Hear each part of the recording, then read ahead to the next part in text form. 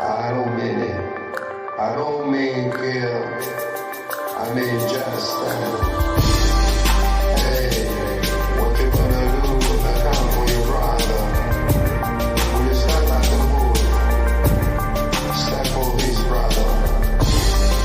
Hey, what you gonna do when they come for your best friend? Will you stand like a bull? Stand for his best friend.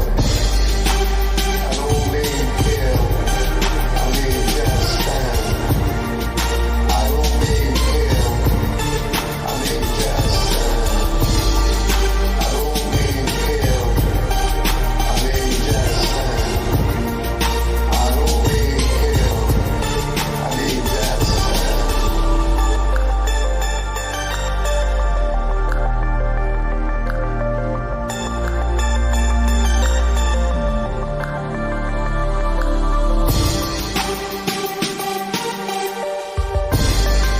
Hey, what you gonna do when they come for your mom? Will you stand like a bull? Stand for his wife. Hey, what you gonna do when they come for your child? Will you stand like a bull? Stand for his child. Hey, what you gonna do when they come for your brother? Will you stand like a bull? Stand for his brother. Hey, what you gonna do when they come for your best friend? Will you stand like a bull? Stand for his best friend.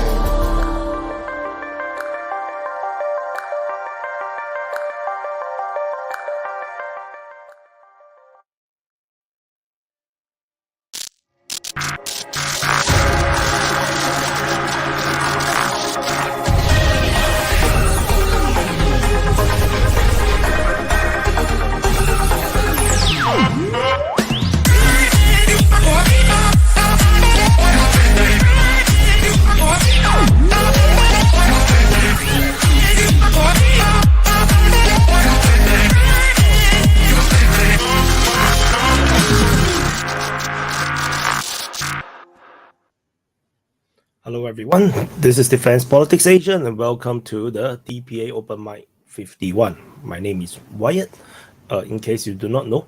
And so this time around, a very, very unique timing to start the open mic, 9 a.m. Singapore time. I think it's 9 p.m. Eastern time and 1 a.m. London time. So it's a very Asian timing and for the midnight hours for those in America, that is perfect. For those watching in Europe, you have no life, just like me. And so let me update in terms of this DPA Open Mic is currently broadcasted live across multiple channels on DPA Twitter, DPA Open Mic channel on Rumble and YouTube, and DPA main channel on YouTube, as well as DPA Twitch. So DPA have a Twitch channel. Don't expect too much stream there because it's been too busy to it's a bit hard to deal with streams.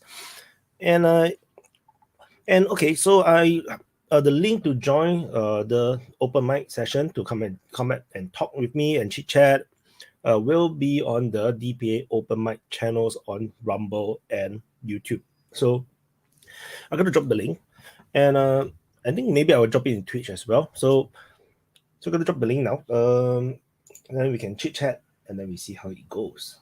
So okay, and oh, it's noon time in Australia. Oh my god. I have dropped the link. I have pinned it in the DPA Open Mic channel on YouTube, and I drop it in the Rumble chat, and I'm going to drop it on Twitch. So because this is a very unique timing, I probably never done this timing before. For those that want to join, you need to have a webcam, you need earphones in case for audio feedback, and and you need to show your face. So Shadow V, hello. Hello. Well, Shadow V have no life. Yes, basically. No, I have taken a few days of holiday vacancies, so I did not work at this week. So I'm most. I have more time. So for those that are in the live chat, do let me know if you guys can hear them. Need me to address their volume or not, as usual. Oh, we have a lot of no life people. All the Europeans are enjoying. It's Saturday. Come on, man. It's Saturday. Oh, Sunday morning. Okay, Whatever you want to call it. it's Sunday morning for me. Yeah, for me too.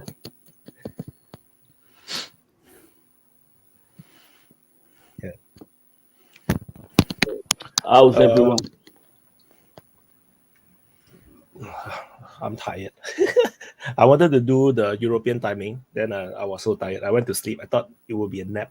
And then I woke up like many hours later. European time is good on Sunday, you know. Good on Sundays. Sunday afternoon, yeah. I remember you used to do that at 4 o'clock. Yeah. My 4 o'clock. Yeah. London, 4 o'clock. Yeah.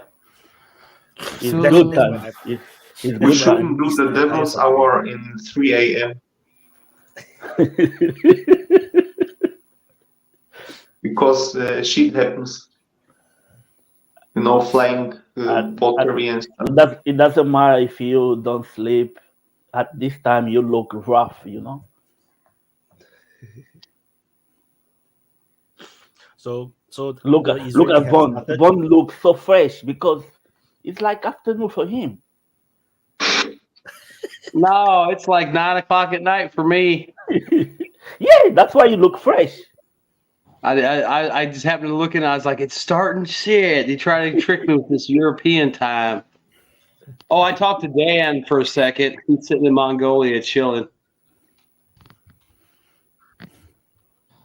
Got So one of I have those a question for you. nice Airbnbs out there that's amazing for like $50 a day. I have a question for you about everything that is happening.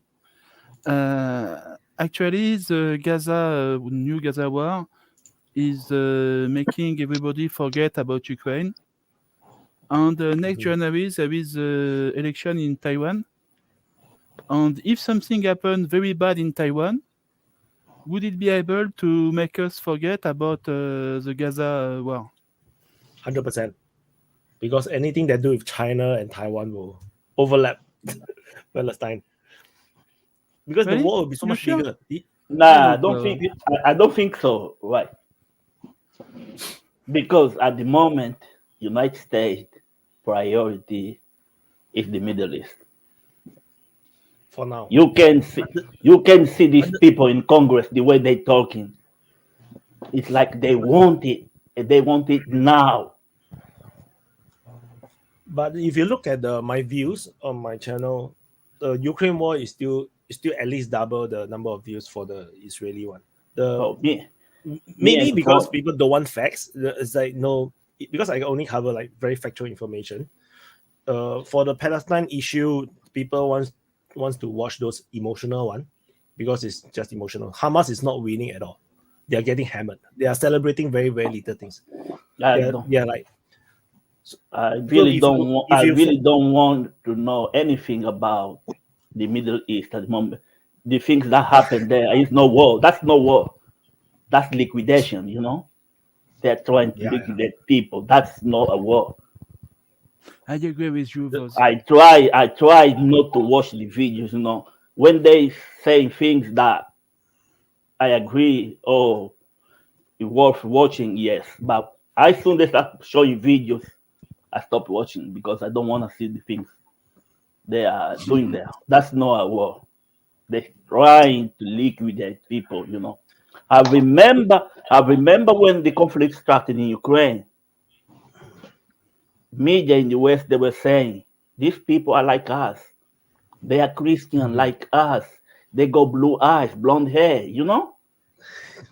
Now, see, These people there, they don't have blue eyes. They definitely don't have blonde hair, and they definitely not Christian. See what happened when you're not Christian? And they keep saying, that's not a religion thing. Okay. But even Judaism isn't Christian. No, the Hydra Orthodox Jews. Yeah, I know they know Christian, but when they always say we and Christian be together, like just them and the Christian, the rest can fuck off. There is some Christian who think the same thing about Judaism. They are the chosen one. Ine, that's your word. Von, you said that. They are the chosen ones. Hey, like I said, put a fence around it and make it into an amusement park. I'll run it. I'm fair and square. You can pay. Everybody pays the same price to come in and see it, and everybody leaves at the same time. Ain't no hanging out. Why? There's someone in the chat asking, how can he join? Yeah. I gave him the instruction. The link to join is in the Open Mic channel's pinned comment, and also this is also why you see if you look at the entire story, how Hamas went out to attack, and then in the end they just went back. You see, this is just deliberately asking for Israel to hit them. That is the aim. The aim is never to defeat the Israelis, because they went out and then they just went back. So, and then what you get now today is Israeli hammering Gaza like nobody's business, which is exactly what they wanted. So, yeah. So I need to deal with the question that I think a lot of people have now is about the cost of this war. Because I'm not speaking about human life. It's very sad. They are going to have a lot of deaths. But what I'm speaking about is for the Israeli economy. If the war lasts a few years, basically the Israeli economy is going to be destroyed. Because when you use 300,000 reservists of your young workforce to the army, is going to have a very big impact on your economy. So the war, Israeli has actually two solutions for this problem. First, to make a very short war. I'm not sure it's possible. And the second solution is to create some kind of fortification around the Gaza Strip and basically all the border. And that would allow them to send home maybe 200,000 reservists. So Singapore actually have the same system. We also is a conscription army. So from my understanding, if I didn't remember wrongly, we are not supposed to fight a war more than a month. And we are supposed to kind of end the war within a week. So that's the aim. So if you look at Israelis' war, they all end within a week, more or less, like a week or two. So like in Singapore, where we fight, we are supposed to defeat the enemy within a week. So that's the aim. Okay, right, guys. You need to remember, like, Israel, Taiwan, Ukraine are like the biggest scams in human history. Those countries are like were artificially created after like World War I, World War II, and also other countries like Pakistan. Don't say that loud. I don't know. You can say whatever you say about Taiwan and Ukraine.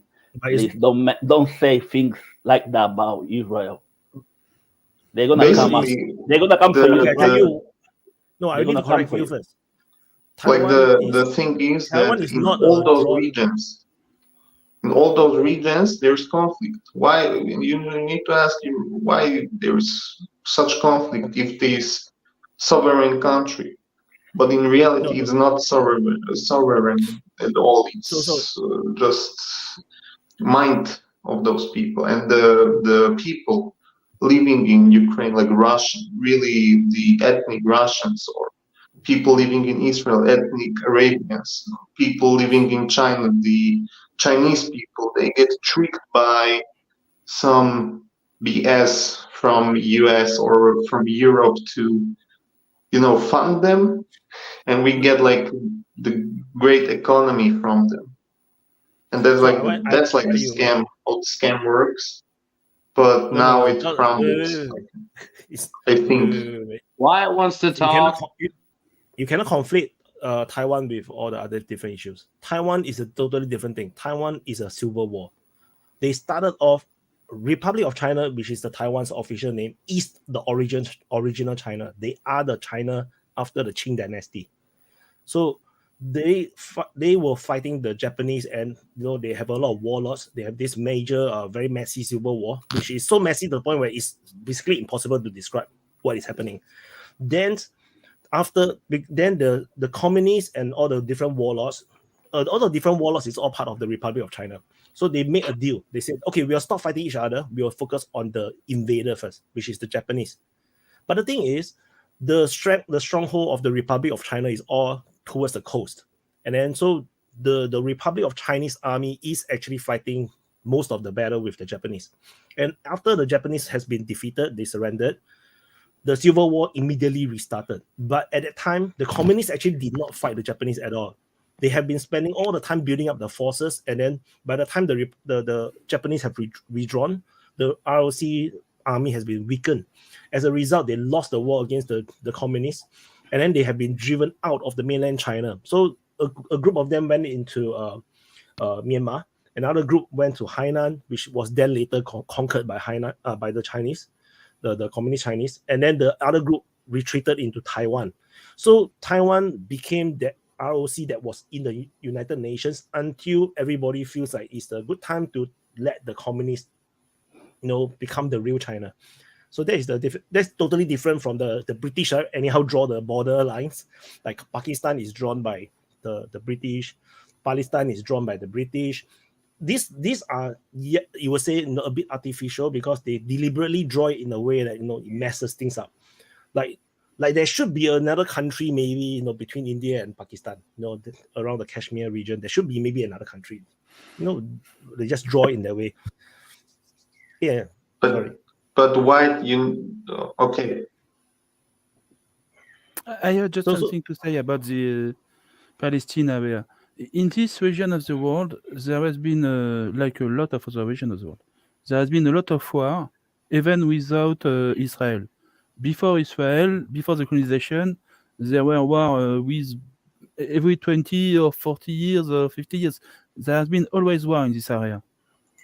For the beginning of time, basically. If you read the Old Testament, you are going to see that there is war every time. And even after that, during the Caliph, there is always some rebels, some sultan who want to be free of the Caliph, on civil war, on trouble, on riots, revolt, and so on. It's an area, very sadly, that had a lot of turmoil during the history. So it's not something about Israel. It's a point where a lot of civilization meet each other. That's all. But that's part of the problem. So, Israel, of course, adds something new to the mix. So I just want to add, I want to add Mehran Zajani from the DPA Open Mic stream wanted to join and talk, but he cannot show his face. So I have rejected him because we must show the face on the open mic. That's the rule. So yeah. So unfortunately, that's the case. So that's what. You know that in 1948, they created 3 locations for the Jews to live in. One location was in Ukraine, basically. One location was in mainland Russia, on the border of China, and the other location was in what's today Israel. And they choose what's today Israel because it had the most resources. It is an artificially created state that only works so long as to the people believing they're Jewish, but they basically were imported from Brooklyn, and you can see all those videos from people land grabbing in Western Western Israel, and and also eastern, the eastern parts, like the West Bank, and the just take what is theirs, because it's like it's like an autonomous region that I know you would say like Palestine didn't exist before 1948, and that's totally true. It didn't exist as a state. It was ruled by Ottomans, and when the Ottoman Empire collapsed, it was just a region like with Arabs. Those people were called Arabs. They weren't called Palestinians. They were only called Palestinians when the first like Intifada happened. Like after that, they wanted like sovereignty when Israel was artificially created to be a buffer in the Middle East. And now what's happening is that the whole like idea of Israel crumbles, and we will slowly see a degradation of borders between Israel, Lebanon, the Gaza Strip, Egypt. We will see those small cracks happening. You mean but if they will, Israel of course, lose the not war? happen tomorrow. That's not And what possible. happens if Israel win? It won't happen. Like maybe in 10, 20 years, we will see bigger cracks. Like, and even when Israel now bombs like civilians in Gaza, we will see blood. We will see many people dying, many children. Oh yes, But it's not like it's not good to see this happening. But we will see even more. I'm saying we will see even more Israeli dead people in the future. This is like the only attack Israel has, and I will say they will live with terrorism after that and slow degradation of their state if they continue to oppose, fight, and starve the people. So the Arab nations won't need to look that for a very long time, because they will, of course, intervene, and that will also end the U.S. hegemony over the region, and they already lost their control in Cyprus in the 70s. We saw slow degradation in with the Turks. We see it with Iran now going to the hands with Russia, and becoming the first actually in the Middle East, the first nuclear Arab nation in the future. So that's my opinion. And if you want to say something, I have a question for you. Do you see for Israel a way out? A way to survive, basically? You mean a way out in a way to survive for 50, 100 years, maybe more? If things continue as they will continue, like I see Israel as a cancer basically in the Middle East, is like this small thing that keeps like it doesn't keep evolving, it doesn't grow. Israel won't grow because they don't have the people, they don't have the demography to grow beyond the border.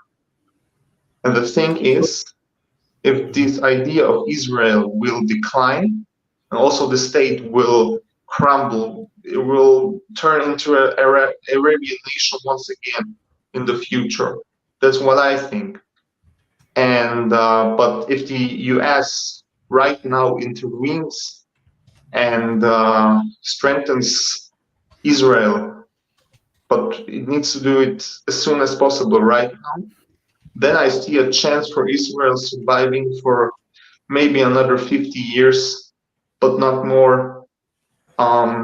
They will slowly decline as Ukraine. Big migration will happen to the West, to Western Europe from Jewish people, and yeah, this will be the end of Israel as we know it.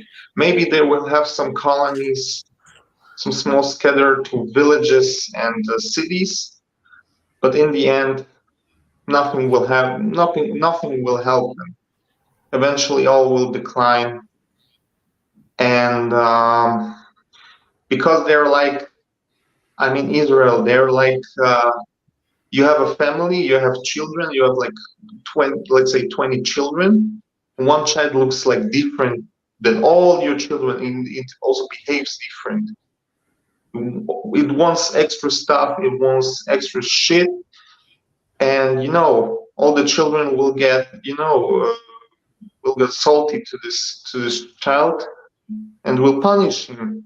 And then that's what happens. What will happen with Israel if Daddy US dies. That's my thought. Okay, I'm going to give you a scenario. The scenario is really awful, okay? But that could happen. And I think it's the idea of Netanyahu. Imagine that if Israel kick out all of the Palestinians and create some kind of no man's zone of 50 kilometers around Israel. That's a small piece of land they will have if they will make this zone, this, as you proposed, 50-kilometer barrier to other Arab nations. And then the problem is not the nation. The problem is the terrorist organization. That won't be a revitalization because they won't have anything left. They will like only faster degrade as they already are. This nation of Israel, this nation is of 7 million Jews and of 2.5 million Palestinians. And around Israel, there are many Arab nations that have higher birth rates than Israel. Even in war times, they always had higher birth rates. They will always replenish. But military efficiency is another. I'm sorry, but they already tried to wage war against Israel, and they lose every time. The thing is, Israel is only backed by the US. If US... When they win, they were not backed by USA. They win alone. Again, okay, but the technology, the Iron Dome, the things they get is made by the US. They don't make it themselves. They make small things themselves, tanks, maybe some radars, but the most part of their army is like from the US. The missile defense system, the same thing. The jets. And Singapore is basically safe and with a good economy and a good future. They have a good economy as long as the US keeps backing them up. And we saw what happened when as I said, Cyprus. We saw what happened when national interest of a strong Islamic nation are like stronger than Western ambitions. We saw what happened. Now look at Cyprus. It's a divided nation. It was a Greek. The thing is, Cyprus was Greek. Yes, just in the south, as always. The Greeks lose the war against Turkey. The Greeks lost the war. Don't forget that Israel win the war. What? When the Turkish army invade Cyprus, the Greek army lose the war. Yeah. But Israel wins the war. Because they were not the same story. They were not worth it. They were not worth it anymore for the US. They saw the opportunity to make deals with the Turks. And now we see a strong Turkish economy. And look now what's with what's with Greece right now. It had a financial crisis. It declined. Yes, in but it's the same population, thing for a lot of countries. it For will lose Turkey, half of for its Egypt, the population same in thing. 50 years. No, Greece doesn't have power anymore. They only have like France that backs them up, US. Nothing will help them, and that's the thing that will happen with Israel in the future. If nobody like sees The problem anything you have, in Israel, if you any see, resources, I think Okay, making a okay, mistake. okay, guys. Okay, guys. What's going on nothing in will happen. Ukraine? I'm not going to What's convince going? him, so you're right. Let's also. move to Ukraine. Let's move to Ukraine. No. We talk a lot. We talk a lot about Israel. You know, this is But not I a need to war. address some of the issues first. I need to address some of the issues Okay, first. okay, okay. Yes, wait, please. At the No, begin, you have to understand the Why talking? Fernand, what you want to say? Oh, Wyatt, you can complete what you were saying. I just wanted to make a point about Israel because you also brought up India, Pakistan before that. Yeah. So there's a lot of things to unpack. First, I want to go back to World War One. At the end of the Ottoman Empire, you have to understand the entire empire disappeared. This is an empire that lasts hundreds of years. I think half a millennia. So you imagine suddenly you are one of the major powers. You are British or French or whatever. Suddenly there's one big empire disappearing and all the land is free for all. And it's not just a free for all for the superpowers, but it's free for all for every single tribe within that region. Everybody can now be a king. Everybody can now be a leader. So you have to understand how it was created. Like the Saudi Arabians did not become so big, for nothing. They actually went to war. They were fighting all the other tribes. So the Palestinian Arabs, the Arabs that are living in the Palestine region, they were just living there. You have to understand during those days under the Ottoman, everybody is the same. Everybody is Ottoman. Everybody can travel around. There's no border. Nobody really cares about this is land of Palestine or land of Israel, whatever. But the moment the empire collapsed, then they started to draw the lines. Then suddenly, there is this movement because they are looking around. Everybody has the king now. Everybody is getting their own independence. Then then there's this League of Nations giving them a mandate, saying that, you will be a nation on your own. Then, of course, the Israel, because like I said, this is an open territory now. Everybody can do anything. They decided that, okay, let's give the Jews, some land as well. And the Jews came in. But the Arabs don't like it. And I believe they don't really like the one that comes in, not the people who are already living there. Then they have all these riots and fighting, and these things just keep growing and getting worse and getting worse. Then it becomes a Arab revolt against the British because they don't like what is happening. And it's not, the Jews are also fighting, the Arabs are also fighting, everybody's fighting. Then it becomes the Arab-Israeli conflict when all the regional kingdoms started to enter by sending volunteers. It's not really their real army. The real army comes later, but they don't really have the motivation. The countries are all new, they are all fresh, they are not well trained. But that is the beginning. So it's very hard to say the Israeli does not have the rights to be there or whatnot, because those were just open territory. Everybody was fighting for their own piece of pie. And the Israeli got it. The Palestinian got they got shortchanged by literally everyone. Even the Arab countries like Jordan annexed the West Bank, Egypt annexed Gaza. No one wants to give the Palestinians a chance to independence. They could have declared independence, but still claim that, the territory lost to Israel belongs to them. They can do that, but they didn't. Jordan wanted to annex the territory. The Arab League don't want to support them, which is why they have to give up the claim. If you look at the map, it was always Jordan occupied Palestine, or West Bank, then Egypt occupied Gaza. It was not a Palestine country. That's why I made a video that said Palestine was never a country. Yeah. So hold on. So Yeah.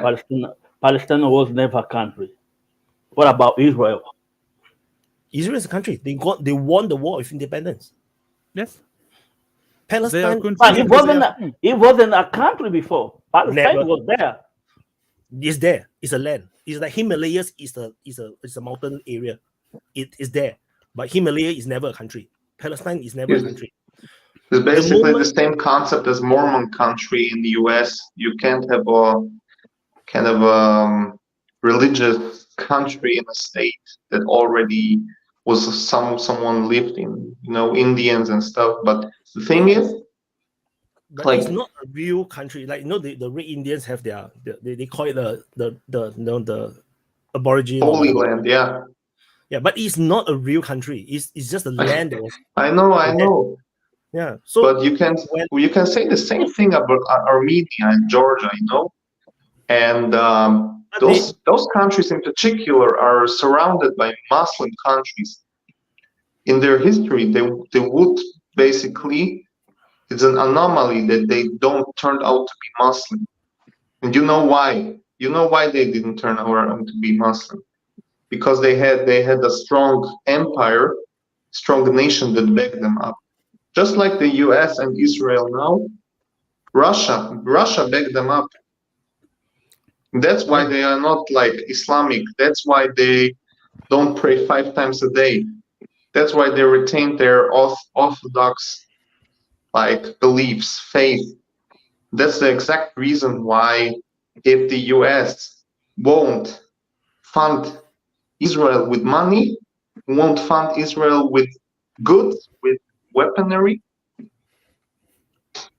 know what happens when the quiet kid gets bullied too much in school.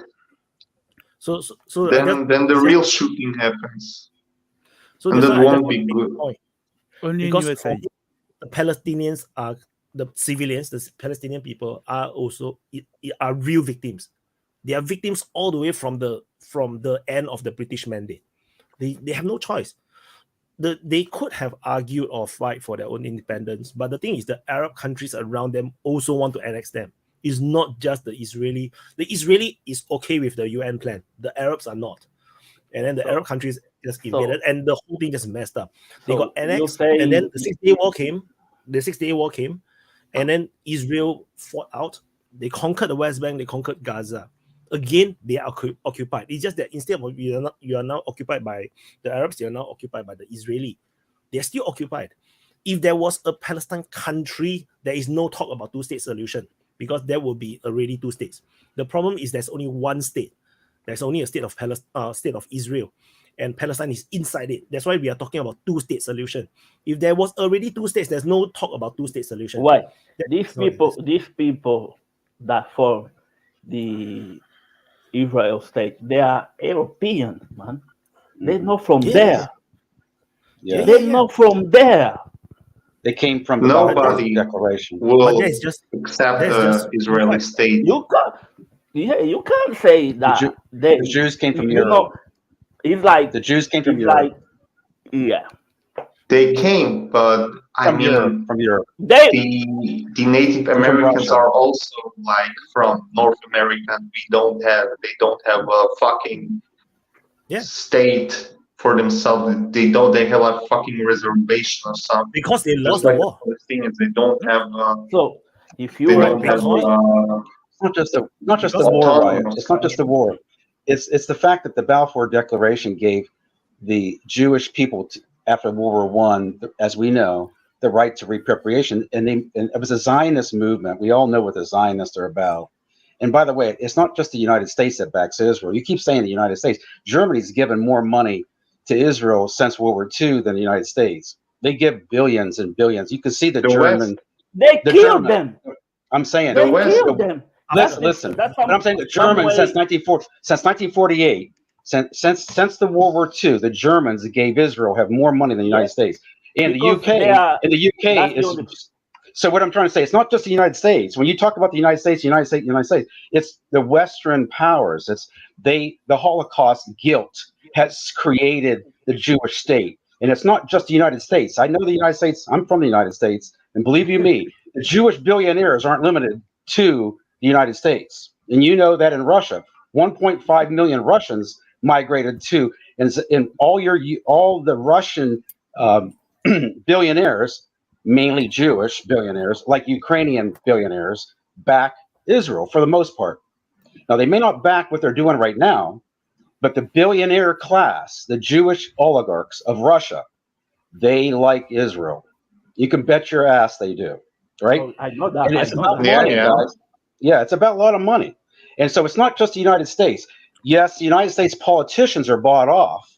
They are absolutely bought off. I live in this country, and believe me, you can't run for city council without being pro-Israeli. Okay, but unless you're in certain cities, perhaps. But I think it's changing among the younger generation. That's another topic for later in the show. We're having major pro-Palestinian tonight in Philadelphia. There's tens of thousands of young people in the streets pro-Palestine.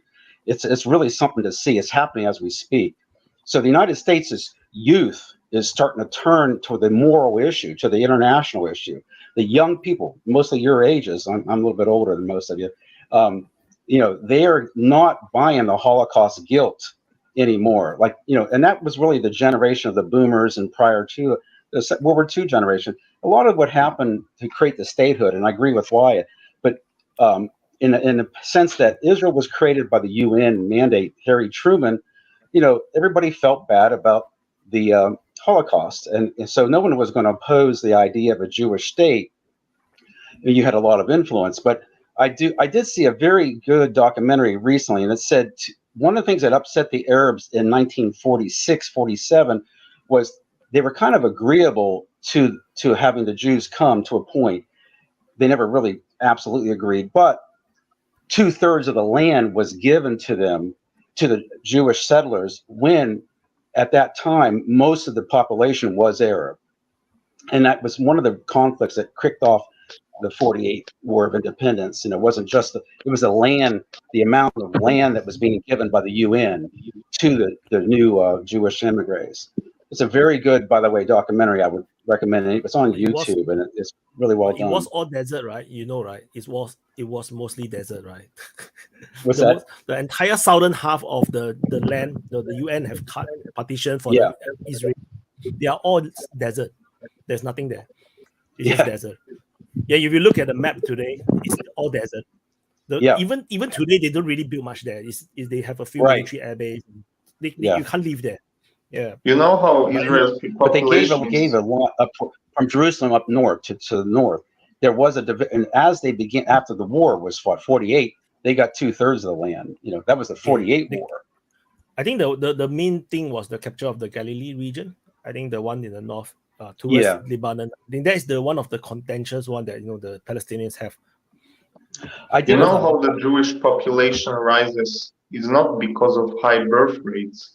It's because of settlers from the west. Yeah, we know. Yeah, and this settling will continue.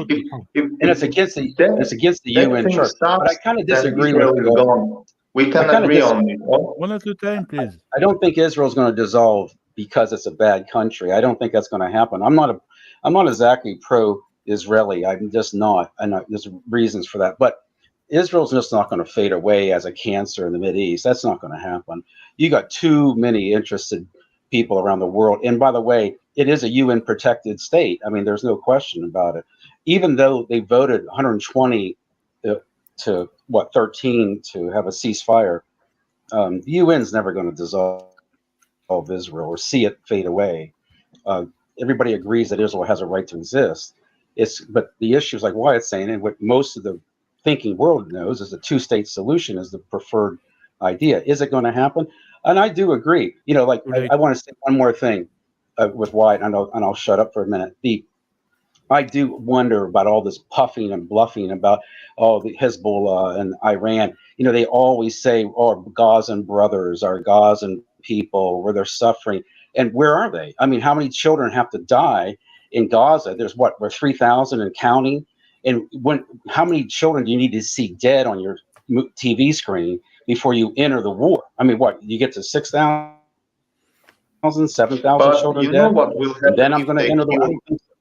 You know what will happen if they kill more Jews after, when they will decide to kill those Jews, physically?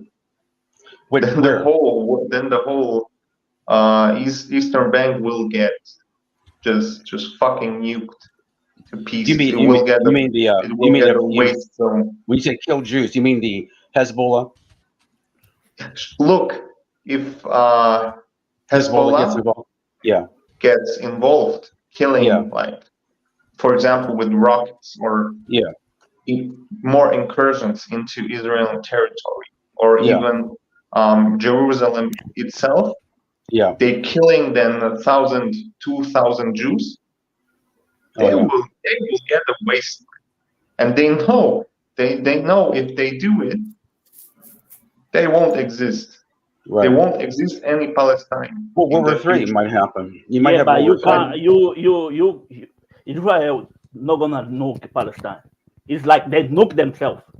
Yeah. Look, You know? I don't like. They're not gonna I don't nuke like. Palestine because I if don't they like. nuke that, they're gonna nuke themselves. So that's out of.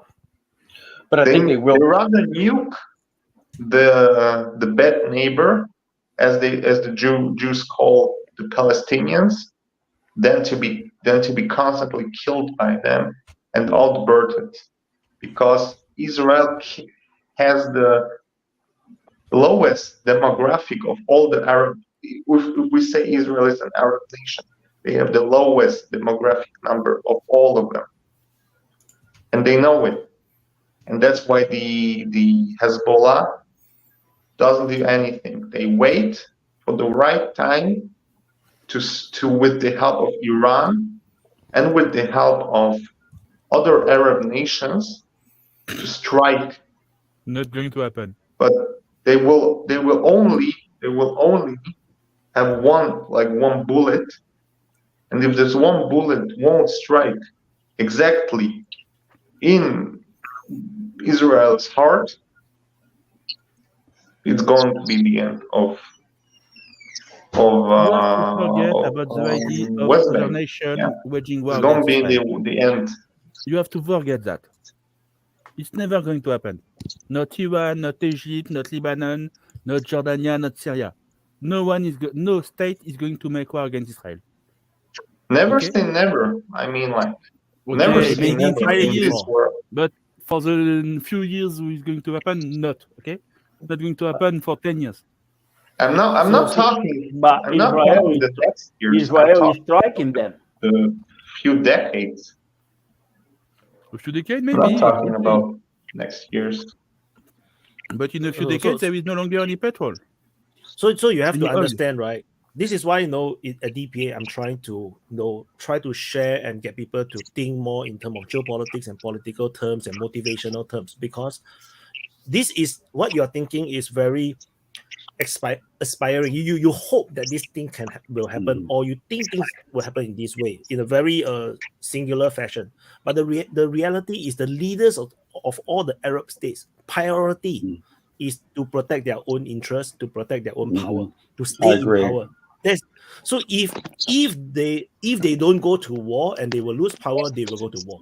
But if they don't go to war, they will never go to war, because Palestine is not their issue. It's not their war. They don't really care.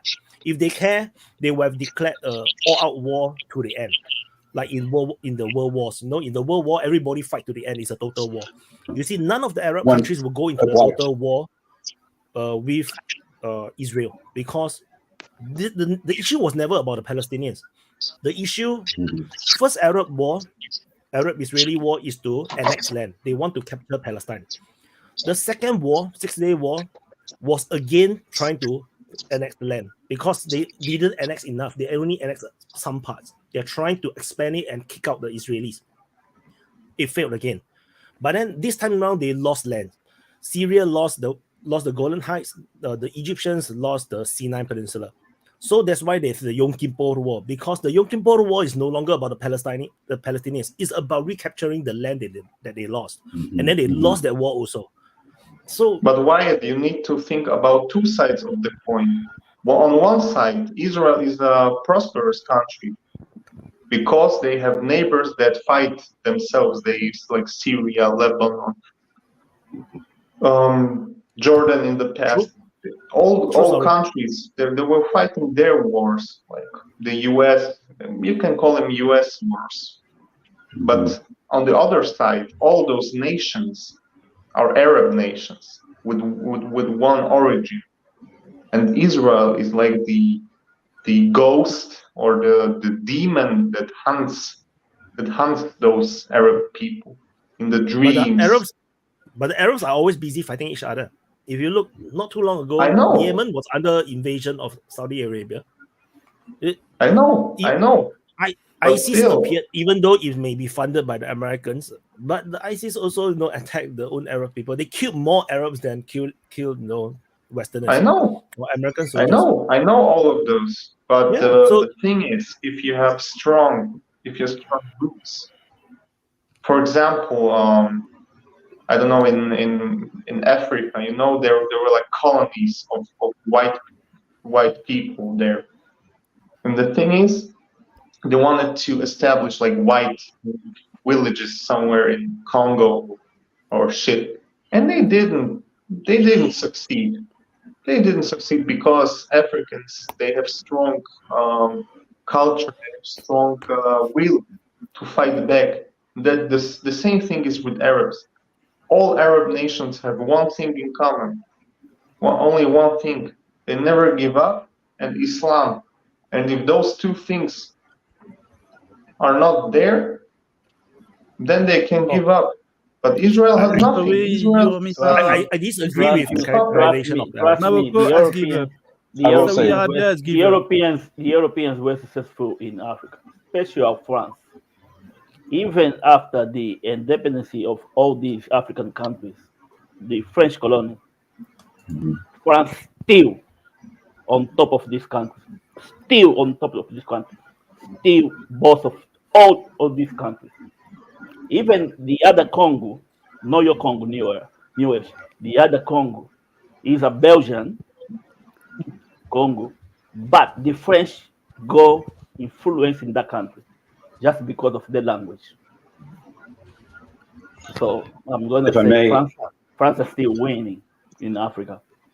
So I would say that this entire issue has many more things than just Israel and Palestine, because this is the classical case of a smaller country and host of neighboring countries which were broken up after an empire collapsed. So I would say it's basically a one-upmanship of countries against each other and even regimes against each other. So if, for example, Germany was hundreds of tiny principal states before Napoleon basically made them into one block. And before that, there was the Holy Roman Empire. But India, if we look at what India was, the British basically united a group of small countries and made it into British India, which was partially governed by Indians themselves and partially directly by the British Empire. And then they broke it up into India, Pakistan, and that has become its own issue. But if you really look at it, India could have become 562 smaller countries, because that's what it was in 1947. And it took 14 years for the Indian government to completely take all of those small parts. Goa was taken in 1961 by India, against the Portuguese, that this is our place, you better get the heck out of there. And there was opposition to that as well, but it was Indian. So now this is the point. Was it Indian or was it Portuguese? The fact of the matter is, a bigger state can get away with a lot of stuff because it's right there. Now you can argue whether Goa, because it was under Portuguese rule for 200-300 years, is Portuguese or not. But, well, if the Indian army is there to take it, are you going to fight? There's no stomach for a fight.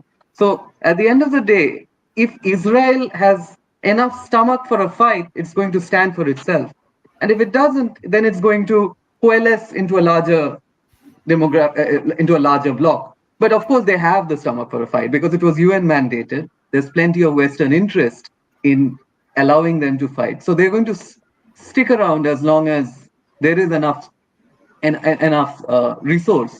And they do have enough resources. But apart from that, it's actually a very terrible way to live a life as a country, that you fight with every neighbor. So India has pretty hostile neighbors. I mean, China is no friend, Pakistan is no friend, Bangladesh is sometimes a friend and sometimes not. Is living on India, but you can't really trust it, but fine, that's one of the friends. Sri Lanka, well, we all know what a basket case Sri Lanka is. And then Sri Lanka actually had a movement which killed one of the Indian prime ministers. And Indians sent troops there in the 1980s to intervene in that. That insurgency ran 3 decades. So that's Sri Lanka. Then we have Burma, which is Myanmar now. Again, Myanmar has all these insurgents who enter India, and then they create this insurgency movement in the east of India, the northeast, which again wants to divide itself into 50 other countries because they are different tribes. So every tribe wants its own country. A bigger country, when does it stop and draw the line and say, no, we cannot have 2-state solution or n-state solution? Why is 2 a good number? Why not 75? I mean, so this is a pretty, I understand that the 2-state solution is appealing right now and might actually be the right solution in this context.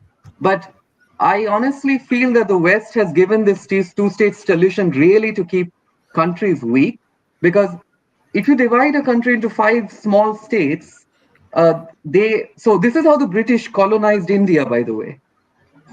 India had many smaller countries within itself. A king had a succession dispute.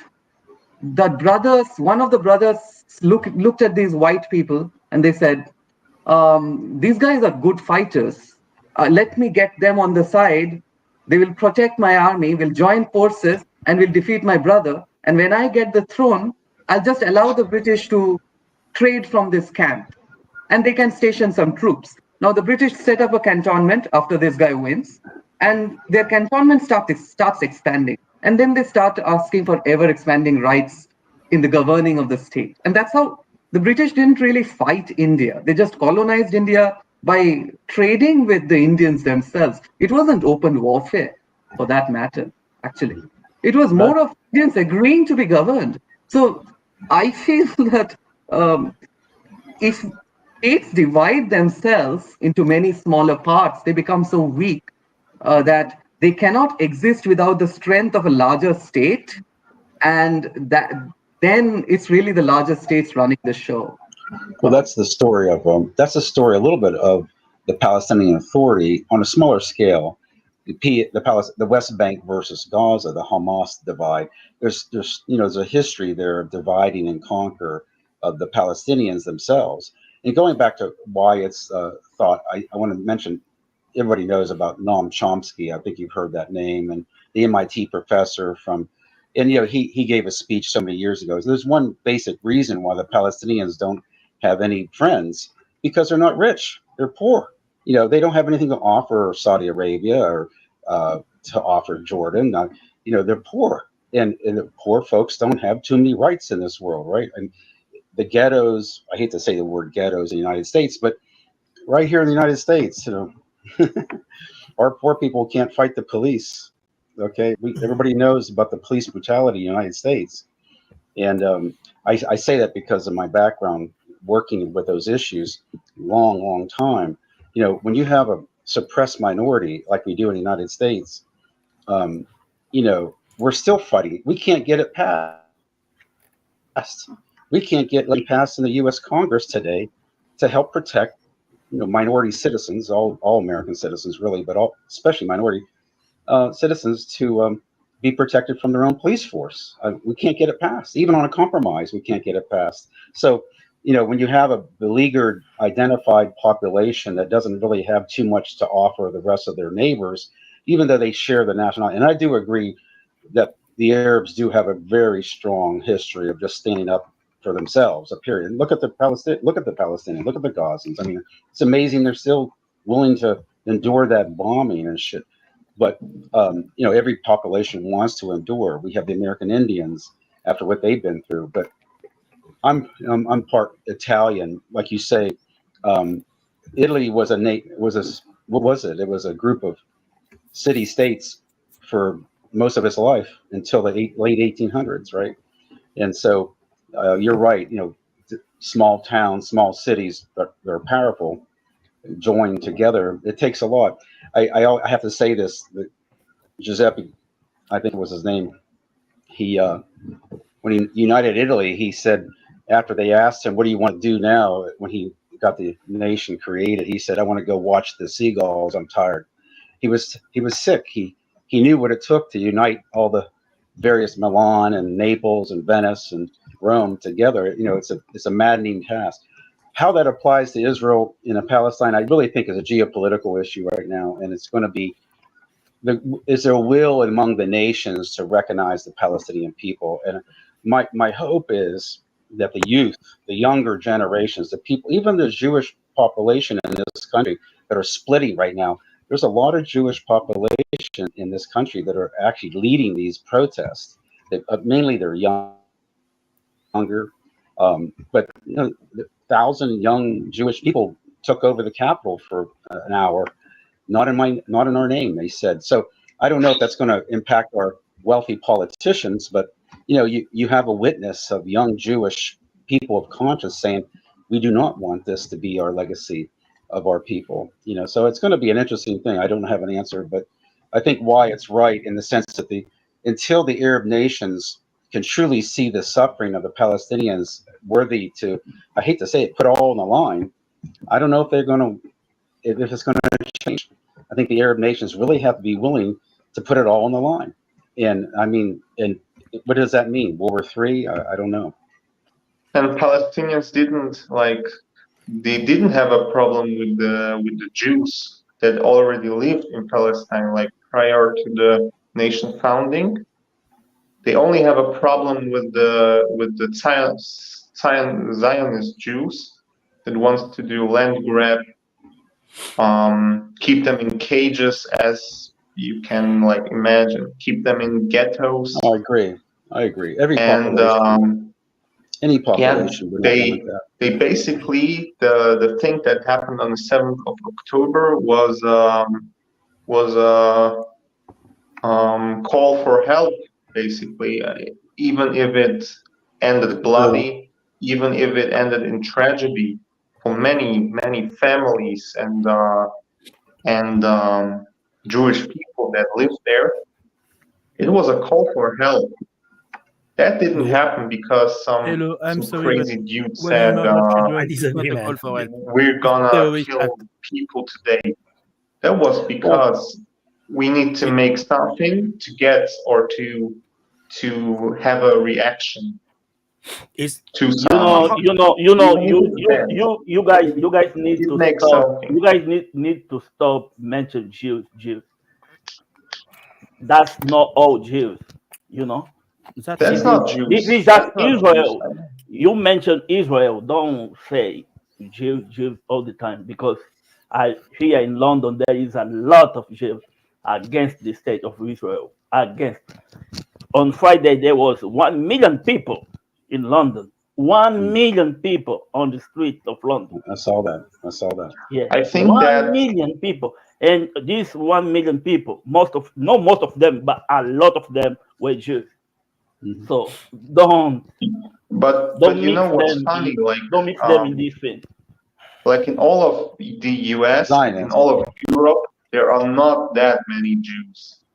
They're minority because of historic reasons, and only if they have a land with 7 million of their inhabitants, only then they going to protest. And that's a funny thought for you, that they're basically a minority. In Austria, in the whole of Austria, 16,000 Jews against 800,000 Muslims, and you tell me that's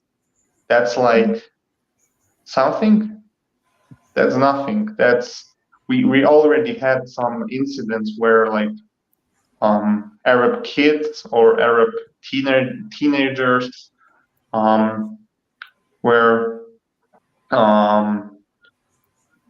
pissing on Jewish flags, and I don't want to mention any details, but we have a big problem in Europe with the nationalist Arabians.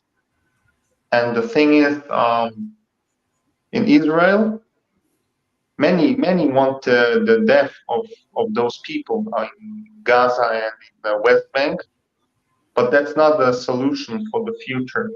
We should really think about the realistic solution before things get even more complicated.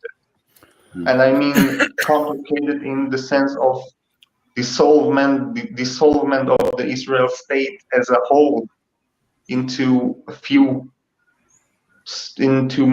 five or more states. We're talking about that. So wait, and two-state solution, I'm totally fine with that. For me personally. okay, so I need to give Smith a chance to introduce himself. He's new here. Yeah, he's Smith. been waiting. Hello. Hi. What do you mean by introduce myself? Yeah. Who are you? Where you're from? And anything you want to say? Okay. I'm American, East Coast. Very conveniently, I happened to study both Ukraine and Israel in university before the conflict kicked off, which is kind of nice.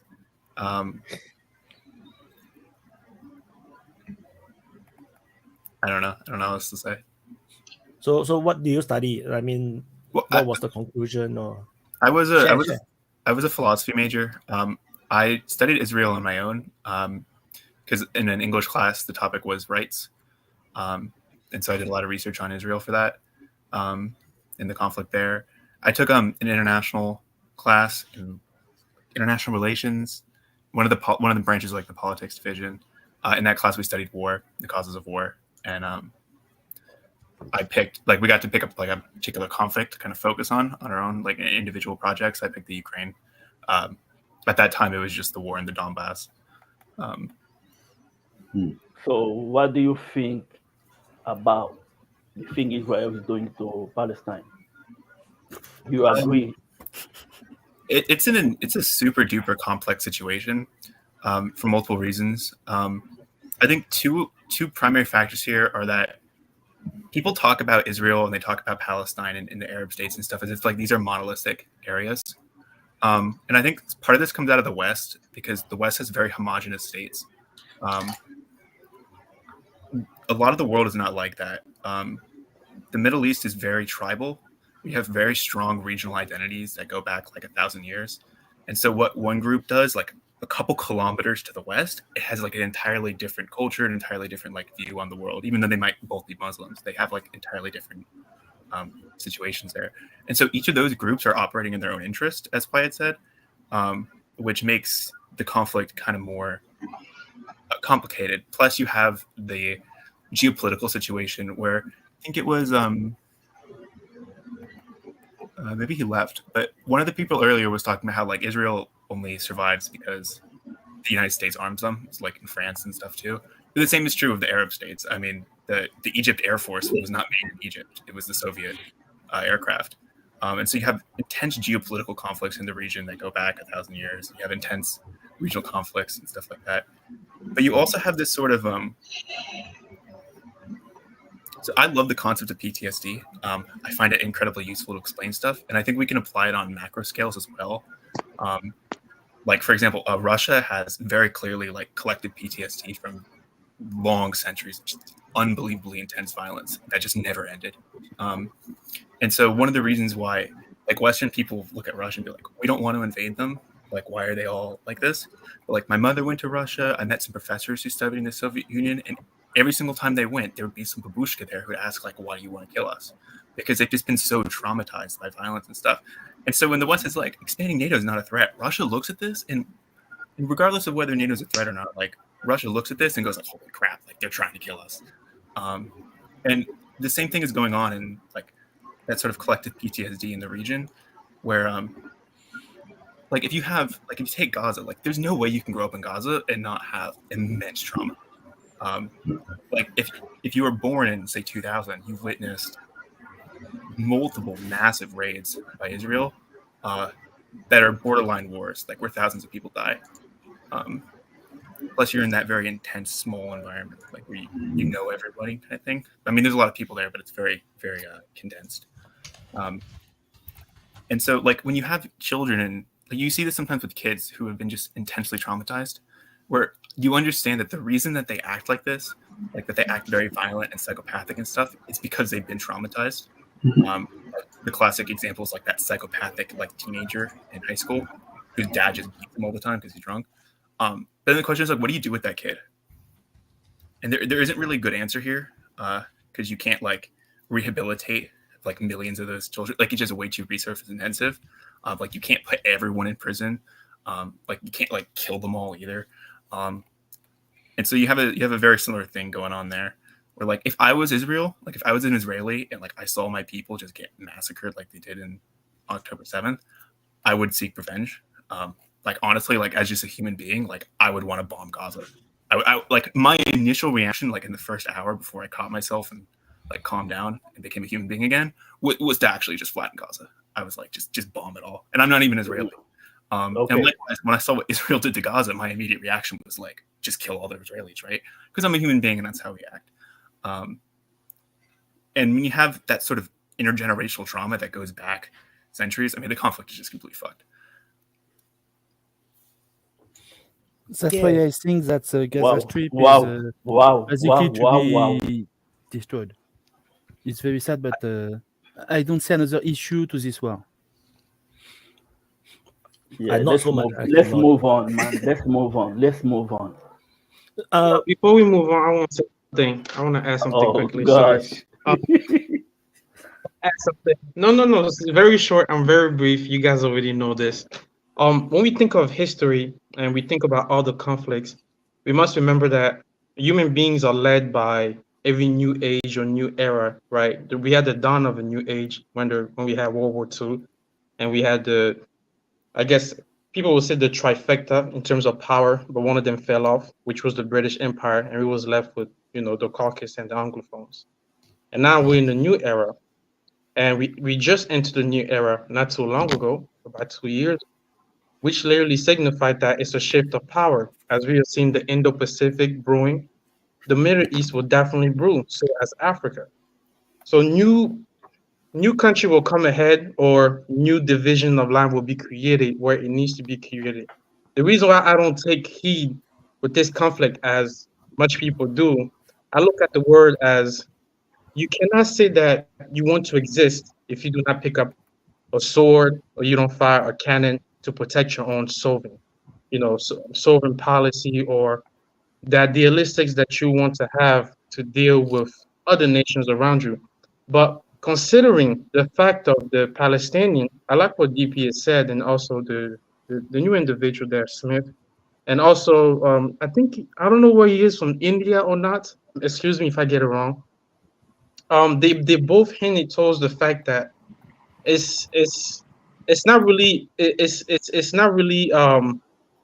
how can I say it?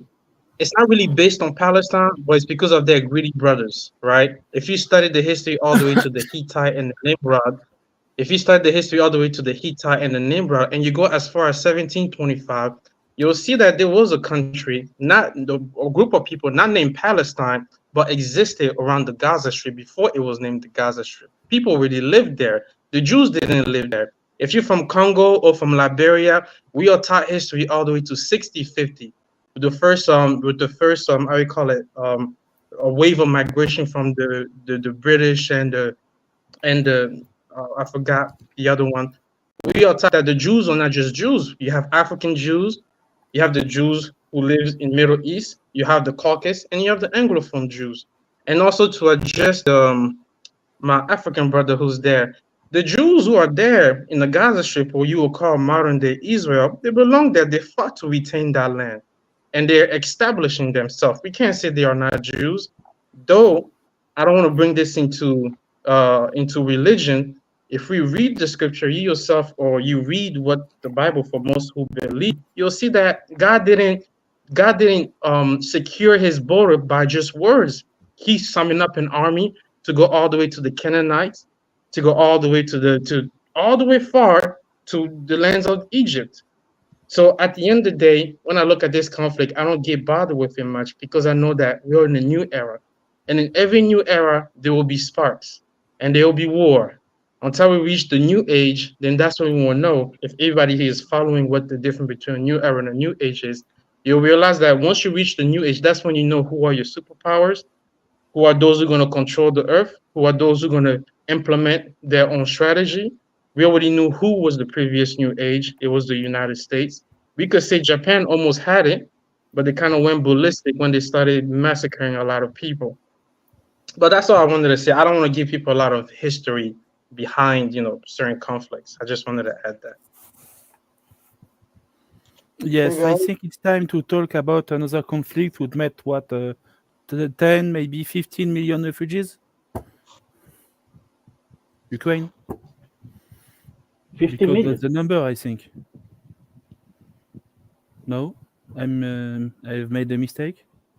No, I wanna hear a lot about Ukraine, because things is spicing up there. So, Vaughn, go on. I know you got news for us. Ukraine. Well, I mean, you've got, if you let's just start down in Kherson. The Ukrainians are still putting troops across company-sized elements, small units, just to harass and do little raids. Company is 500 people, I think. Yeah, I mean, it's not. It might be a totally combined, maybe a battalion's worth of guys running around, and they've got the area pretty well contained, and they're just running them back and forth along the bank. And there's really no reason for the Russians to go into that boggy marsh area to try and clean them out. So they can just sit there and, bomb them when they find them, or just let them sit there and run around. I mean, it's just a small group of people. They were trying to draw, Russians away from Zaporizhzhia, and it didn't work.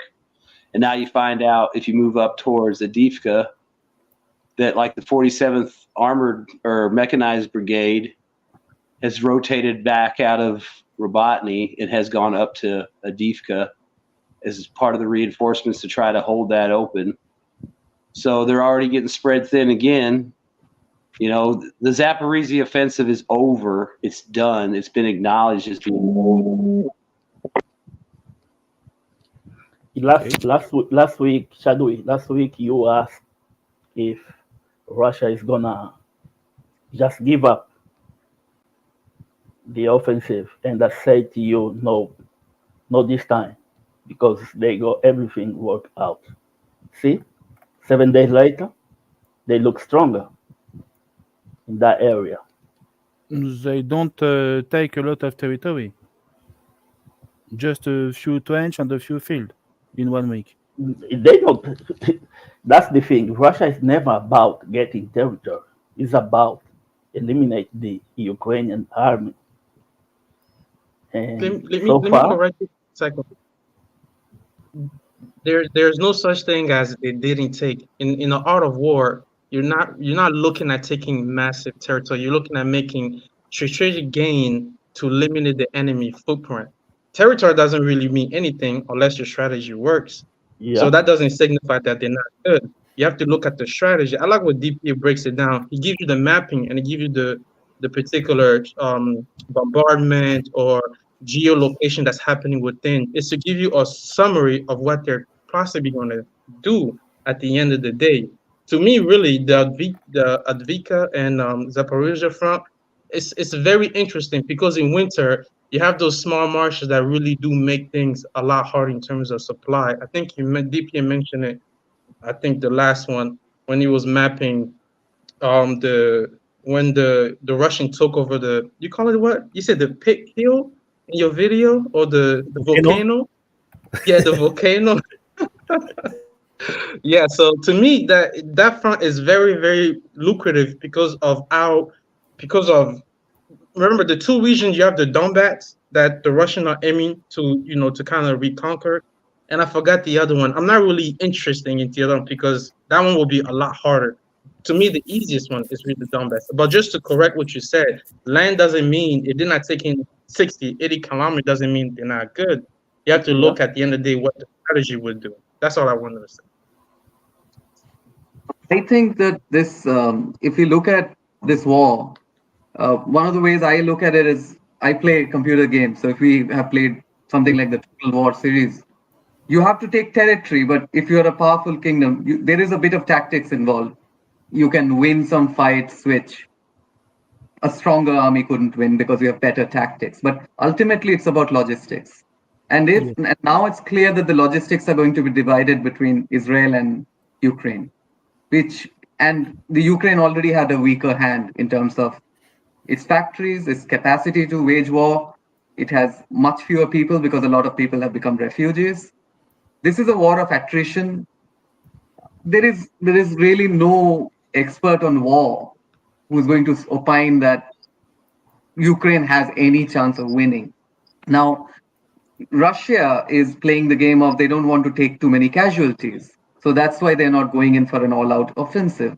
So if they can entrench themselves behind towers and just have people getting shot because against entrenchments, that's a better strategy than going out there like Wagner was doing and taking lots of casualties. Wagner did well. People know about them. But at the end of the day, they are actually accounting for most of the casualties that the Russian army has taken, or that the Russian side has taken.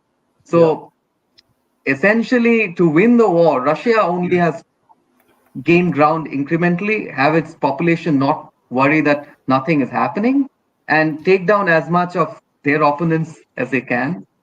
And Ukraine, to be honest, doesn't have much of a hand beyond negotiating as early as they can when they haven't lost as much. Because at this point of time, they at least haven't lost as much territory, even though they have lost personnel. But once Russia takes more territory, they're not going to give it back at all.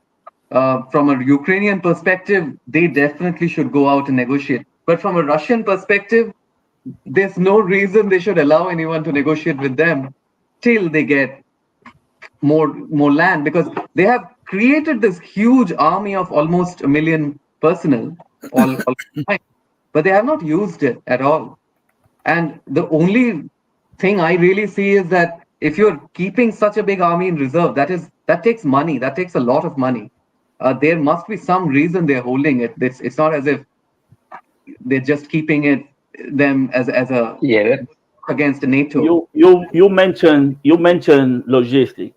It doesn't matter if the EU give them the 50 billion and the United States pass the law for another 60 billion. You can give them 200 billion. Let's not forget what Ukraine needs: manpower. They campaign for women to join the army. That means there's no men left. It doesn't matter how many billions you're going to give them. Don't forget, they need well, they still have men left. It's what they're doing is trying to slide the women into the more support roles to free up more men. Yes. But I mean, it is a sign that they're running out of men, because now they're trying to free up whoever they can by slotting women in there like driving a truck. The last thing these men need is a woman next to them. This guy's been there a long time. Imagine how old they are. Don't mix them up, man. So if you look at money also, just to Mr. Chubray's point is sorry, text is very small on my phone. That massive troop build-up Russia has, well, I mean, if you watch History, Legends' latest thing is I think they're ready to go on the offensive now. And so they've got all these troops in reserve, and they were waiting for the right time to go on the offensive. And that's why I kind of look, like I said in my tag, there's conspiracy theorists, so people like me tend to see connections, maybe if they're not there, but maybe they are. But I think this... because to me, it's obvious Hamas wanted Israel to come in. They knew they're not going to take Israel themselves. I think this is a bigger geopolitical situation. I think it's connected to some degree. If you wanted to, you could look at it and say that maybe Russia or China encouraged Iran, who then encouraged Hamas and stuff. Because it's like, hey, if you start a little fire here, then they got to watch here, and you start a little thing here. And you can see that slowly developing too, because, China can turn up the heat a little bit in Taiwan, then America's got to pay attention to that. Then, maybe Russia can turn up the heat a little bit in Africa, then Europe and America have got to watch that. So it's getting to the point to where the United States is going to have to really start deciding where it's going to focus and where it has to let it go, because I mean, we're having recruitment problems. We don't have the production capability to get ready for this big war yet. It's not there, even though they talk about it. It's going to take a couple of years unless unless you went into like a full war mode, like right after Pearl Harbor, then yeah, it would happen faster. But given our current political situation and the upcoming election, it would probably take a couple of years to get that going. But I mean, there's a lot of things that have to happen, and the United States just really isn't in a good position right now. And with all these little things flaring up, it's just, I could see the Russians and the Chinese using proxies to just create more distractions because it benefits them. Because, you know, with Ukraine going on, China can do a little bit more with Taiwan because the United States is stretched, you know, and now with Africa, they're, you know, a little more stretched. Now you throw in Israel, that's a huge stretch because the whole region is on the cusp of a major escalation. And God forbid the United States, Israel, or Iran become directly engaged, because if that happens, more than likely Iran's going to have to respond. They're not going to take a hit and lose shit like a nuclear program and not respond. And they have the ability to hurt Israel pretty badly with their ballistic missiles, because it's nothing for them to call up Hamas and Hezbollah and say, launch 5,000 rockets at 4 o'clock. We're going to launch all our ballistics at 4:05. Iron Dome gets overwhelmed by the shitty rockets, and then right behind it comes the real shit. Well, let me finish. They don't need to strike Israel. Israel loses Israel loses a nuclear, the Negev Research Center or some other major military complex. They may panic and want to go nuclear, and I think that's another reason why the United States carriers are there, is to reassure the Israelis, no matter what happens, we will protect you. So I think that's the part. That's really what has to be avoided, is Iran and the United States and Israel becoming directly involved. As long as it stays proxies, I don't think it can get too far out of hand. But if we go at them or they go, you know, they're going to have to respond. And you have idiots like Lindsey Graham screaming for a fucking war. I mean, bloodlusting after it. It's like, why don't you go, dude? If you're so hard up to go, go. But he's, you know, that's all I want to say about it. It's a very dangerous situation. There's a lot of bad people in the West that are going to make bad calls or want to. Well, just to finish my that's base. Hang on one second. I'll just finish my point. So that's basically what I'm getting at, is that I think that now this accumulation of troops from Russia's side means that they're ready to go on the offensive. And the reduction of logistics towards Ukraine is going to make that offensive more tenable for them. And this is what I'm thinking, is that maybe, you know, I'm not sure if you guys saw that DPA episode where Wyatt was kind of, you know, when Biden was over there, and he was kind of, you know, a little bit worried about World War III, a little bit worried about shaking, you know. You could tell just the way at the end he's like, pray that this doesn't get worse. And I kind of feel he's right there, because to me, it seems like what's happening is, see, all these Arab nations that were West-leaning or West-backed, they now I think we lost him. I'm going to speak.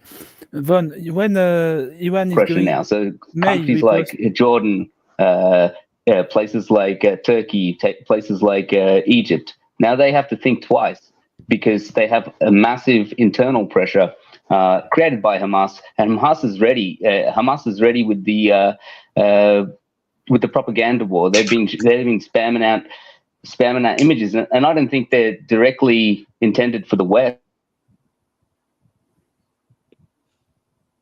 I'm going to wait because he's going to come back again or not. Okay, well, I'm going to continue.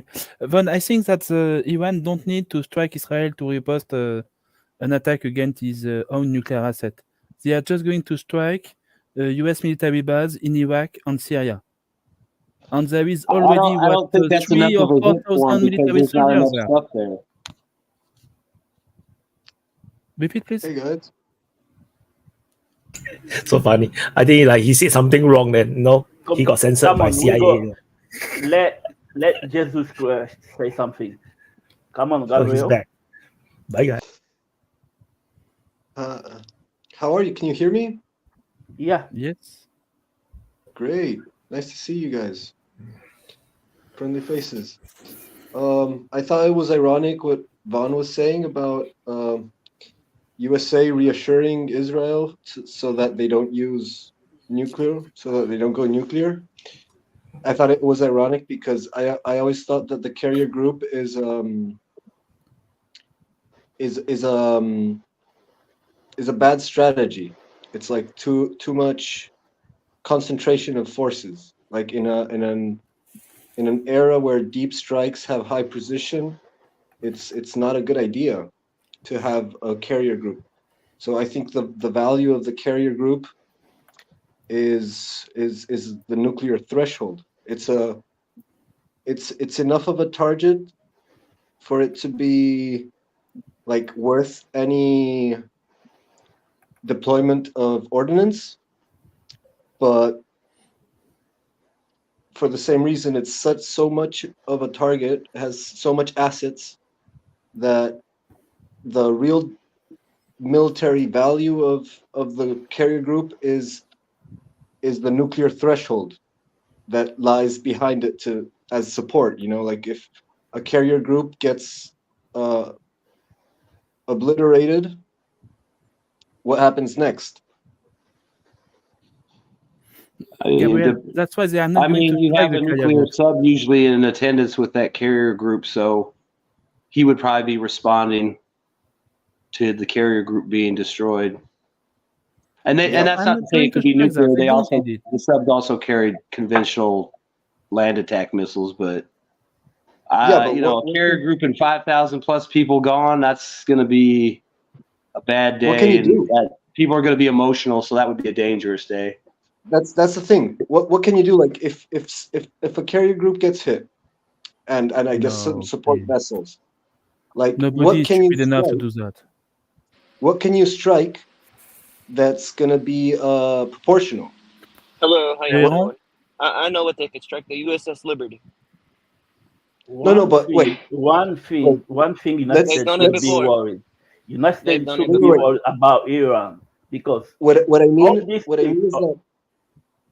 I mean is that if a carrier group gets striked and gets wrecked, what could the nuclear submarine, for example, strike at that would be an equivalent loss for the enemy? Well, I mean, think about it. If a carrier group got hit, that would more than likely indicate Iran provided them with hypersonic or some kind of anti-ship missile. It could be Russia. If you want, I mean, the simple answer is they could nuke Tehran. You know, 5,000 Americans for 1 million Iranians. It's just going to destroy every naval asset of Iran. That's all. So I mean, or they could destroy every refinery or every. Do you think Russia has there's a lot of things they could do short of nuking them, but. Didn't China just say that? Didn't China just say if Iran is attacked, they will back Iran? I read that. Yeah, yesterday. but you know, China can say that, but you know, then you start. You know, do they really want to risk their goals for Iran? I mean, but hold up, Pakistan already said if they threaten with nuclear weapons, we're going to send our nuclear weapons to Iran and Turkey. Yes, sure. And they seen it in a treaty. So this is getting out of hand. You know, I don't know. They're like, I don't know if y'all are hearing this, but like I heard Colonel McGregor. No one is going to give nuclear weapon to another country. I don't like when they start talking nuclear things. You know, this is out of order. Exactly. Interesting. When is the last time did we talk about giving nuclear weapons? When did the last time countries threatened with using nuclear weapons? This was always a red line. You don't even say the nuclear word. Now it's being tossed around more and more. You hear tactical nukes in Ukraine. You hear Pakistan threatening to use nukes.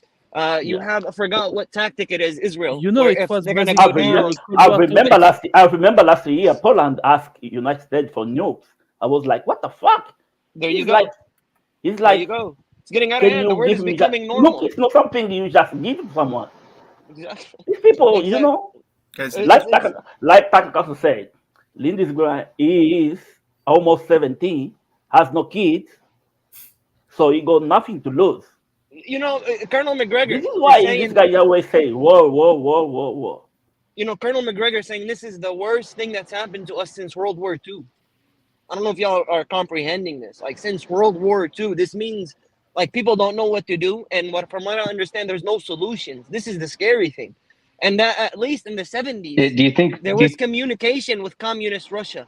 No, we're not going to go past South Vietnam. We're only going to stay in Vietnam. We're not going to Well, enter I mean, China. to be fair, McGregor's a little bit of a drama queen too. I understand that, bro. I mean, I understand. I there's agree. solutions. The problem is you have bad leadership in the West that's probably not going to embrace those But solutions. who are they Because communicating we can with? sit around and talk about Yeah. them. So I damn well know Lavrov and all these other supposedly professional diplomats have surely come up with the same fucking ideas that we've sat around and bullshitted about for hours on end. The problem is are they going to initiate those ideas? I mean, there's plenty of good ways to solve these problems, Well, but oh, Are they Russia, communicating? oh, everybody's got to hate everybody. Everybody's got to, Well, that's the die thing. on No their one's hill. Is this the worst? communicating. No one's communicating with Is each this the other. worst? People are communicating. Is this you're the just worst not thing that aware of happened it. to us, or is this the worst thing that we brought upon ourselves? You know what I mean? Like that's the other question, because there's only so long that you can push that hegemony line. It's like the old without, saying goes. disenfranchise You other gambled on a nations. fart and shit your pants. America gambled on this diplomacy game. They thought they could take out Ukraine, weaken Russia, and it's apparently snowballing into something quite much a bigger problem. I mean, every decision the United States and the West has made has generally been a bad call and made the situation worse. Brought Is other Russia people not in, stronger now? or driven other people away. So I mean, it's just they can't get nothing right, and that's what makes it so dangerous. Is they're incompetent, they're unprofessional, and I mean, let's be honest. Like they say about Joe Biden, he's never made the right call in 42 years, whether he was a senator or a white vice president. All his foreign policy takes have always been dead wrong, and that's the guy that's calling the shots in probably the most dangerous time since maybe the Cuban Missile Crisis, as far as just how tense it is. It's probably worse because you've got wild cards like Iran, Hamas, Israel. It's not at the level of what I do agree with Cuba crisis, please. Sorry. Be serious. So there's one more point there. The fact is that when the United States, or any country for that matter, when they say we are giving $50 billion, so what is $50 billion? If it's a missile, in Russia it's going to cost something else. In the United States, it costs something else. If it's a precision weapon, it's extremely costly, but you only have so many of them. And the cost is basically what the manufacturer bills you in the bill. Now, if you only have 1,000 workers to execute something, and you have a small factory, you're going to hire some extra workers, get somebody on overtime. You're going to spend 5 times the amount of money to manufacture the same missile, which you would do otherwise if you actually planned a few months in advance and do it. So running through a lot of money, which is what a country has really, is rather easy. But what's the problem with, let's say, the US is it has not really retained its industrial capacity to what was when it was actively fighting the Cold War. Oh, yes. So today they can throw money at the problem, which has its own problems with inflation. So that has financial side effects which are pretty severe. But it's that the fact is that whatever amount of money you throw at it, you cannot manufacture as many artillery shells as people with men and manpower and natural resources can, with much less money. So it's and another thing is the playing field is level. That could be why. That could be why they want a war with Iran so bad. Because if that happens, then it might trigger a situation in the US where the government can then start go to the next level, where they can justify doing things like they did in World War II, where getting commercial factories to start to force them to produce artillery, to produce munitions. So this could be a that could be a justification then to move to a wartime footing, to go to a wartime economy, and then you can have all your other manufacturing facilities. You forget over things. to. I'm sorry, but to go to a wartime economy, that basically means the state decides to take property of private citizen. In USA, it's a very, very huge taboo. And if state government decide to federalize a company, it's going to create big problem, I think. Von could tell us more about this, I think. And there's the other issue that there's you can't just throw money at the problem, because like in the case of the States, the industrial base has reduced, like the civilian industrial base has reduced significantly. They're mostly The other Chinese. problem with And the other problem too is Oh, trust me, Gabriel. If you give money to poor people, they're gonna say fuck the war. I'm getting money. They don't give a fuck, you know. As long as they're not dying and getting money, don't forget, there is Mexico. they're always gonna say, okay. If you need to build a factory, you could just build it on the other side of the border. It's Yeah, the same but thing. Just you need like a state company to do that. And in USA, a state company is something that is forbidden because they don't have the ideology to create it. Basically, The problem, the biggest problem with the United States is, I think it's the 14th Amendment, because you have private property, and you have to get around that to take. I mean, I think they should nationalize the MIC like most other countries do. It shouldn't be a private thing, but you're going to run into the whole. It would take years to unravel because you're going to have court cases and stuff, but you would basically have to do some kind of amendment to the Constitution that would allow the government to somehow take private property and nationalize it, but still be constant. It would be a mess to try and do it. And then if you figure in politics and American lobbying and the corruption, it's a pretty impossible thing to happen unless bad things happen and people had no choice, you know. Right. But we're not there yet. You need some kind of very simple. Do this kind of thing. You don't need a constitutional amendment. There are already laws in place. It's happened multiple times. The president declares a state of emergency, and then I think it's the defense industrial, something like this. And the president. Yeah, I mean, I know there's ways they could do it like for wartime, but I think if they wanted to do it more permanently, I was watching some people talk about it, and one of them was saying that they might have to do an amendment. And do you imagine how much money the military? Plus, you're talking about billionaires. They ain't giving up that shit without a fight. It's going to be incredible. They are going to lose a lot, so they don't want to do that, and they have a lot of influence on the U.S. government, so they are going to fight against it, and for the thing to continue like that, they want to sell very high-tech artillery ammunition, very expensive munition, but basically useless for a long war. Actually, that's how they earn lots of money. If they want to go to war, do it. Please don't use nukes. I want to live forever, you know. We use nukes is not something that you use like that. I know the French nukes doctrine. Come on, there is so many. Listen to me, please. I'm going to tell you the nukes French doctrine. First, before to use the nukes, you have to send a lot of messages to the other side, telling them we are going to use nukes. Okay, so no stop. Second thing you do, you send one nukes to a place where there is nobody. Basically, a lone island somewhere where there is no people who is living there. Just to say, we are serious. We are using the nukes? No. But okay? That's why you believe. That's why you believe. There is a lot of lunatic run these people, you know. Exactly. It's like we don't enter wars for no reason. That's what I'm saying. No, man. We enter wars. Truman doesn't do that. Truman didn't do that. We invade nations for no reason. So you think it's going to stop a crazy guy in power? I want to know what the French doctrine is. So the third step is to send one nukes, only one. That ain't going to happen. But that's not going to happen. On a military unit, on a pure military target, some kind of air base far from a city. No. Only the fourth step is to go global nuclear.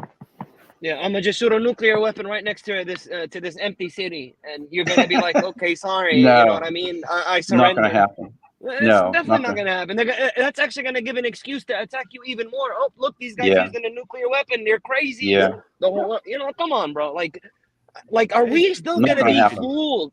Are we still gonna be fooled? Are we still gonna be fooled? You use when you are invaded. My friend, are we still gonna be fooled and believe the same people that got us into, Iraq and Afghanistan and so on and so forth, and things are getting worse and people are getting broke, economies are breaking, weapons are running out, ammunitions are short, are going short. We're talking about woke, everyone's talking about woke and racists and this and that. We're nations going to war with each other, and crazies running it, and families are the same people in power. You got Bush Jr., Bush Sr. I don't know. This guy's coming next. His brother, his cousin, it's crazy, bro. It's like, what the hell's going on, man? Well, what you have is the elite class.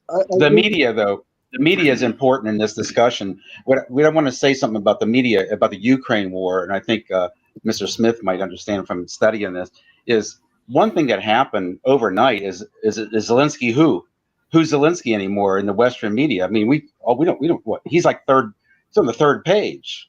So you can talk about the Ukraine war, but it's already like that's second page news. Everything's about Netanyahu and our 1,400 Jews that got killed by the Hamas. That's going to be on the news till through Christmas at least, probably through next spring. You're going to hear about the second Holocaust. And who runs, I hate to say this, the American media, the Western media, ABC, New York Times. It's not going to. Zelensky has been already. I mean, really, I don't care what Joe says. About $100 billion he wants, but it's not going to happen. Zelensky is sort of like, and when you go back to the issue of the media plays a huge role in all of these discussions, including the idea of building up America's power. Maybe there was a deeper geopolitical meaning to this because Steve was saying, I believe over there, there could be a very deep. Hamas never thought they would take over Israel. In fact, if they were Hezbollah, they've been in Jerusalem tonight. I think if they were a more powerful force, taking over half of Israel easily that day. It seems like Israel was doing something with their raves and whatever, but the amazing thing is they never intended to go that far, I think. So it is an interesting point. I think media is going to play a major role. Speaking of Israel, does an oppressor or an occupier have the right to defend himself by UN law? Because they always say Israel has the right to defend itself, but does an occupier under UN law have a right to even defend itself? Because it's not even allowed to be there in the first place. So you're allowed to resist. It doesn't matter. You know what I mean? You're allowed to One resist. side allowed, the other side is not allowed. I don't understand this. Reality exists. That's all just for us. That's just for all us peasants. The media. For our support. This is what I'm trying to. That's what I was trying to say before I got my connection timed out. Or it was that's what I'm seeing happening. Is I think that this pressure from inside these Arab nations that are either supported or support or are Western aligned. Now, what I think is happening, and I hope I'm wrong, is that I think that the lines are being drawn between who's going to be on which side of the alliance for what happens next. You know what I mean? Turkey, Egypt, Jordan, all these countries that have populations that are against what their leadership is going for, and this could be. This could be the solidification of the lines for what happens next. Arab winter. Just before the Turkey and Iran be on the same side is scary as fuck. Bro, it's been 1,000 years. Really scary. It's been almost 1,000 years since Sunni and Shia stood together. 1,000 years, bro. It's crazy. Sunni and Shia are enemies. No, I'm not talking about all of a sudden obviously. Friends. Last time this happened was 1,000 years. I'm not talking about like the leaderships of these countries. Now you got to understand these countries have populations within them, and it's their ability to suppress that population to push their whatever their leadership's agenda is. Don't forget but now one thing. with so much internal with all this internal pressure. Hang on one second. Hey, real quick about what Ash was saying about Israel's right to defend itself or not. There's a physical situation there. It's like they have a massive army and technology, basically, and they have the strongest economy and military power behind them. So they can basically do whatever they want, and they can condemn whatever legitimate attack Palestinians do to defend their territory. They can condemn them internationally, and they can answer with whatever disproportionate force they want. But there's a problem there, a strategic problem, which is like what someone said earlier about Japan and their massacres, you know, and same thing happened to Nazi Germany. Like I always thought that the Nazis are evil basically because they lost the war. Like if they would have won the war, they wouldn't be evil. They would be heroes. But they lost the war. History is Did written by they the lose? victors. Ask yourself, did No, they it's also lose? written by the loser. History is written by the victors or by the losers. You know. So, but they would be good because they would have legitimized their policy by winning. But one reason why they lost was because of their atrocities. You know, like they couldn't garnish international support, and their conquered territories wouldn't support them either because they were atrocious. The same thing happened with Japan. So Israel is suffering a similar situation right now, in which Yeah, it's like everyone has to buy land except for Israeli settlers. They're the only ones that get it for free. It's freaking crazy. they're gathering international hatred towards them. It's like I've been saying this since all this shit started. I've been saying that like everyone who's defending Israeli policy right now is throwing the worst anti-Semitic propaganda. Like both literally because they're throwing hate at Palestinians, which are Semitic, and also like ideologically because they're creating hatred towards the Jews by supporting the atrocity. So that's going to backlash really heavy, and it's going to be terrible for Israel in the medium and long term. People are going to hate them. It's going to be there's going to start being like serious issues with that, and maybe it's on purpose because they need that like anti-Semitic discourse. They're like I've seen them like picking on any random case of I don't know, someone scratched the wall, and so now we're back in the crystal now or whatever. Yeah, this is And why so- now the new campaign yesterday was to say that the Palestinians that have been killed, it's a lie. The numbers, it's not true. Yeah. Do not believe the opposition because it's crazy. They're losing the war. So, and you know, if you would have told me this 10, even 5 years ago, that Israel would lose the media war, I would have laughed at your face. You know what I mean? Because they've been doing this for 80 years, and the world has been backing them up. The 80 thing is, years. too many young people control internet. No control they control the social media by posts. So they are against what Israel is doing to the Palestinians. That's why. They're against Elon Musk today. They canceled all dealings with Elon Musk. You know, people that crazy, used to say about free speech as the one try to cancel people now. Free speech is only for invading. They're being super retarded. Israeli government is being really super Obama spoke to retarded. that. Obama said something to that effect. I didn't get the whole statement, but he said the more that they attack Gaza, they're going to lose world support. And I think he got, they're wondering like, oh my God, a former president said that.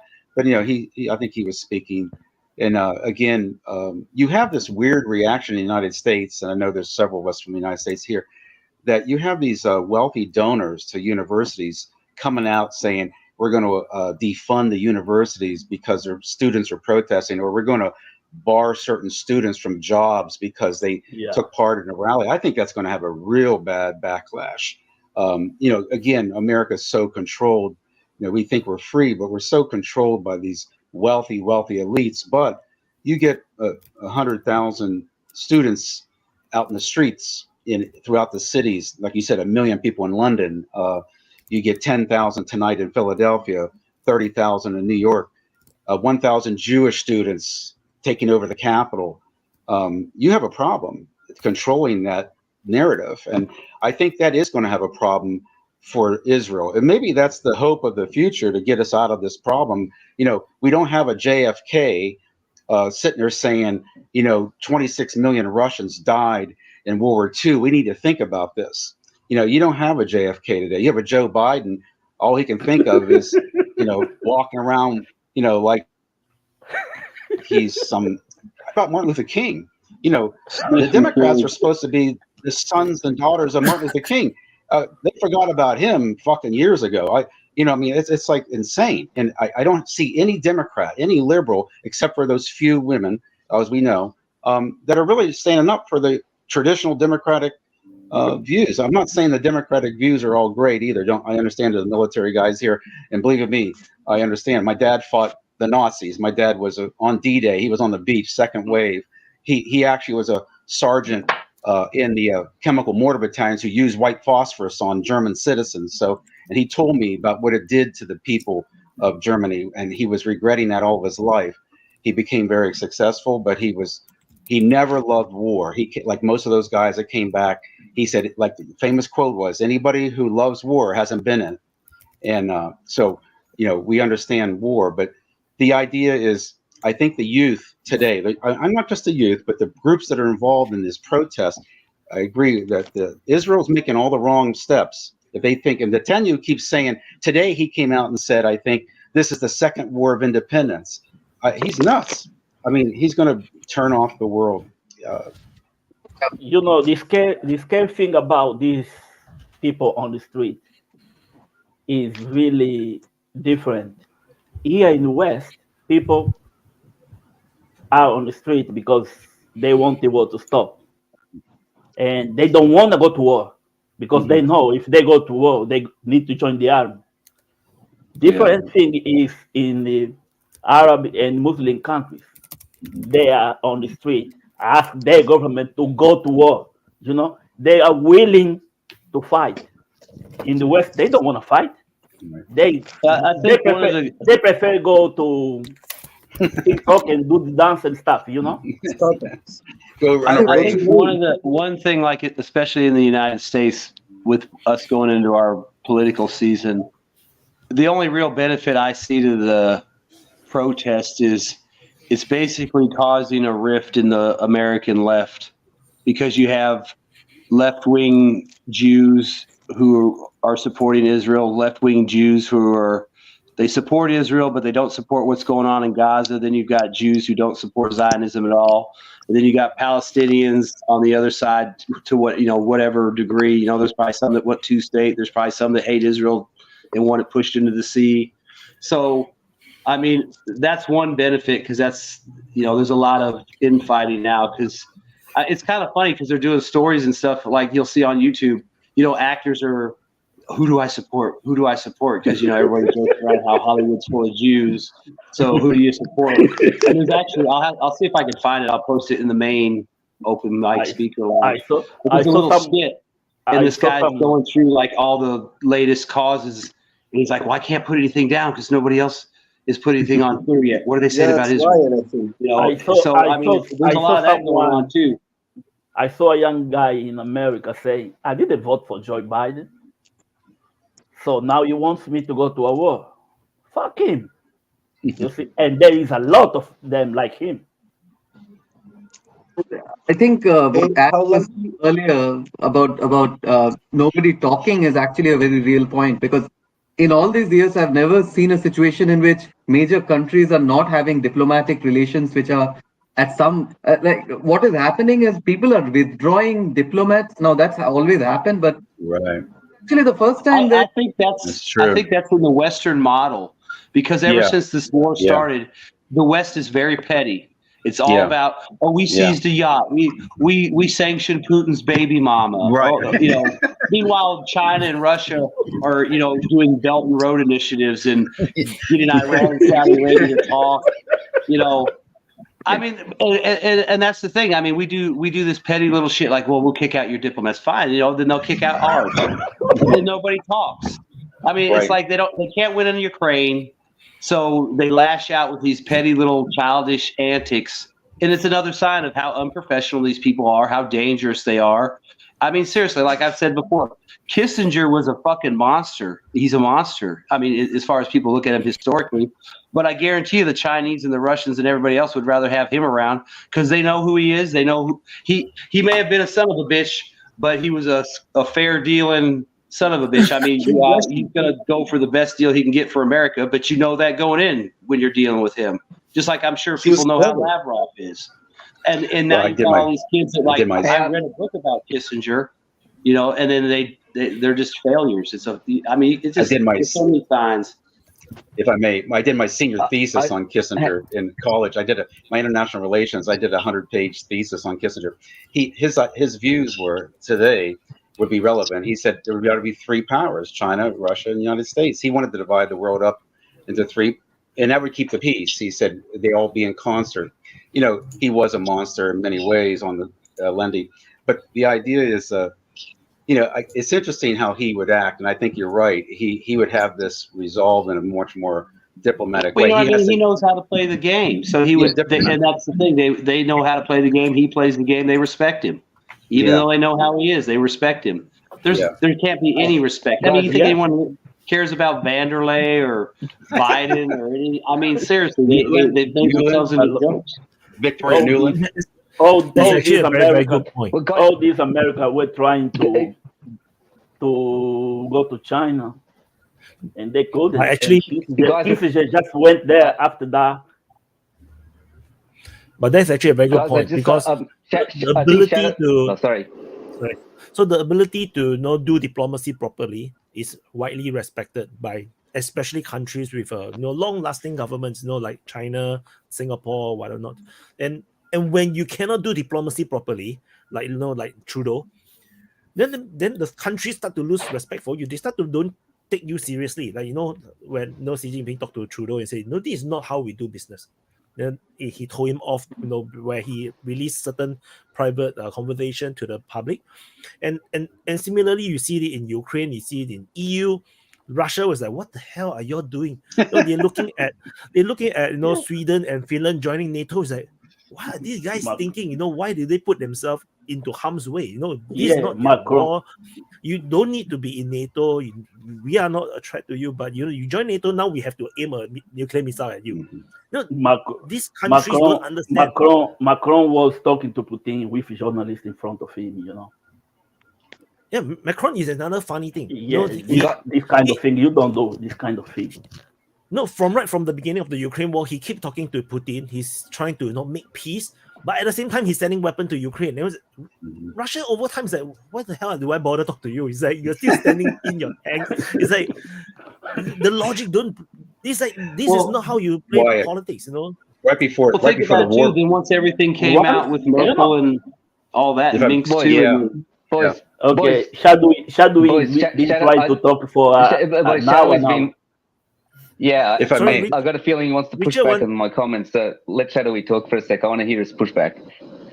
Yeah, I wanted to respond to Ash 10 minutes ago, and basically about the street, the reaction of the street of most of the Muslim country. You have to understand something. I'm in France and I know a lot about protest, basically. The government in Arab country is now, after the Arab Spring, very well trained to fight against riot and protest. They have special unit, military, police, and so on, who are ready to quell any problem in the street. So the street doesn't matter in Egypt or Turkey or Syria or Jordania, Morocco, Algeria, etc. Forget about the street. It doesn't matter. What matters is the government, and they are not going to help Palestinians. Okay? Second point. About the young people protesting across the world for Palestinians. Don't forget one very important thing. In the Western world, the people who vote are the old one. It's very sad, but the young one don't vote. So they don't matter. Yeah, don't forget one thing. Most of these people are over 18. In Europe, that's the age you need to vote. Yes. But they are not going to. Shadowy, I know you're pushing the back against Ash, but these people, it's easier to get these people on the street to vote. To get these people to vote is like if you vote for me, there won't be a nuclear war. These people are happy with TikTok, Shadowy. Don't forget that. They love TikTok. They know if there is a new nuclear war, they're not gonna be TikTok anymore. The problem is that you can't vote against the war. There's no party against it. What's that? Yeah, this is you see in the US the entire, not one politician in the US of substantial standing is pushing back against this. So during the US it seems like that That was my issue. Yeah, and there was literally no politician in my entire area that was like peace in Ukraine. Like there was not a single one on the ballot. Yeah, well, it's even worse with Israel, Palestine. People, they talk a lot. Pushing back, saying that the youth, that Shadowy was pushing back to Ash, but I thought he was going to push back on me, but he kind of did anyway. Saying that the youth don't really, what the internal population doesn't really matter in these countries like Jordan and Egypt and Turkey, but I think it does, because in the sense that should a greater conflict come from this, and like I said, I think it's all being a conspiracy theorist, I think it's all connected. Should an internal conflict, should a bigger conflict come from this, then these internal pressures, these people can become partisans if these countries are attacked. You know what I mean? So the government has to consider that, because yes, there might just be protesters now, but should World War III break out, these internal populations are going to make it. It's going to be harder for that government to give as much support as they normally might. You are making a reverse argument. Because of the political ties to the West. You need the government to go to war, and that's not going to happen. You have to understand, for the government to go to war, they have basically to collapse, and the new government pushed by the street to take power, and then they could go to war. But all the government in most of the country now are ready against that. And the revolution by the street is going to be very, very difficult now. So I'm sorry for Palestinians, but they're not going to receive any aid from the government. If you see Jordan is the puppet number one of the United States. Puppet number one in that area. But the king or president, I don't know what they have there, just came out and said Israel is in the wrong. You know, the queen did too. And he did what? Yeah, the queen, and they calling. The queen said, and they're calling other Arab countries to join them. The queen really spoke out. And guess who just joined them? Turkey came out and said, "Yes, we're gonna." The queen, if I may, on that. I saw the interview with Kristen Amirpour on CNN, and she really, really came out against CNN right in her face. She says, "What you're doing is protecting genocide," and she says, "I can't believe." And this was the queen, of course, and we know what goes on in the Midwest. But the bottom line, for have the Queen of Jordan speaking like that on CNN, and she didn't give any quarter to the Israelis. No, she talked about the October 7th and being an atrocity. But she says, what's going on in our TV screens? She says, how can people rest? I was surprised that she came out so strong. And she told Kristen Amirpour to her face, your network is responsible.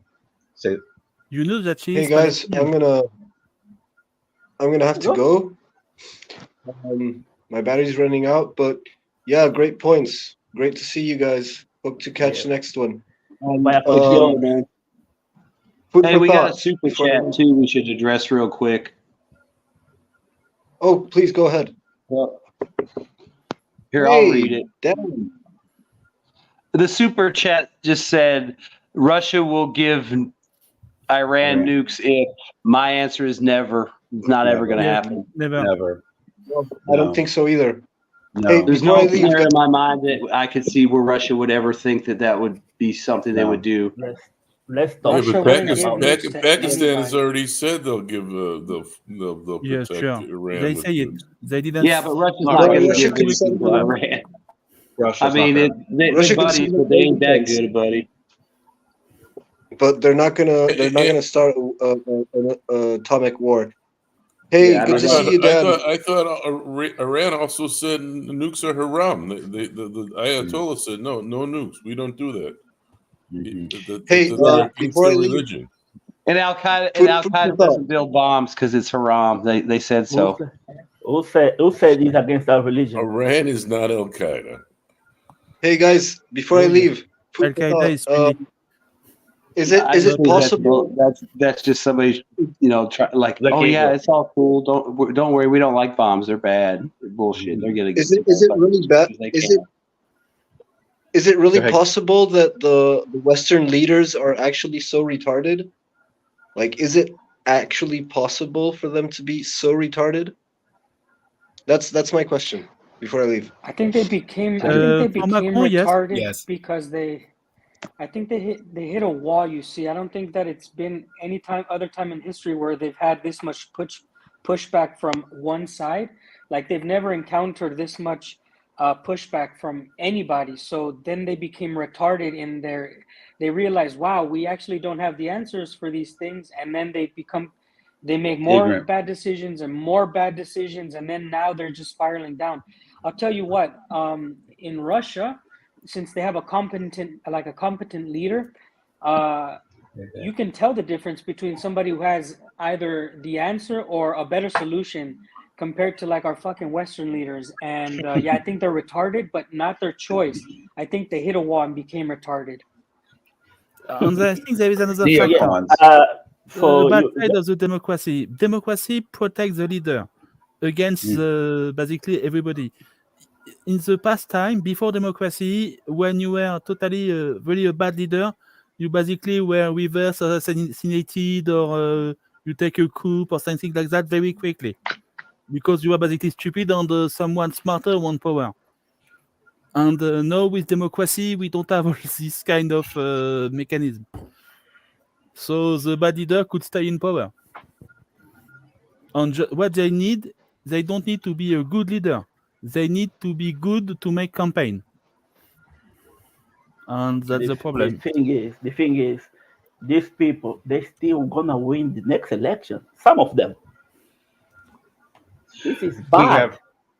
We have a thing called APAC in America. APAC, everybody knows about it. And APAC controls a lot of our elections. And as long as APAC is controlling the elections, and whether there's a Republican or a Democrat, it doesn't really matter.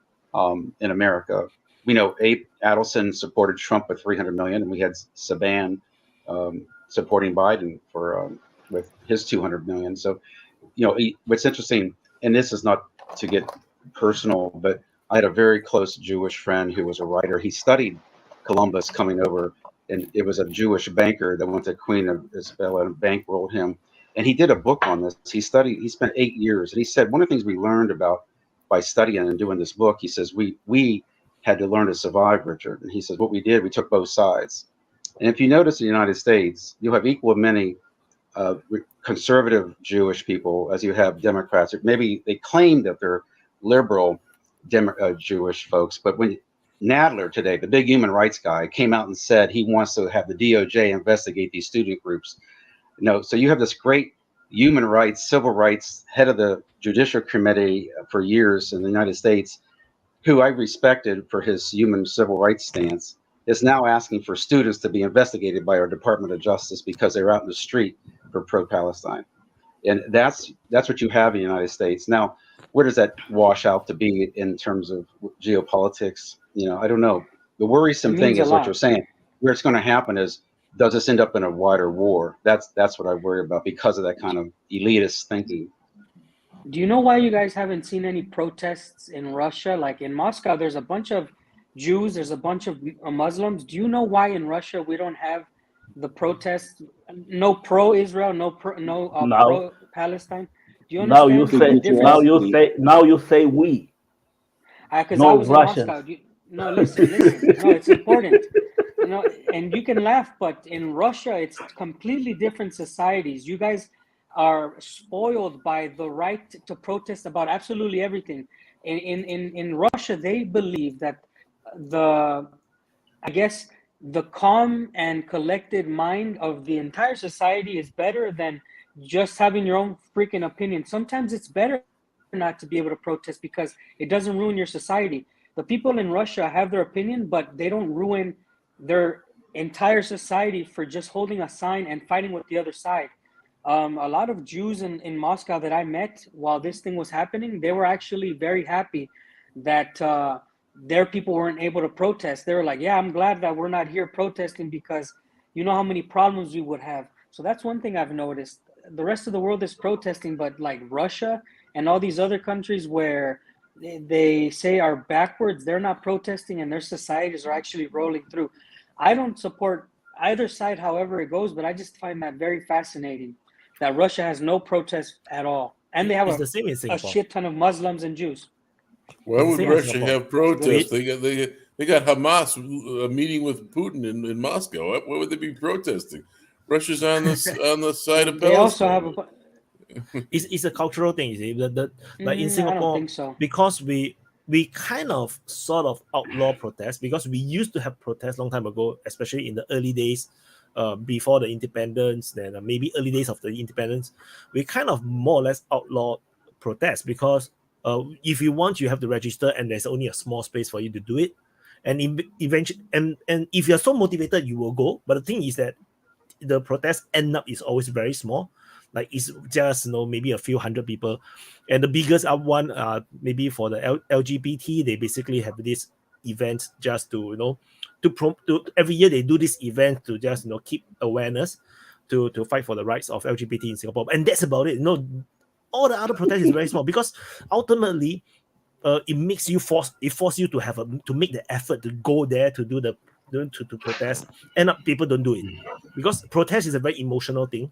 People just go there because they just want to move virtual signal or whatever, but when you really make the effort, do a registration, go there, they don't do it anymore. It's a very weird thing. It's not like they ban it, but it's just that they make it some effort and people don't do it. And as a result, Singapore also, like Russia, is very interesting. We are very calm, and as a result, the people think more. And then as a result, we vote. When we go to election, we vote. We think what we are voting. In the United States, people are voting in Biden, and then it's like then they protest about the things. They don't even know what this Biden is about, what he represent. They Trump. only know Trump is no good, same so way. the other guy must be better. It's easier. You just go to CNN and say Trump is racist. Next day, everyone is on the street. This guy is racist. He hates nigger. And that is the country's name. No, he didn't curse. By the way, Paul, I think that just because the Hamas guys in Russia doesn't necessarily mean that Russia is backing Palestine. There's a ton of Jews in Russia. I never met any Jews in my life until I came to Russia. There's a lot of them in Moscow.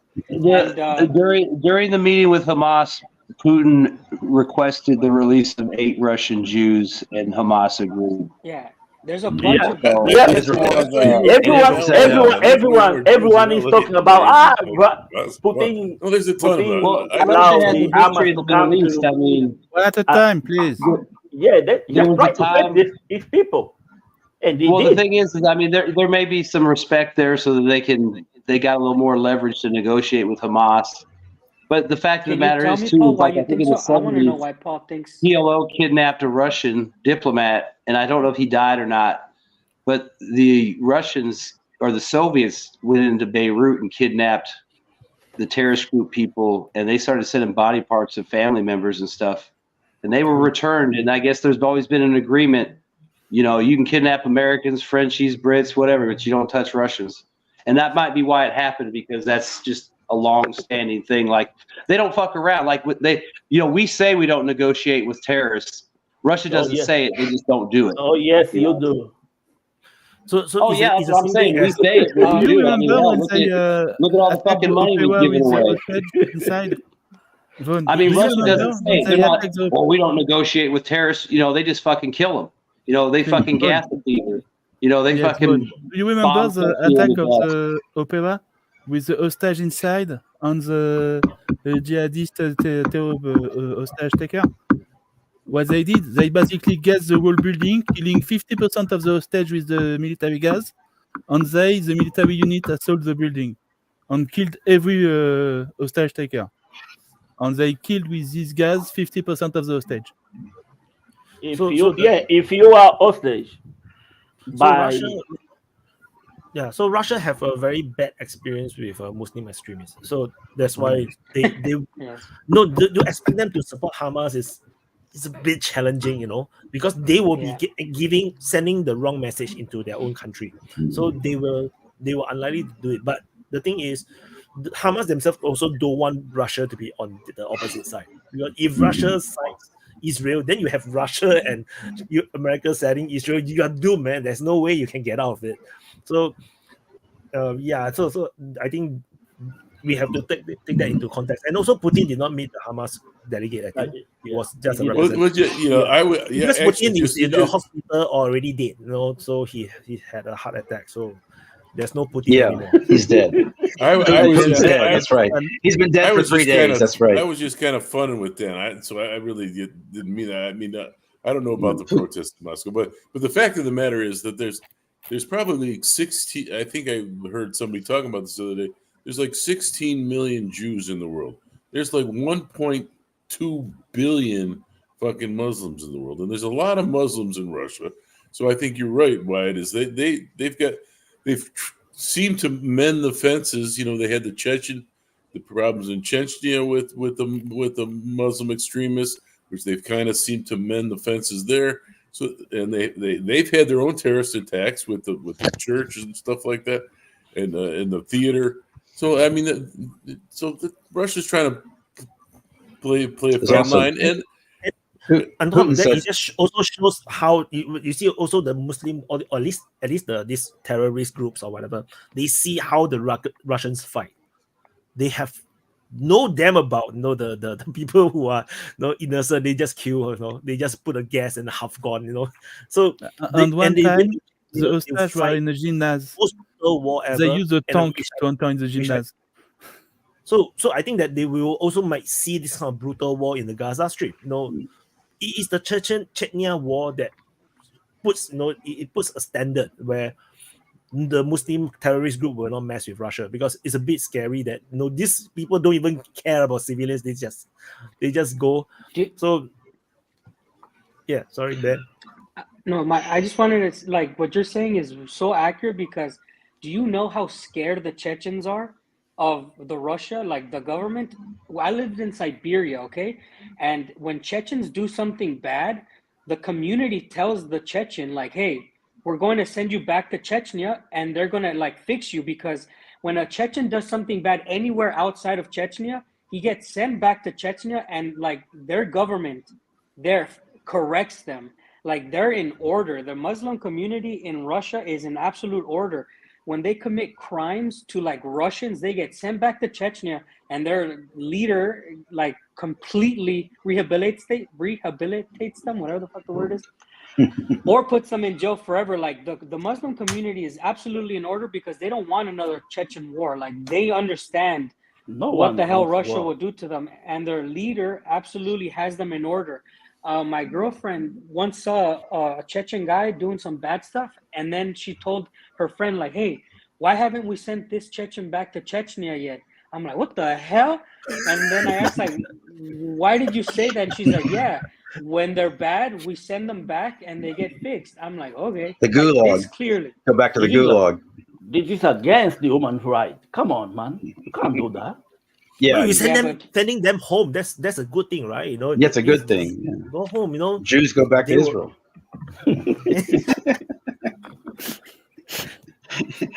Get them back to Israel. That's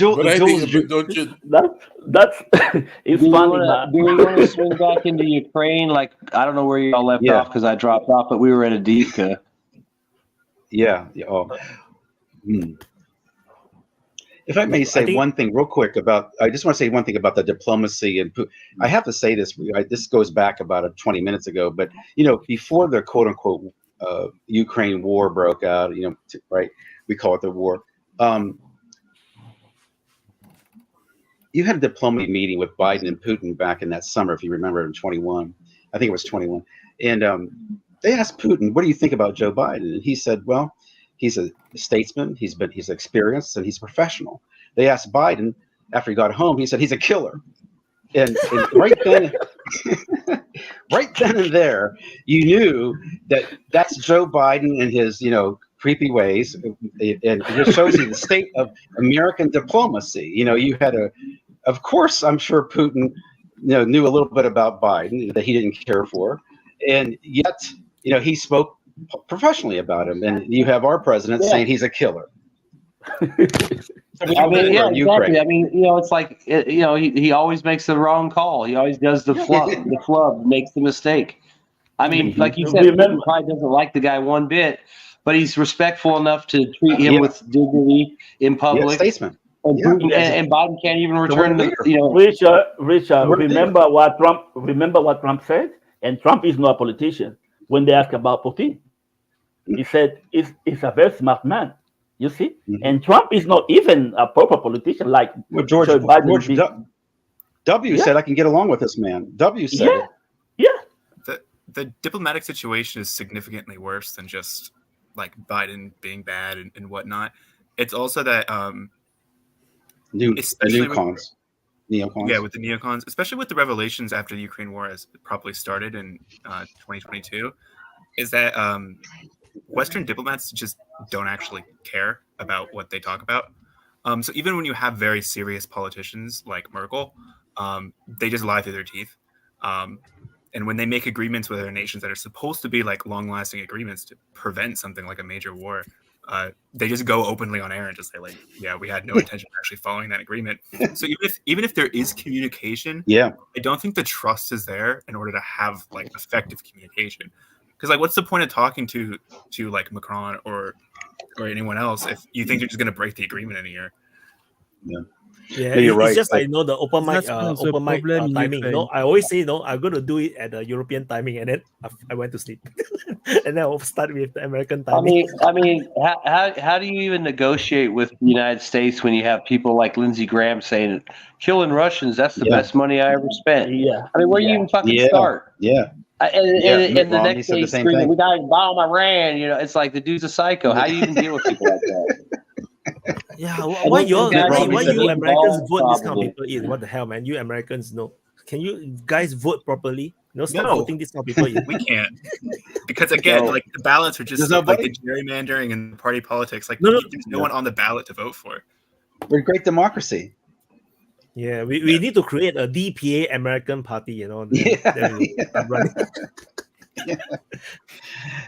Why? But part of the problem with our diplomacy let's get Vaughn in Congress. I'm not American, so I cannot run for president. But we can create a special role like in Myanmar. Aung San Suu Kyi also got a special role, like special counsel for the U.S. presidency. Foreign secretary. I would vote for Dan, but it moved on. Is that now he say I'm done. I don't want shit. We Russia. I don't want shit in America. It doesn't say I'm American anymore or Mexican America. It just say I'm running for the mayor of Sludanka in Irkutsk Oblast. Yeah, that's what I was just gonna say. That motherfucker's gonna be the mayor of Sludanka, the first Mexican mayor of Sludanka. Mark my words. I'm going to be the mayor of Sludanka in Irkutsk Oblast in the Russian Federation in 2028. You can vote for me because in Russia we have actual elections.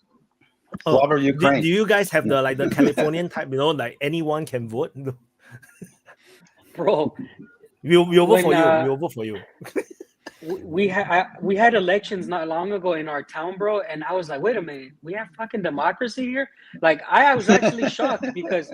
Like they had two candidates and they said, come vote. I read the sign and said, come vote October something. And I told Ksenia, like my fiance, I was like, you going to go vote? She was like, yeah, maybe because I like this guy. And I said, do you think it really affects who wins? And she says, yes, of course, because the one who gets the most votes wins. And obviously that's how it works. But it's so like it's so supposed to innocent. It's so innocent the way she explained it to me, like dum mode. I was like, okay. And in my head, I was like, fuck, I wish that's how it worked in America. Like they actually counted the polls, but apparently it doesn't. And in this small town in Siberia, that's why I'm gonna run for mayor in 2028. Everyone here in London, everyone in UK are trying to get rid of conservative because they've been in power for 12 years now. 13 years actually. Yeah, for 13 years they've been in power. But the thing is, with this conflict in Israel, Labour just lost a lot of voters because, trust me, these Muslim people, they don't vote conservative ever. Yeah, it's like 1 in 10. So they don't vote conservative. And the thing is, the leader of Labour Party is a human rights lawyer, He's a human rights lawyer.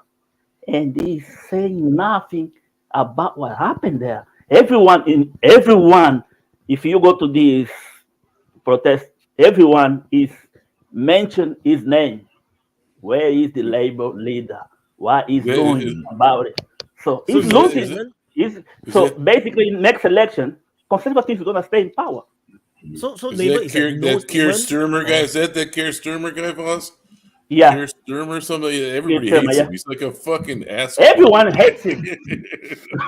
Everybody hates that guy. So Yeah, it What was the hell's Jeremy Cool? Yeah, They fucked him 'cause they fucked about Jeremy 3 Corbyn. weeks ago. 3 weeks ago, he was favorite to win the next election.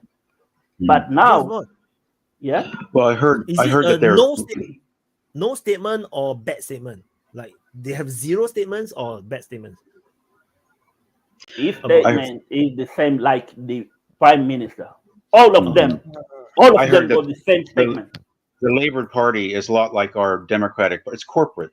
I saw a really good documentary where they were explaining how the British Labour Party really lost its bona fides when Jeremy Corbyn. And by the way, they said it was an Israeli lobbyist group that went after Corbyn from within. It is. Yeah. It is. It's been proved. It's been proved. Yeah. Yeah, we have the ADL. You know, they want to cancel people. I've had some experience with that personally, and I dealt with really powerful. It's really something to be targeted by the ADL. I mean, it's not because I spoke out against Israel or it's because I stood up for human rights. If they don't like what you're doing, as long as it fits their. I happen to go against a Jewish prosecutor who was involved in dealing drugs, and the same prosecutor was attacking African American poor in my city, and it cost me a lot. And when you get on the backside of the ADL or a powerful group, it's a dangerous thing in America or in any country. I think any Western country, and that's why our politicians. I mean, they know, they may have private sympathy. I saw a thing recently where they said the staffers are very, I don't know if I might have been lost here, but the staffers were kind of pro-Palestinian in Washington right now. But it seems as though, I think I lost contact here, but bottom line was, they can't speak out. You just can't speak out if you're going to be in politics in America, unless they you're reported. from. They reported in the State Department that a lot of the professional people in the State Department were really upset about America's kind of unwavering support for the proposed One of them genocide, resigned, right? whatever you want to call it. I asked this one question. guy resigned. I think one guy. I asked this question John Paul for the Americans before, and I'm gonna ask again. Can you win the election in the United States going against Israel? No. No. No. The thing is, No way. you could win the election if you were on the ballot, but you're not going to get on the ballot. That's the thing. And there is another one. Yeah, if you were That's the same coming out hard question. against If you are Israel, for you China. probably wouldn't get anywhere. Now I understand why Trump say what he said. So I saw. I disagree with that though. I would until like just a week or 3 weeks ago now I would have said yes, but this kind of this thing with Israel has really thrown a monkey wrench into the whole Democratic Party ethos, because you've got some of these people that are completely pro-Israel. But then you just saw this huge protest, like in New York City and Grand Central Station, where all these Jewish people. Well, that's what I was saying earlier. I mean, there's like a civil war. It's really kind of changing a little bit. Movement. No, the power is in the hand of the old white guy. So you can win. Nobody care about them. I'm sorry, but it's you can win local elections. You might win a congressional seat in certain areas, but you're not going to win the presidency or Senate seat. There's no way. Yeah, I see. Everyone run for president. Most of them, actually, all of them, apart from one, apart from Vivek on conservative. What do you say, conservative? One of them, one. Yeah, just one of them is Robert not. Robert Kennedy was interesting. I may Oh, say, that Robert was Kennedy was against the Ukraine war. He was absolutely yes, against it. He came out real hard. As soon as the Israel thing happened, he came out, yes. and I hate to say it, I he was went on his like, what the hands and fuck? knees, and he kissed Israel's feet, and every Zionist, and Yes. yet, and that's Robert Kennedy, who, whose father, his uncle, was just this peacemaking, individual in the Yes. end of his life, at the end of his All life, of and that's it was when amazing. I saw But I that think and I said it's to myself, they are all the There's same. no JFK anymore in America. There's no JFK. Yeah. but it is very Even interesting, right? I Like, saw for- Kim say, "Oh, that's my vote gone." so He I left. think It was just the campaign for him. Americans. So the Israeli war, right, actually really caused problem for both parties. Like the Yes. Democrats are woke, they are woke. Yeah. Then they have the Muslim support, but yet they Yeah. have to support Israel because they have the Israel, money. Old love. Then it's like now, then they get confused because now, are you going to support Israel? Or are you going to support the Muslims? Then in the end, then you have the Republicans. The same thing. They have, they want to go non-war, like the Trump is anti-war, right? So they want to have non-war, yet they have the money coming from the MIC, they're coming from the Israeli, then they have to support Israel. So it's like both party is now in flux because it's like they Yes. both cannot play the usual narrative that they always play. Right. And it's very, Yeah. very interesting. And also about the ballot thing, I just saw an email earlier just now from, I think, from the Trump campaign. So the new narrative now is from Trump is that they're going to try to use the court case to pull him out of the ballot. So I'm not sure how true is that because I don't follow, because the court case is very messy. That's just one of like the things that are being done or people speculate about. But I think like they tried in New Hampshire to take him off the ballot, and that got shot down. I think even by the Democratic state people were like, no, we're not barring people from a ballot, let alone somebody who hasn't been convicted of anything. This is all in process. So it's like, yeah, we're not, if it's adjudicated and he's convicted of some kind of felony that would make him ineligible to run legally, then yeah, that might be.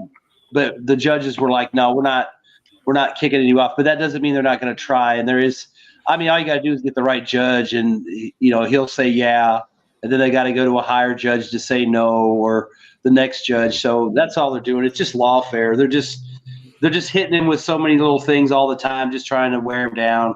I don't even know if they think they're going to get anything on him other than just wasting his money. Well, let me say, Vaughn's right about that, but it's kind of funny because technically, no matter even if he's in jail, he can still run. There's no constitutional felony, anything, nothing. The thing that they're trying to rely on is after the Civil War, the Civil War in the United States, they passed an amendment. I think it was the 14th Amendment that basically said that people that were officials in the Civil War, the rebels, the Gray Army, they weren't allowed to hold The office. Southern bastards. The Southern Army that tried to secede from the Union. They weren't allowed to hold office because they fought against the United States. So that's where that came from. So they're trying to use that to say, well, January 6th was Trump trying to fight against the United States, or rebel against the United States. Yeah. So it's good. Legally, it's complete bullshit, but in reality, as Vaughn said, you got all these. If you get this thing in front of a judge in New York City, all they have to say is the name Trump, and it's like guilty right off the bat. They don't. Yeah, I mean, you look at the fraud trial, like the fraud trial. The judge just did a summary judgment and didn't even allow a trial for Trump to defend himself. And even lefty lawyers are saying, well, this is going to get tossed probably because they didn't do anything, right. They're just pissed off and doing shit. And it's like, but the thing is they don't care because they just wasted money in Trump's time. I mean, you can tell he doesn't want to be there because look how pissed off he is when he's sitting there listening to people testify. And I mean, that's all they're doing. They're just trying to keep him off the campaign trail and waste as much of his money because they're not going to take his business license. I mean, yeah, New York judge might say, yeah, I took your business license, but then there'll be a higher judge that'll say no, or he'll agree. Then he'll get kicked up to the Supreme Court, which they'll be like, no, you can't just take people's shit. He without- appointed 2 of them, right? Or 3. He appointed Yeah. 2 or 3. There is a super chat. 3 of them. But I mean, it's just going to be a whole bullshit thing that we have to deal with all through the election. I mean, I'm kind of worried that if they accidentally succeeded in disallowing Trump to run, I think it might cause some very serious problems in the United States, because Trump's supporter is really huge, like it's really big, and they are very vocal too. And in fact, I don't even think that is smaller than Obama's supporter in terms of the level of support and the number of people. And this time around, and the difference is that they are mostly Republicans and they are all gun owners. So that actually scares me, because what if things went to shit and then some kind of a civil war? It's not going to be like the Confederate and the Union. It's not going to be that kind of war, because there won't be armies, because it's not a state versus state, but it will be a fracture of people, and it's going to be very bad, because the world's stability depends on United States actually, other than those that get hammered by the Americans. But the world's I always ask myself, how many American troops live in the United States? Because I know they go a lot of them outside. A lot of them. All these military bases they go around the world is full with these people. How many you go there? I know the police in the United States is well armed, but is it enough to fight the people? Because a lot of people got guns in the United States. We got one here, got lots of guns. We got more guns than people. I mean, if the military was on the side of the one side or the other, like, they would have plenty to do, because I mean they'd use drones and bombers and everything else if they had to, just like they would in Afghanistan. If it was National Guard. So, but the thing is, you're gonna use that to your own people. Well, of course we would. I mean, fuck. I mean, our government's like they gave like radioactive atmosphere to retarded kids in the '60s. I mean, they gave black dudes syphilis and then let them die just to see what would happen. I mean, who gives a fuck if they do something else? I mean, they don't give a shit about us. I mean, if they did, they wouldn't do the shit they do. I think it'd have to be combined with something. It'd have to be like that Biden got us in a war, and like with like they're talking about getting us a war with Iran, and then the economy went to real shit because when we got in a war with Iran, the oil's going to like through the roof, and everybody's going to be fucking pissed off, and the economy's going to be in the toilet. Well, I mean, that you need to have all those things in place for people to get pissed off enough to fight. I mean, they're not gonna just fight for Trump being in jail or off the ballot or something like that. But they're not that into it, man. I do think the one thing I think Wyatt has a point on, though, where it's already happened in the House. You'll see in the effect where Republicans can't even elect a leader, after 5 people tried and they finally get this guy that nobody knows. It's like, in effect, that's the effect of the Trumpism, is what you're seeing is a paralysis in the government. You have a paralysis in politics in the United States. It's almost like the United States doesn't have an active, cogent government at the highest levels. You have this senile old guy who I voted for, unfortunately. But, and it was like thinking that we're going to get away from the crazy Trump. And yes, I did the same thing in France. I vote for Macron. So you have this. Then I see. So you see. Twice. You have this. Twice. Yeah, but the reason why you think you're going to a saner person, and then you realize this guy, all he can think through is a military industrial complex answer. He's so bought off by the military industrial complex. Our president is that it destroys. He reminds me of Lyndon Johnson, who did this great signature of civil rights bills and could have set himself in legacy forever, and then he ruins his legacy on Vietnam. Biden's sort of like that. He wants, he's sort of like a Lyndon Johnson figure. But what you really have going on with the Republicans is this fracture. Even when we talk about the fracture of the Democratic side, you have a fracture in the Republican side. So what you have is a paralysis in America, and that's bad for the world. I think when you have a paralysis in this country in politics on both sides, Democrat and Republican, it's not good for the whole. I think what USA really need is 4 different political parties, just for fun. Yeah, but it's going to be hard because everybody wants to consolidate power, so it's very hard to split the parties. Like even I think most countries the same. Even in Singapore, it's the same. Even the ruling party, I'm quite sure they have different factions or different mindsets, but it's very hard for them to split. And I also want to come back just now. The point is that about the conservative, the Republicans going to civil war, it's going to be very hard as well because the conservatives are law abiding largely. They don't go and trash the roads, and that is a contradiction. If you're going to follow the law, how are you going to go do insurrections? It's a contradiction. It's like, okay, we know Trump is illegally. You don't understand her, but you don't understand why. You don't understand how the law-abiding people shoot black kids that are unarmed in our country. They love to see that shit. They back the police all the time. The police can kill anybody anytime. As long as he's a mass murderer, they can bring him out. And if he shoots 18 people in a black neighborhood in Buffalo, they can bring him out alive. But don't let that black kid run away from a car without a gun in his hand. They'll shoot him in the back 17 times. And that's the America. That's the America that America doesn't want the rest of the world to see. George Floyd, when that happened, it was amazing what happened around the world. As a lawyer that was involved in civil rights, like Paul, it was stunning to see the world react to a single black person being killed on the streets of Minneapolis, which I had a case into. Bottom line is, it was really stunning to see the progress in the world, to see what happened to a single black individual in America. But we have many, many people still in this country who voted for Trump. Like Trump said to a police academy in New York, well, bump their heads a little bit. And this is on their graduation day, when he came there to speak. Make sure you bump their heads a little bit before you put them in the car. And it's just the kind of thing that we have in this country. The law-abiding people tend to be a little bit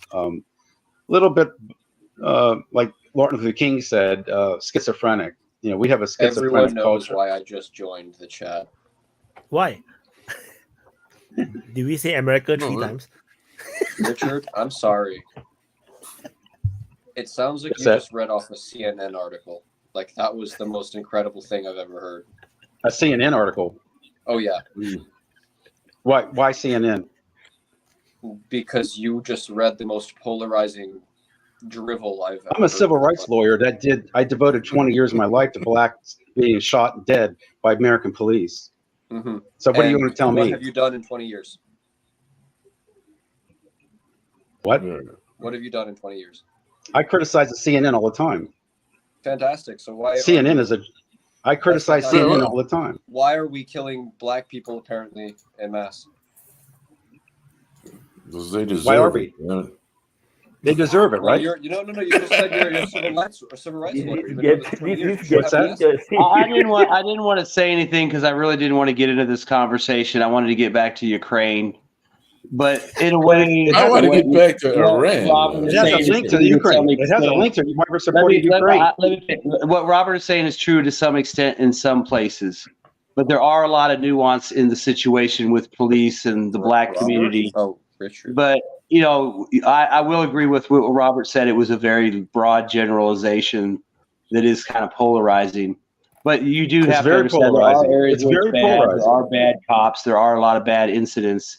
But at the same time, there's also a lot of nuance, a lot of grifting, and it's a fucked up situation. I mean, there's people that want to actually fix stuff. Like I'll give Robert the benefit of the doubt. He wants to make stuff right.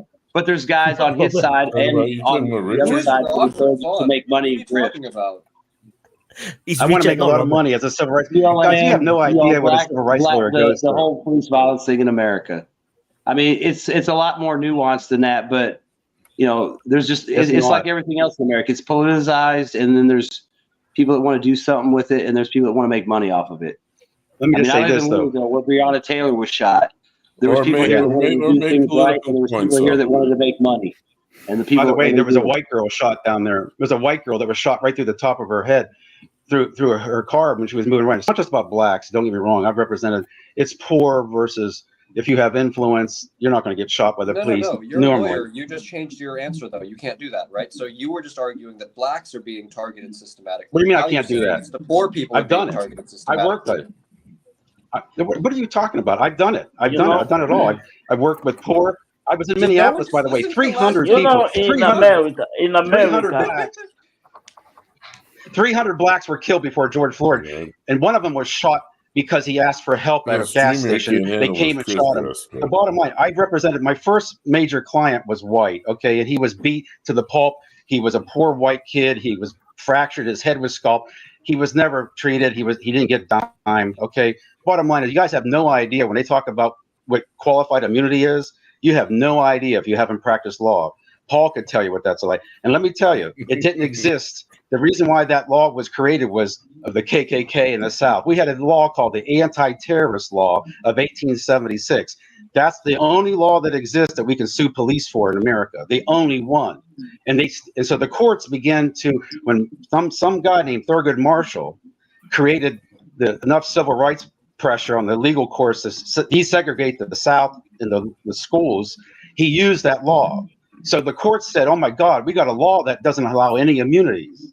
So what happens is the courts, the Supreme Court of the United States, which by the way, also created segregation in this country, because we had a guy named John Bingham who's buried about 20 miles from where I live. John Bingham wrote the 14th Amendment, okay? And I'm a scholar of John Bingham as well. So the bottom line is John Bingham said, there's no immunities.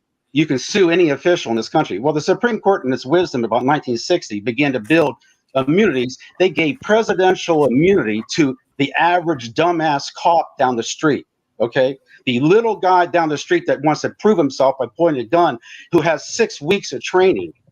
6 weeks. I have to go to law school. I take 3 years, right, to get a law license. This guy can put a gun on and shoot you dead under state power because he has what, 3 weeks of training, maybe.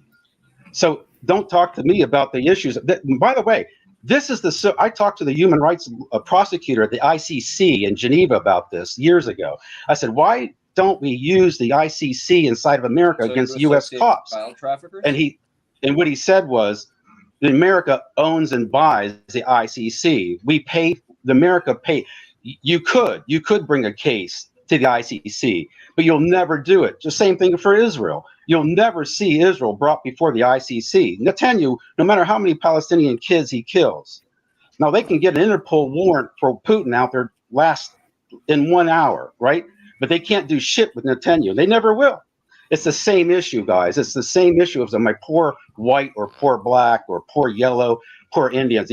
The Justice Department found in our little town, by the way, I'm in a horrible Trump area of the United States. It's a horrible area. These people here will easily go to war. They really will. They would pick up their guns and kill people. Man. They will. I live in Eastern Ohio, and let me tell you what, they will go to war with Trump. If he says kill your neighbor, they will kill the neighbors. That's how sick they are. Just so everybody knows, Eastern Ohio is actually called Pennsatucky. Yeah, Trump could say to his followers, "Go to war, kill your neighbors." When the Democrats have literally said, and specific Biden has said, and I heard you said you don't like him anymore, which is finally something reasonable from you. But when there have been Democrat politicians that come out and say, please riot in the streets and destroy your cities, and I don't see your criticism of it. What Democrats said that? No, Alan, I agree with that. Who said the Democrats completely exploit this whole. If a white cop kills a black, because the Democrats are hanging on to the black population like a crackhead onto a crack pipe. I mean, they need the black voter, but they realize they haven't given them anything. They still live in shit. The crime in black cities. I agree. Black on black. If they even talk about black on black crime, they put them on. They don't even talk about it. But you got to have a white cop kill a black person, so the goddamn Democrats can exploit it for fucking goddamn election. Sure, the Jews exploiting the Holocaust. It's sort of the same thing. That's all they do. Hey, don't talk bad about my people. I always say, if you want to fight racism, good for you, you know, but good for the good reason. Don't use my people to gain your political vote. That's what Right. Joe Biden been doing. That's Right, what they do. right. Yeah. Oh, I agree. And by the way, politics doesn't enter. I've had, the worst judge I had on a civil rights case was appointed by Bill Clinton. I mean, it doesn't matter. When you get to power, the federal judges in this country, very rarely will they side with a poor individual. Okay. Now, I'm not saying that all the time, It's a but poor versus rich issue, then, right? it can be. But it's also minority. And I'm not saying just blacks. It's a minority issue as well. Just minorities. What about Not Jews? just minority. Not just minority. I've said that. No, By the way, boys, I'm gonna. By the way, hang on. I'm by gonna the way, sign I off. would. I was. By the way, I was asked by the BLM. One of the vice president of BLM and I got in a big argument over this issue. They said, "Well, John Conyers. If you know who John Conyers was, I bet you don't. But John, they said John Conyers was nothing but an Uncle Tom. John Conyers was the House Judiciary Chairman at the time they said this to me. First of all, the woman who told me this held up a sign saying "Fuck Hillary." I said, "Well, is that what you did to help your people? Is to say fuck Hillary and Time magazine put her on the cover of her art?" So she became the head of BLM for a while. I said, and she called me a white, basically, Uncle Tom kind of person because I was exploiting blacks. And I said, well, I risked my life. I said, I don't know. I've almost been assassinated. I've been arrested 8 times. I said I had to get under FBI protection because I went after the police. I was actually asked to leave Ohio and never come back by the FBI because of my work on the police issues in my hometown, by the way. When my father was the judge. Corruption, right? Yeah, my father was the judge, by the way. And he was distinguished judge, and he was well known throughout the state. So I took on this issue. And what's interesting about it is, as I did this, there was an attempt on my life by one of the police officers who was a drug enforcement officer, by the way, who was selling drugs. So it's an interesting story. It's a long story, but the bottom line is in America, we have a structural problem. What I see with this is the structural problem of racism, of power elites, of law enforcement. It's not unlike Israel. What's going on with the Palestinians? We go back to that issue. We go right back to Gaza, the West Bank. It's the same thing in a different form, different context, different power interest, different history, but it's very much a power game. When you're in West Bank and you can't leave your house and go down the street without a military checkpoint at your door, you can't walk down certain streets because you're Palestinian, or a settler gets to beat you up with police protection. It's a very interesting issue. It's a human rights issue. So at some point in time, you lose the politics of it. Yes. Absolutely. And you said it's a similar most issue of to the that world of is the going to United say States. that, So Alan. you say we're in an apartheid state? Myself included. We're not in an apartheid state completely, but we have police forces that are occupying certain places of our country. I agree. All right, boys, I'm going to leave. I can't. I'm a bit of a mongrel. I can't really take a side in any of this. Come on, don't be a pussy. Both. Oh well, look. Look. I just hope I'm going to sign off because I had a few too many drinks as well. So I'm going to sign off. I just want to say that. It's an afternoon for you. You're drinking. Come on, tell me. Well, who did you vote for? Yeah, it's the weekend. Look, he's Australian. Look, I work for government.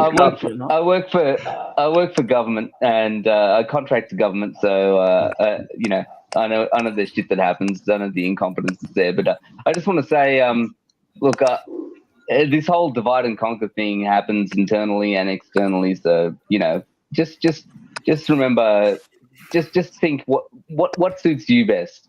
Rather than what the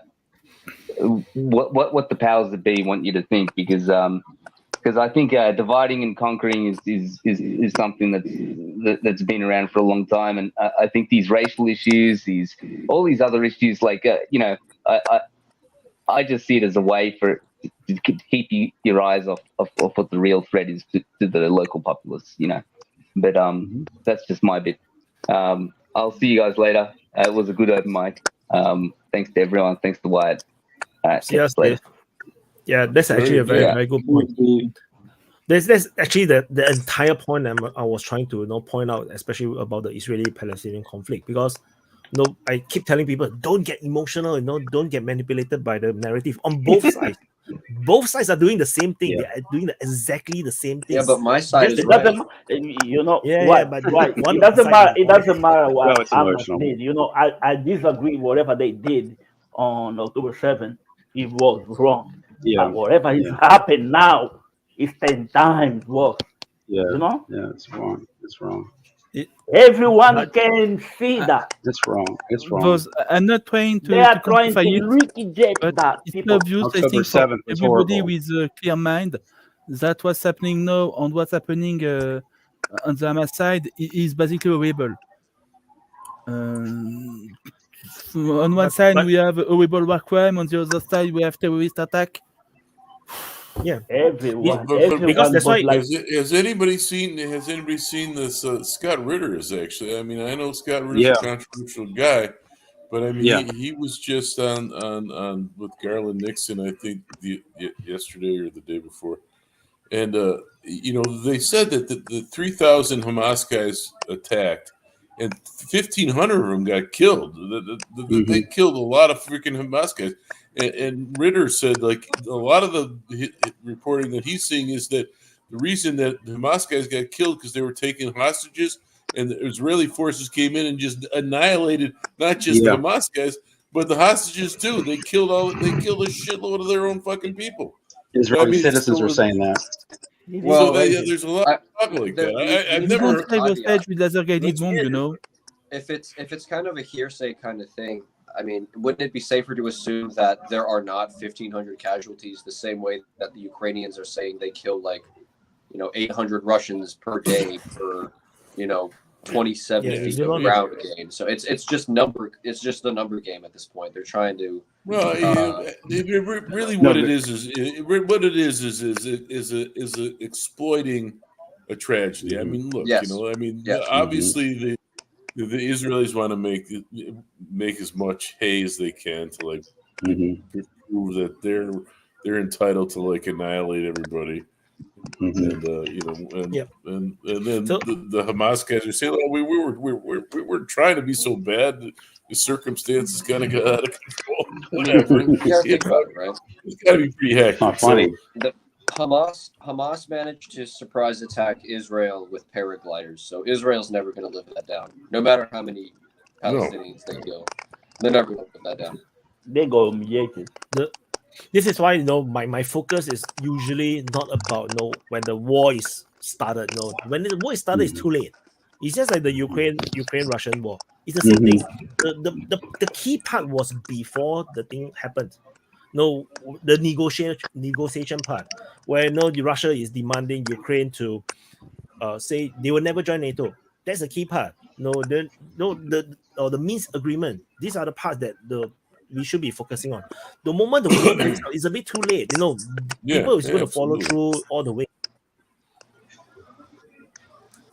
Yeah, well, that's where kind of Russia and China are trying to take the lead in this, or I don't want to call it. I wouldn't even say take the lead. Take advantage of this situation, because they're basically saying, look, this wouldn't have happened if the United States of America hadn't completely screwed up the negotiations between the Palestinians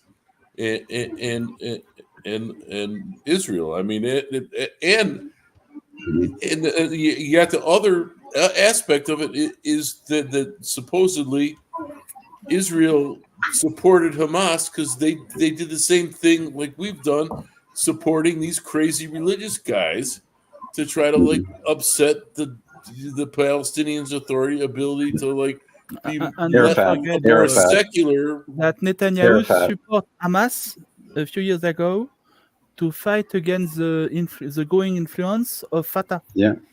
Of the Palestinian Authority. So they give a part of the money who was going to go to the Palestinian Authority has been given to Hamas. So a part of the attack a few weeks ago was financed by Israeli money. It's just crazy. Yeah, that also talks about. They keep saying Hamas is supported by Iran, and we're obviously Most of the money comes from the Gulf states. Yeah, what's it, Qatar or whatever comes from their main support. How are you going to say that most of the money come from country where there is US military base? Where don't say that. Qatar, right? There's a huge base. Is it Qatar or yes, got that or Saudi Arabia? Also, Turkey is very supportive of Hamas, and he made very supportive comments recently about Hamas. He said it wasn't a terrorist. Money to give to Hamas. because Turkey, because Erdogan is like the head of the Muslim Brotherhood, and Hamas is like Hamas is like the military wing of, like, if you want to take Sinn Féin in Ireland, they've got like a political wing and they've got a fighting wing. Well, the Islamic Brotherhood's got their political wing, and don't forget that the Egyptian government, and then they got their military wing as Hamas. Against the Muslim Brotherhood. We got two new people they can introduce themselves. We got two new people that need to introduce themselves. The L is Lorenzo. He appeared before, some time ago. Yeah, no, it's for purposes for, as you know, what was it, SEO issues, like I told you before, offline, Wyatt, so we don't have any issues in the future. But yeah, no, I just wanted to correct the record for the civil rights lawyer for the voting records. But before I get into that, I'll let Archimedes introduce himself. Archimedes is also regular. Yeah, I'm insulted. There's nothing to introduce. You know these guys. People know me. All right. Yeah, you see, never watch Open Mic. No. Yeah. Everybody go back and watch. I'm just 100 hours. What are you going to talk about the voting rights record? So the civil rights lawyer over here, like, I went to the ICC, I did this, I did that. It's like, did you ever count the votes for Black people or the Black caucus over the years from the 60s to the 70s and 80s? As Alan said, this is a poor versus rich issue, haves and have-nots, combined with the disparity, creating confounding variable. Like, anybody who's passed statistic class could count that. Like, they're on record at congress.gov. So, what are you talking all about? due respect. What are you talking about? So, what's the point? He's talking about the disparity. He's talking about he was talking about police brutality. Police incidences happen when you live in poor neighborhoods. If you live in well-to-do neighborhoods, as he admitted himself, you have clout in the court system. You can get a great lawyer. You can beat the case. We see high-profile African Americans time and time again get crazy low sentences for grade A felony charges, quite frankly. The only time particularly, right, when I've seen Black celebrities really not get favorable treatment is when the DA themselves is Black. For instance, in Georgia, right, with a Young Thug, right? He's in jail right now. But if you look at people like Meek Mill, he got a slap on the wrist. So I do find it, like Vaughn said, it's a tired narrative that anybody who wants to spend a day to actually do a deep dive into voting records and do their own independent research can see. What's the connection between voting records? I'm not getting that connection between voting records and what you're trying to say. Rich versus poor. I don't get that. So here's the thing.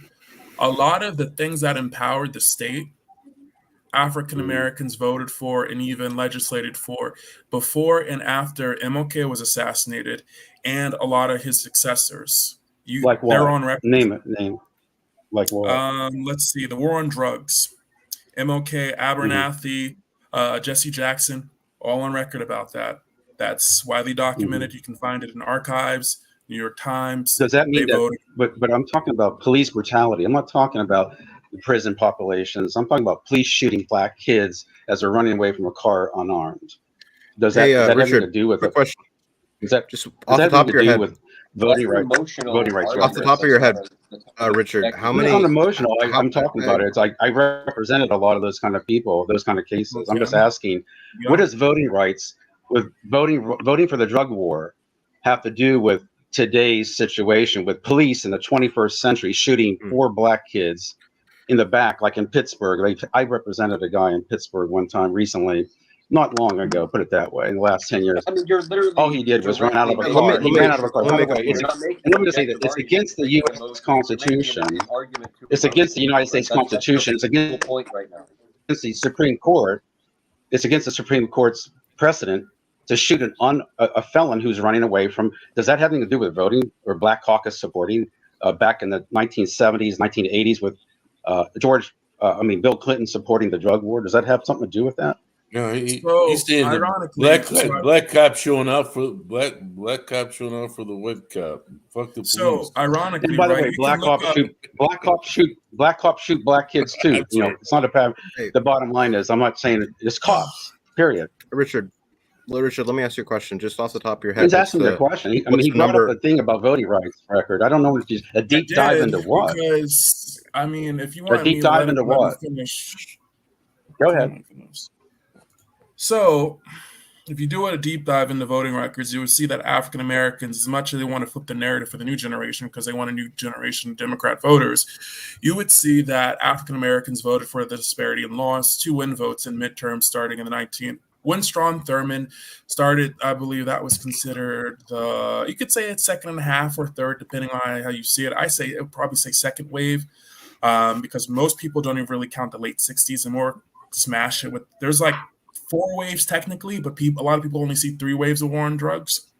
So the police, over time, with the rhetoric of mass incarceration against the war on drugs, the police became, over time, as such as our founding fathers said, beware, empowering the government, giving too much power to the state.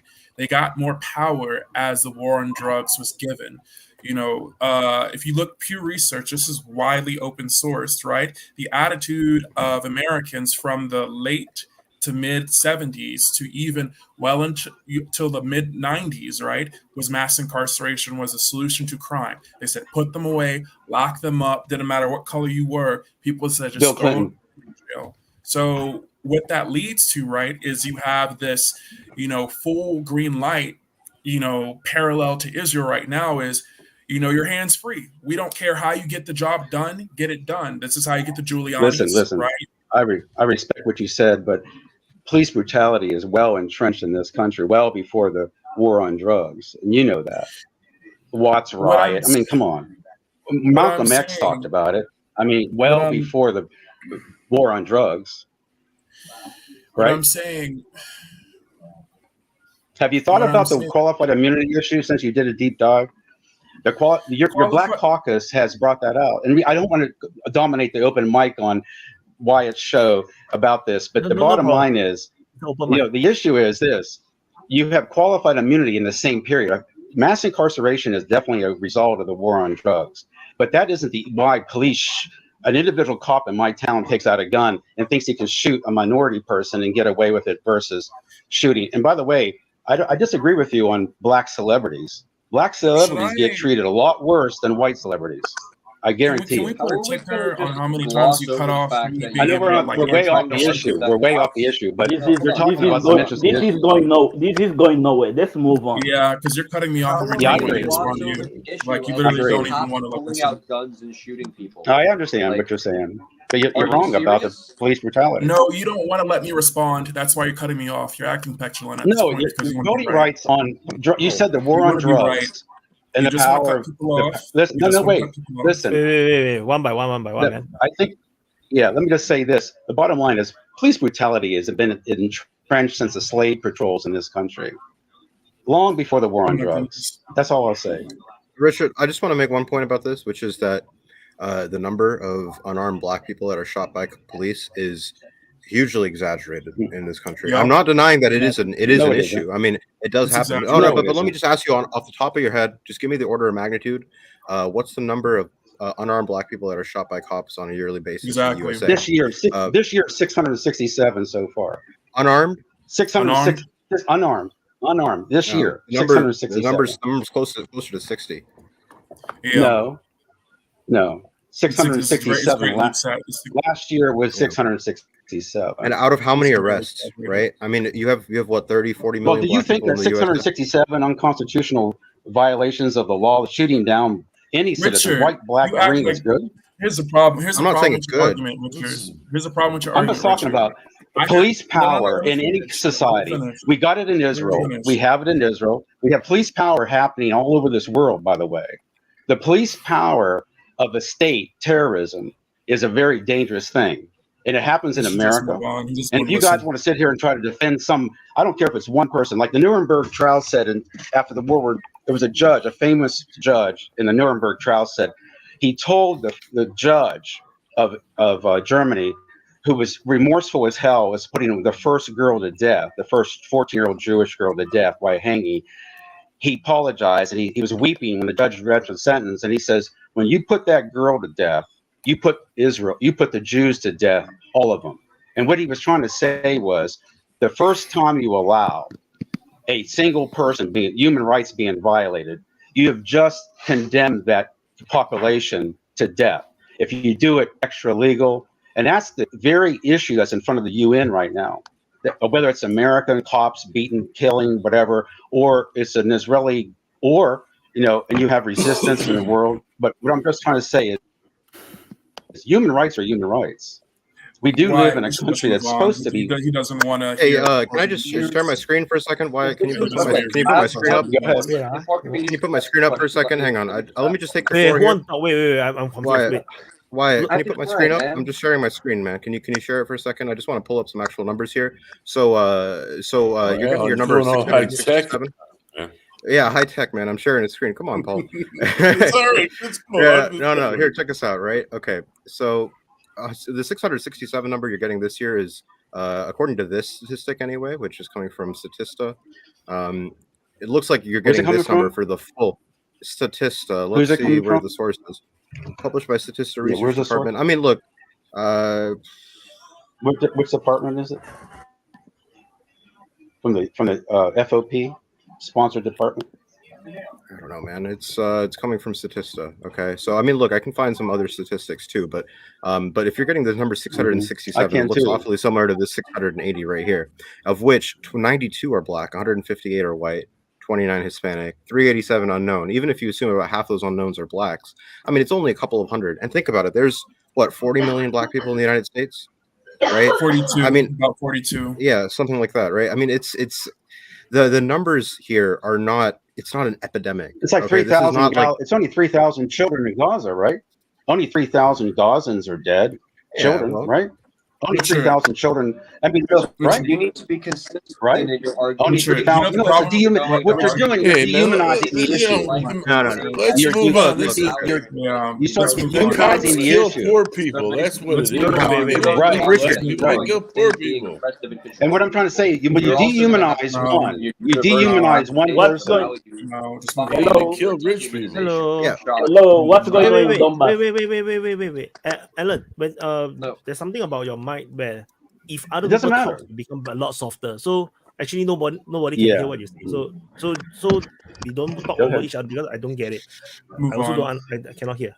Yeah. So one by one, because Lorenzo got something to say, Alan got something to say. If not, they are not expressing themselves. I want to hear what Alan wants to say first, because what Alan, what you want to say? Because you were talking. Can you guys hear me at all? I'm trying to talk. Can you hear me at all? Yeah, we can hear you, but you cannot overlap, because once multiple people talk at the same time, you become the softer one. Right. Okay. Well, my single point I wanted to make, Richard, if you're going to be consistent, and I ask you, why aren't you being consistent? You're outraged at the state having excessive power and being brutal with its power. You're in your language, and purely your language, you're saying poor innocent black kids are being shot by cops. So why is the tragedy of black children being shot in the back while they're running away tied or to white the oppression or yellow or red? No. Doesn't matter. You add, No. It's just black. I'm saying, if there's any problem, it's only a black problem. It's not a problem of all minorities. May I just give a closing? Okay, Lorenzo, So I've said that repeatedly. Here's the problem, right? This is the reason why I got rid of Facebook. I don't even have much social media anymore. It's because of people like Richard, right? Like, seriously. I got so angry when BLM happened. I literally wanted to punch people on sight. I didn't care whether right, left, up, down. I literally wanted to punch white people on sight. Because you're speaking on issues, number one, you don't have a stake in. You aren't poor. You don't understand what I've been through. You're not a man. You don't understand what I've been through. Oh, I don't. You don't have any idea what I've been through. What pisses me off about BLM You say is that, I didn't and get you're on showing, that grift to get all literally, the sweet money they literally, got, man. Jeez. literally, you have no idea what you're saying. And when you say that, all I'm trying to say, and by the way, I don't believe in BLM. I was well before BLM. I worked on these cases long before BLM came into existence. Leave it to the rich lawyer to silence the black voice. This is the issue. I'm not a rich lawyer. I'm not a rich lawyer, by the way. I never made any money on those cases. This is core issue. This is core issue, right? I mean, are we gonna do this ad hominem bullshit? I mean, really? Yeah. I mean, the whole fucking problem in America is very nuanced. There's all kinds of fucking reasons. You know, I thought we were gonna talk about Ukraine again. You know, we spent a fucking hour talking about racial issues in America. Let's move on. Yeah. Wait. Lorenzo wanted to do a closing, so let him talk. Let's not interrupt. So he wanted to do a closing. I think he wanted to get off. Yeah, the core I was trying to get to, right? The core of the message, and I don't even know why people keep on interrupting. You're not adding to your argument by interrupting me. That's the point I was making. You're only detracting from your argument because only You're attacking shows me. That's why I interrupted you. that doesn't show Keep how on mature attacking and me. how much. Keep on attacking me. I'm an attorney. Keep on attacking me. Yeah. Keep on attacking me. Why Right. are you three Say I times don't know what I'm older than talking me? about. Why are Yeah. you 3 times Keep older on than saying me? that. And Come on, you're not let him only choosing to interrupt You're me. black and I'm white. I don't understand your cause, right? All right. Right. Let him talk. Let the man speak. Right? Richard. I don't If understand your your cause. argument had merit, if you're like the founding Right. fathers, if your argument had merit, you The would founding speak on fathers merit. weren't real happy with your people. Come on, Richard, man, let him finish his point. Yeah, I will. Let him, Go ahead. If the merits of your argument had weight, let him have the enough. you would room. not interrupt me. That was the first Okay. core I was going to say. Go Number ahead. 2 was the point is you have no stakeholdership in that social issue, particularly as the We affected don't have no party. stakeholdership. I'm an American citizen. I said as the I'm an American affected citizen. Richard, That's a let him what? finish his point. That's the point. So That's the that point now. social issue, right? That social issue, particularly to Archimedes' point, was the focus on the black male demographic, right?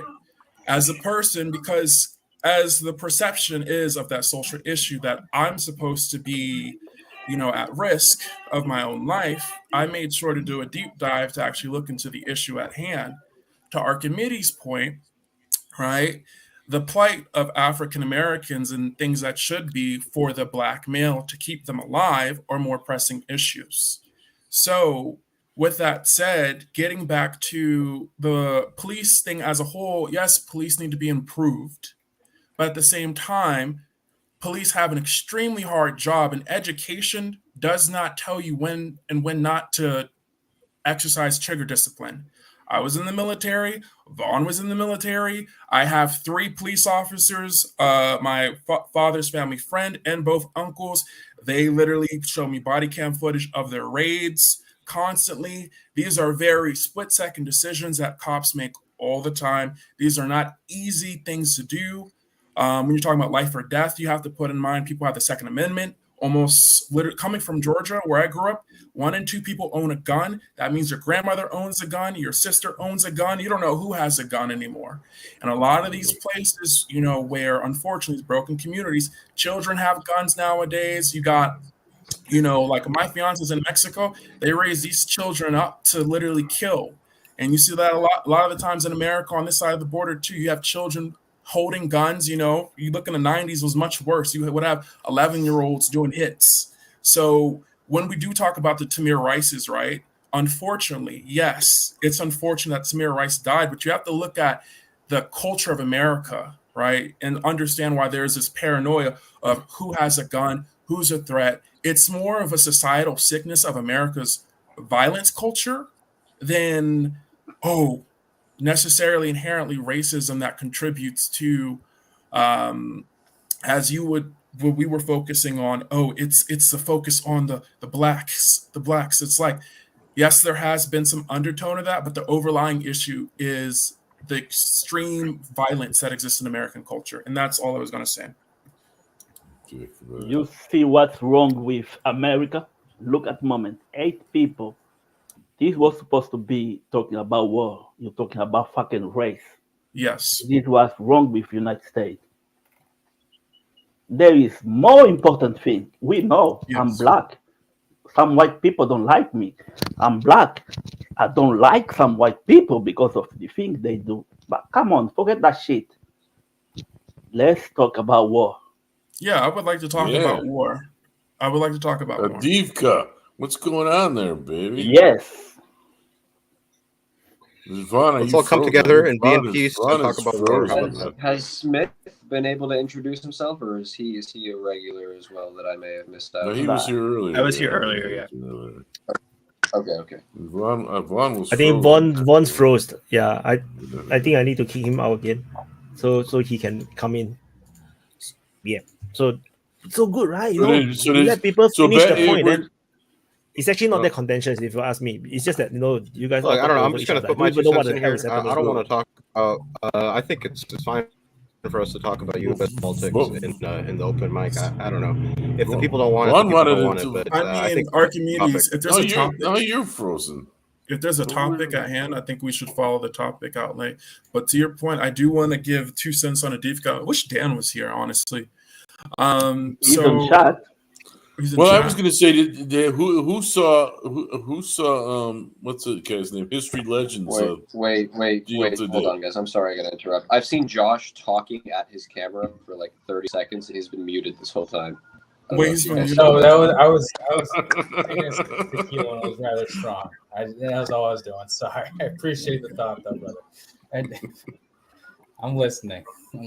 So, yeah, I know. I wanted to talk about. So, what do you guys think about the production of? I think it's the 36. Is it 36 or 24? The SU.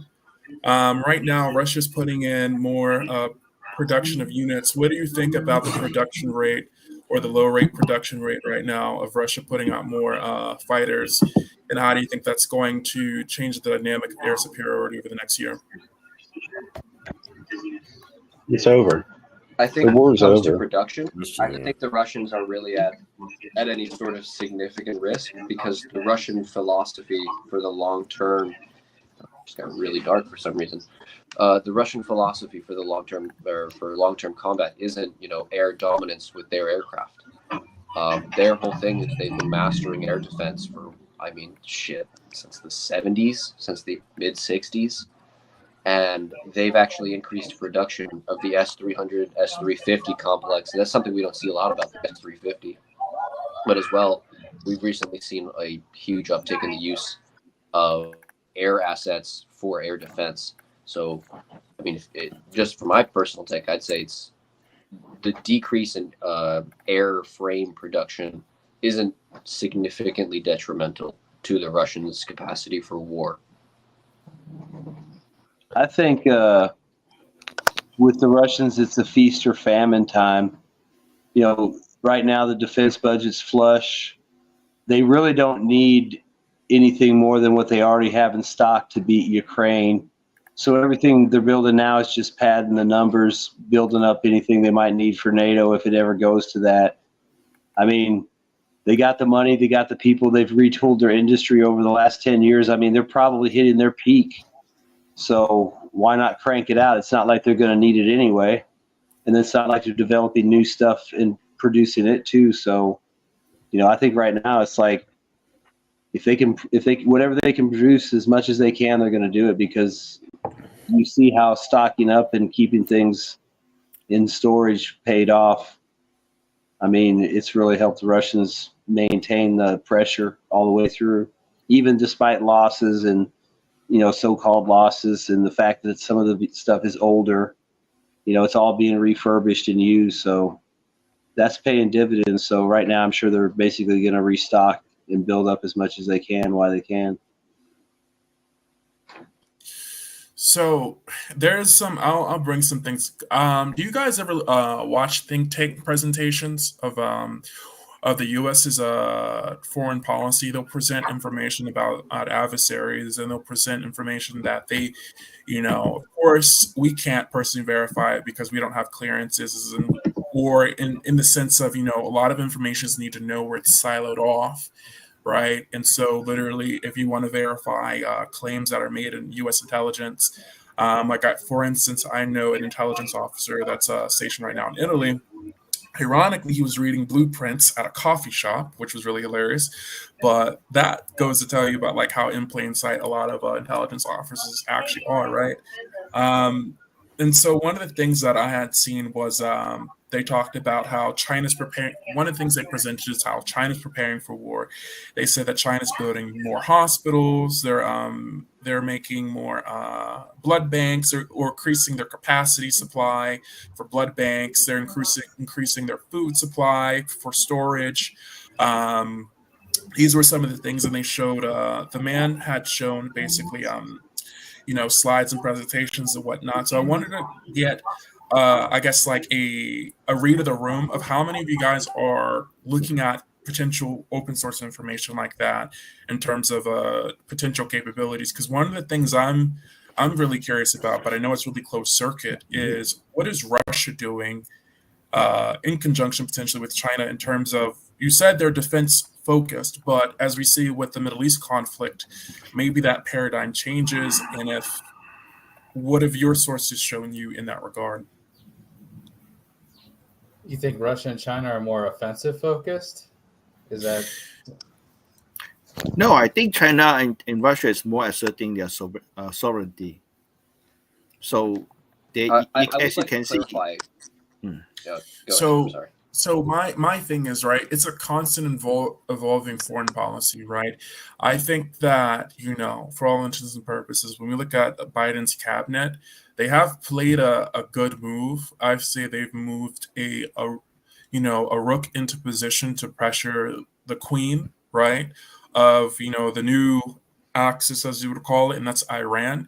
And so if I'm Putin, if I'm Xi Jinping, I'm looking at that, I'm like, our allies being pressured. What does that make you think of when you see that in terms of military capabilities of supporting Iran? When I think somebody posted it in the Telegram, you have all these blue water navies from the NATO that are pretty much on standby in the Mediterranean to be within, quite frankly, striking distance of Iran. Real quick, Wyatt just wanted Richard to know that he's muted. And when he wants to talk, to unmute himself and then mute himself when he doesn't want to talk because his background's noisy. Thanks.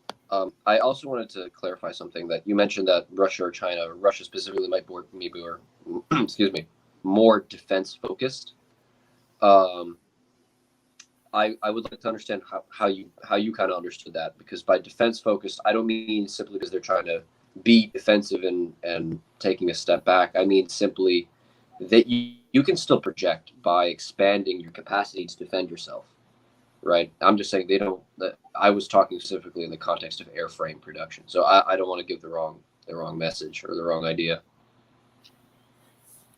So I look at it as the logistics as a whole, from whether it's the Air Force to the ground troop conscription, to also whether artillery, focus on artillery, or as I mentioned before, food supply. We know that China has increased its small ships. It's increased its small warfighter ships. I would assume that's more for the South China Sea and just for that eminent domain, right?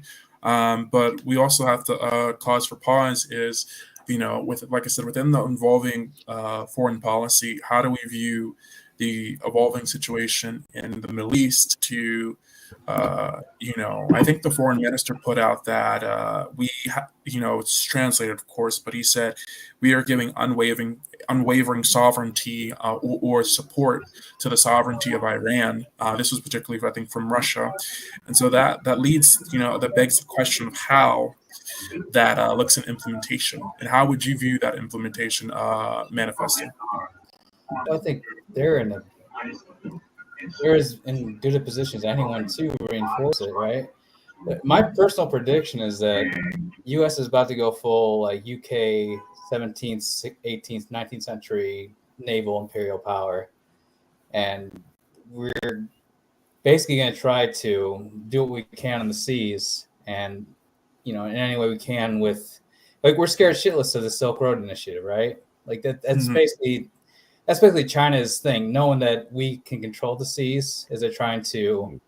Now we're trying to disrupt everything as far as Central Asia, Middle East, everything. I mean that's just a trajectory. So I don't know. I don't know if that speaks to your point, but we're going to try to disrupt that anyway. I think we forfeit pretty much any land standing we had in the Middle East at this point. Like, we're done with it. So I don't know. Sorry, I'm rambling, but I know what you're saying. So Joshua, like we spoke earlier. Did you see they I know Alex Alexander McCurris and Alex Christopher. They made a big thing about today about talking about the fact that in Biden's speech, they think, I haven't heard this from anybody else, but they think that he let slip this notion that when he was talking about sending our carriers into the war zone and attacking. Actually, it wasn't about the carriers; it was about attacking the bases in Syria and Iraq. So this has nothing to do with Israel. They said that it kind of looked like a gaffe almost, that he let slip that the real purpose of the United States bringing their carriers into the region, and again, one of the things that it presupposes, these other two carrier groups that left San Diego recently, Lincoln and I forget what the other one. We got two carrier groups in the region in the eastern north, but they got two others coming out of California just in the last few days, going somewhere. They don't really know where they're going yet. But I also heard a diplomat say that if the United States puts three carrier groups in one region, that means they're in it for the fucking long haul, big ass war. If they two carrier groups, not so much. 3, 4, that means they're serious. Yeah, these people. I was just gonna say, Dan's here. We only have him for a certain amount of time, and he wants to talk about Avdiivka like we've been trying to do for the last hour. Okay. Yeah. So I want to talk about Avdiivka. So many months ago, we were on Open Mic, and a lot of people were asking, where is this war leading to? Where's the next battle is going to happen? And I actually have called Avdiivka for months, because in war, you have to chase the enemy where they're most concentrated in. And this city has been a thorn, I guess, in the Russians' ass for so long. And I see Avdiivka like the climax of this whole Ukrainian offensive. So the climax is they attack, blah, blah, blah. Everything that happened in between doesn't matter. It reached the pinnacle now that the Russians have held the line as much as they could, and now they have started operations in Avdiivka. And I believe, it's going to be the... Oops. The CIA got him, guys. Internet, They finally got Dan, bro.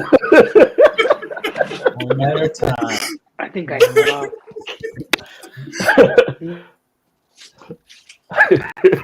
Yeah, that's what happened when you keep saying we Russian. Yeah.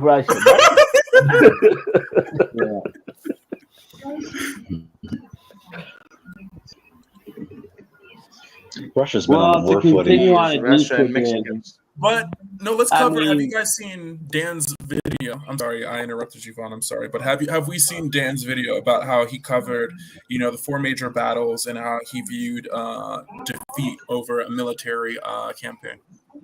Yeah, the family Russian reporter. There's a YouTube channel. Amir's big is fun, I love watching his videos. His prediction and explanation is still good.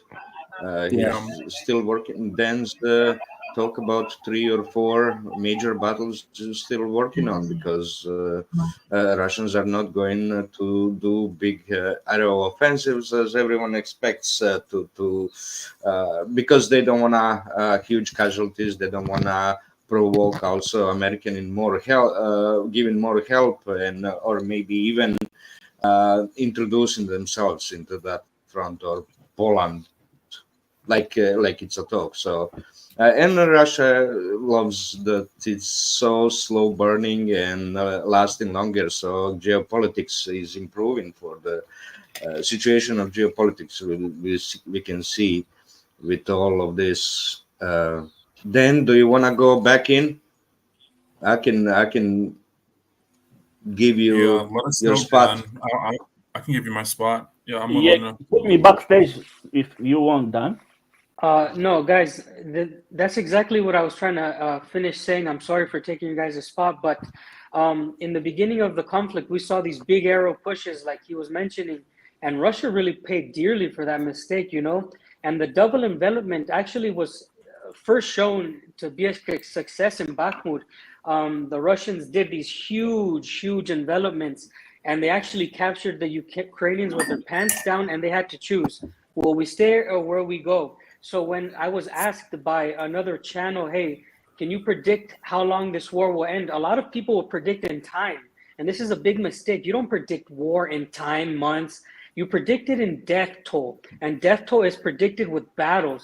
So that's where my guess came, okay, this is going to happen in major battles. All of world history, biggest wars, you remember the big battles. You know names like Iwo Jima, you know names like the Battle of the Bulge. Like, these battles define the war. These game changer moments ended the war quickly, or they dragged them on. So you know that the Eastern and the Western Front for the world wars, it was stagnant. No, not anymore. In modern warfare, you need those big punches. So I predicted 3 or 4. Bakhmut was the first one, and Avdiivka will be the second one. Bakhmut was built up by the media, and a lot of both sides put their chips in. The Ukrainians said, "Okay, we'll wager higher." The Russian says, "We'll Did you wager say higher." Avastal was one?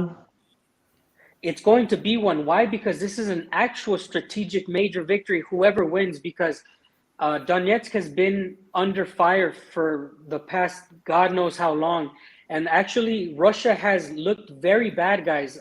The mood in Russia is, why haven't we stopped Avdiivka yet? They've actually been sour about it. This should have been the first city to fall, but they haven't been able to take it because the Ukrainians have actually held it, and they've been doing a good job. Credit to them militarily. And that's all I have to say. Avdiivka will be the second major battle. Russia has to win it at all costs, guys. This is like a war between Russia's all in, and in my opinion, it's going to fall. I can't predict when, but it's going to fall. You don't think that one in the south was the second one? I mean, they fought over that forever. Which one? Robotny. Robotny. But no. It's all reaching for a climax, though. Ukraine gave up. You'd have to include the whole Zaporizhzhia front in offensive, maybe. And we don't really know how bad it was. We know it was bad, but I mean, if you count the entire front from Staromayorsky over to Robotny, then yeah, you might be able to. And also, what about Avastal? Wouldn't that be considered one, or is that too early? Yes. No, that's a big one. So let me explain to why I discount. I'm going to discount these. Yeah, I'm going to tell you why these are not actually major battles. So when Azovstal was happening in Mariupol was already surrounded. It actually was completely surrounded, and the media built it up. They were hiding in a freaking plant for so long. There was not a strategic victory there. What can you tell us? Okay, they took away some people from a factory. There was no major casualty. Yeah, but it was already encircled. There was nothing to fight for. It wasn't encircled. Had reached It was funny to see far right being taken by It wasn't Muslims, encircled. you know? If you look at the left side, if you look down their coast, it really wasn't encircled. The Russians spent a lot of troops on the left side. A lot of Russians died coming into the Yeah, I mean, they left took side of casualties, but their that place support. was encircled for months. I Richard, mean, that was very I mean, much there may have been a gap. They It were was trying under to fly siege for a month. helicopters through, but they all got wasted too. Richard, Do you know where encirclement. Melitopol is? Richard, What's that? encirclement isn't But it's on necessarily. but it's a port. It was a very important port. It was a very important port city. I mean, it was a major victory for Russia. They spent 50,000 troops there, right? So Richard, No, I don't think so. encirclement isn't necessarily seeing like dots like around like in a little circle. I understand it means that. fire control. I get it. Right. And I get it. Thank you. That's the Thank thing. you. It's if you I look, appreciate if you what look you're saying. But look, I'm just saying it's a major victory because they spent so much time and effort. I think Russia's generals aren't stupid. I don't think their commanders would have spent that kind of time and effort on that city if it wasn't that strategic. That's kind of saying. I mean, it's a big victory, but maybe it was just too early. It didn't have an effect, or because it was too early in the war. Western analysts said Bakhmut wasn't strategic either. A lot of people said that in the West, New York, right? Yeah. So now that you've said what you've said, can I say what I think? Go ahead.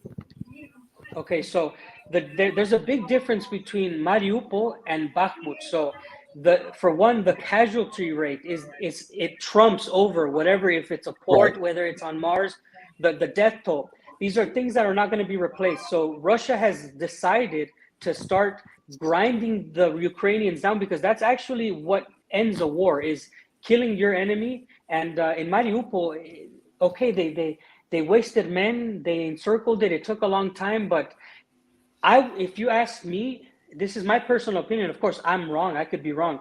If you told me which victory do you want, Bakhmut or Mariupol, I would take Bakhmut over Mariupol anytime. And when Bakhmut happened, and now let me finish my point, when Bakhmut happened, we realized, wow, there's actual battles of this magnitude. This is in fact a major battle. And that's when I decided, okay, now this is the status quo from now on. And that's all I have to say. But is that I agree. What you should say is, what's number 3, Dan? Come on, man. Where are they going Yeah, now? there's something critical to point out, and that's the leadership Before. of those Wherever it battles. happens. And so that's something I want to, Prigozhin is MIA. In whether Mariupol, there was only so there was Prigozhin only is MIA. 4,000 defenders. Sorry, in Mariupol, there was only 4,000 surrounded and defending the city, because they escaped before being surrounded. The rest of the defenders escaped. So it's not a major battle, exactly like Dan says.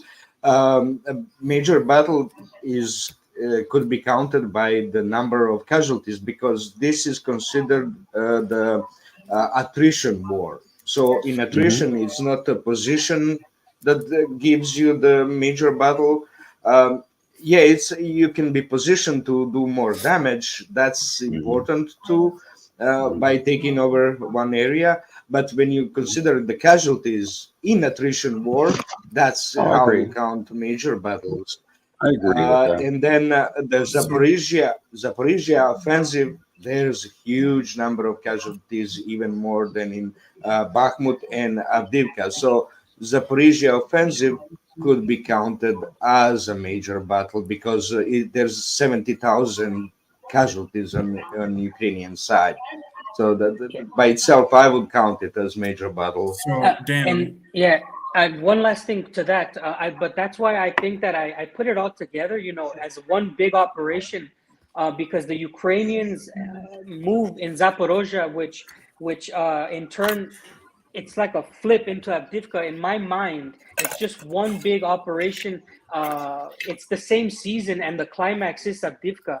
Of course, I don't know the numbers. I haven't really been paying attention to this, but you can definitely be right. But in my mind, it's one major operation that the climax hits in Avdiivka. Yeah, if you think about it, that's kind of the case, because now that the Zaporizhia offensive has failed and ended, they're rotating Ukrainian troops up to Avdiivka to try and stop the Russians. So, in that sense, it's all connected.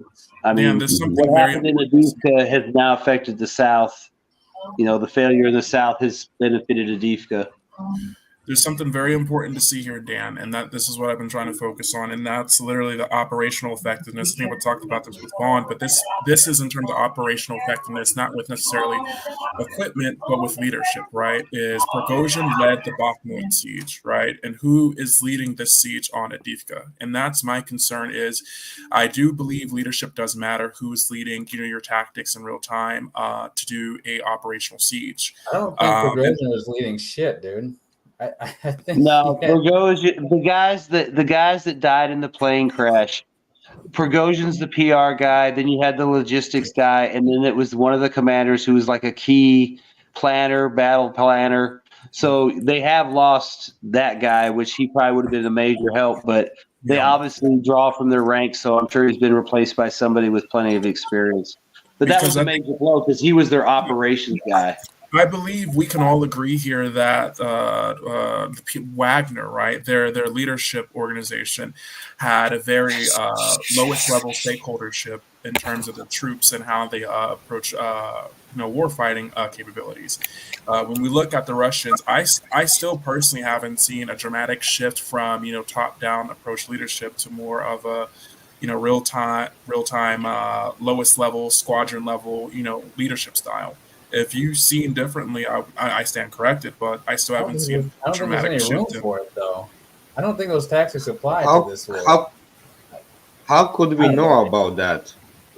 How could we know about that? I don't see anyone showing anything about changing their officers' opinion. I'm watching one of those that are really discussing a lot of those personal influences in personal experiences in the war, and they still keep talking about the officers sending them without proper preparations into the front line. So that's only way that we could know something about that relationship. That's really actually someone that's in a mid-range officer that could know that. We cannot really find out what's on the internet about it, except if you find exactly one of the lower junior officers that's talking about it. Let's say why there's so many destroyed armor in around Avdiivka now. There was around 40, 60 armors that not destroyed but damaged or destroyed around Avdiivka. That's really. And we see when they were attacking in one spot by the railroad, there was after they damaged after the soldiers exited, damaged the IFVs. There was a Ukrainian quadcopter dropping the bomblets on them, and not one, but like 5, 6, 7. So the commander there wasn't doing his job with EVs, with more drones, Russian drones, protecting those, attackers. And that's really bad preparation for the attack, sending them straight in with only one plow tank. That tank also made a mistake when he made a really small area for disembarking. He should have made a long line so that those IFVs could disembark and leave as quickly as possible. But no, they were sitting there and being shelled. So there was like continuous mistakes of the commanders of doing it, of thinking, we did such a huge bombarding of Avdiivka. So everyone must be dead. Let's just go in and take empty trenches. That's still thinking prevalent in a Russian officer corps. Yes, there was really devastating bombardment for like 2 days before or maybe during the offensive on those trench lines, attack on trench lines. So they're still doing that's the only way we can know about it. But what I find the really interesting news, there was the really effective game changer. Nobody knows how those 24 choppers and planes were destroyed, of Ukrainian aircrafts were destroyed. Nobody knows. They're saying this and that. I can guess there was one news, some description of it, but can you imagine that even US is not saying how it is destroyed? Nobody is giving any detailed information. It's such a big secret how because the pilots say there was no initial warning. It was just explosion. That's all we know. So that's a big game changer, I would say, on Russia's side. So if anyone knows anything about it, it's really that's a big detail. I mean, small detail for a big significance. I have a quick question about that. Paul, you're muted. I've seen the reports. Have we gotten video confirmation of destroyed aircraft, or is it just Russian reports right now? I think it's just Russian. It's a mix. Ukrainian are crying about it. Stories of aircraft lost. I can't remember where I saw it today, but somebody had an article. It's like how Ukraine or Russia shot down 5 planes in several days. So there might be something to it, but I mean, if they all crash into Ukrainian territory, unless somebody leaks a video, you're not going to see it or a picture. Hey, Paul, I don't know. I mean, they could have had a good day, but yeah, plug it in. Wyatt reported what 14. Someone microphone go a bad noise. Is that Paul? Is that you? No, that was I Voss. think it's Paul or Richard. Yeah, that's Paul's mic. Yeah, it's Paul. Rain come from Paul. He's Helen Keller right now. So the Richard's mic is fine, but the thing is that I think he's watching TV or something. So there's a lot of background sound. It's Paul. Then for Paul, his mic is disconnected. There's no sound. So you need to plug out and plug in again your earphone. There's no now there's no sound. You even if you unmute, there's no sound. You plug out and plug in your there's white noise. Yeah, so for Richard, you need to mute when you're not talking because there is a lot of background sound from your side. So I have to keep. No, it sounds like Paul. Paul. You the noise coming from Paul. Yeah. Paul, we have only white noise coming from your microphone. It's definitely Paul. Yeah, done.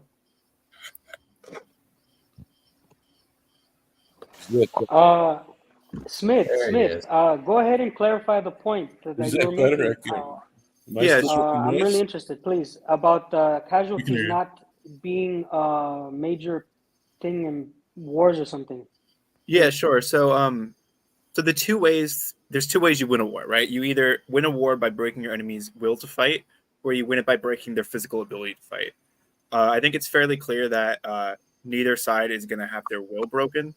I don't think either the Ukrainians or Russians are going to give up. Both see the side as existential, at least the governments. I mean, the people might, but I think it's very unlikely that the people overthrow the government or there's some sort of massive revolt. At least at this stage of the war, maybe 6 years down the line or something. So then you get to the physical ability. The casualties are a big deal. I mean, obviously, from a humanitarian perspective, it's not good. And even from a combat perspective, if you lose experienced troops, that's an issue. The society, you have major economic impacts and stuff. So it obviously matters. But American Vietnam, we killed 1 million Vietnamese or something like that. Same thing with Iraq. We killed way more than that. Yeah, exactly. We still lose the war. Yeah, one second. We didn't lose the war on the battlefield. We lost the war because we made a peace treaty. We left. And then when this North invaded the South, we didn't, enforce our treaty. So Vietnam was left naked. And that's why we lost. They didn't beat us on the battlefield. They beat us because we fucking didn't show up and we abandoned them. But we actually didn't beat them on the battlefield. That's the important aspect. We didn't win but the I'm war. asking you about, we dominated their asses on the battlefield. All right, guys. You guys are going down a black hole again. I'm asking Smith about this war. Yeah. Ukraine versus Russia. Why do you think? No, let me ask you. What are those two things you said again? So for will, from the will perspective, like it's either the will or the ability, right? From the will, I don't think that either side's going to break. And from the physical ability, I don't think it's casualty numbers that matter for this war. I think it's equipment. I think it's like artillery pieces, to some extent, maybe aircraft, although this war is not primarily in the air. But I think it's mostly a battle of, in terms of attrition, it's going to be artillery pieces because it's mostly an artillery war. So instead of looking at how many soldiers die, I think it's more important to look at like who's winning the artillery war, who's winning the counter battery war, like how many pieces are being destroyed on each side. Because as soon as one loses the ability to have artillery superiority, like or even contest the artillery range, they will just lose the war. Okay. Well, Russia's already winning the artillery war. They're winning the air war. And attriting your troops does go to the combat power. If you're dead, you can't man a tank. And you can't fight. And as far as the will to fight, their will's being broken every day because every day they're being slaughtered. Every day they surrender more. Every day they lose more territory. Every day the situation gets worse. Every day they get less and less. Every day they hear more going somewhere else. It may not happen right away, but their will's breaking, and their ability to fight is breaking. And killing as many Ukrainians as you can is how you do it. And that's why it works. Their formula is to ground and pound, and they got the power to stay in this fight for indefinitely. The West doesn't have the ability to fund this war indefinitely, especially if you're going to start dealing with Israel. And think about it, they're all buddies. So all China's got to do is start acting funny in the South China Sea. Well, now we got to send stuff to Wait, now you're going to black hole, Vaughn. You're going black hole. You kill the Ukrainians, this war's over. There's no indication that the Ukrainian government is looking for peace. And nothing with the Ukrainian government. It doesn't matter if they want to surrender. When the army's dead and the people don't want to fight, it's over. It doesn't matter what the fucking government. It doesn't matter if Zelensky doesn't want to give up. When Zelensky's dead and there's nobody left to fight, it's done. So this conversation Taiwan is not. Taiwan is not. This conversation started because I asked Smith a question. Now I'm going to answer. So I had an interview, Smith, on another channel, and they asked me, like, what do you think about the war? How is it going? You're talking about equipment. The West can send equipment, but they can produce equipment. If the whole world gives to the Ukraine, they can continue fighting. But like Vaughn said, and it's something I was going to mention, where are you going to mass produce 18-year-old Ukrainians? You can't produce 18-year-old Ukrainians every year.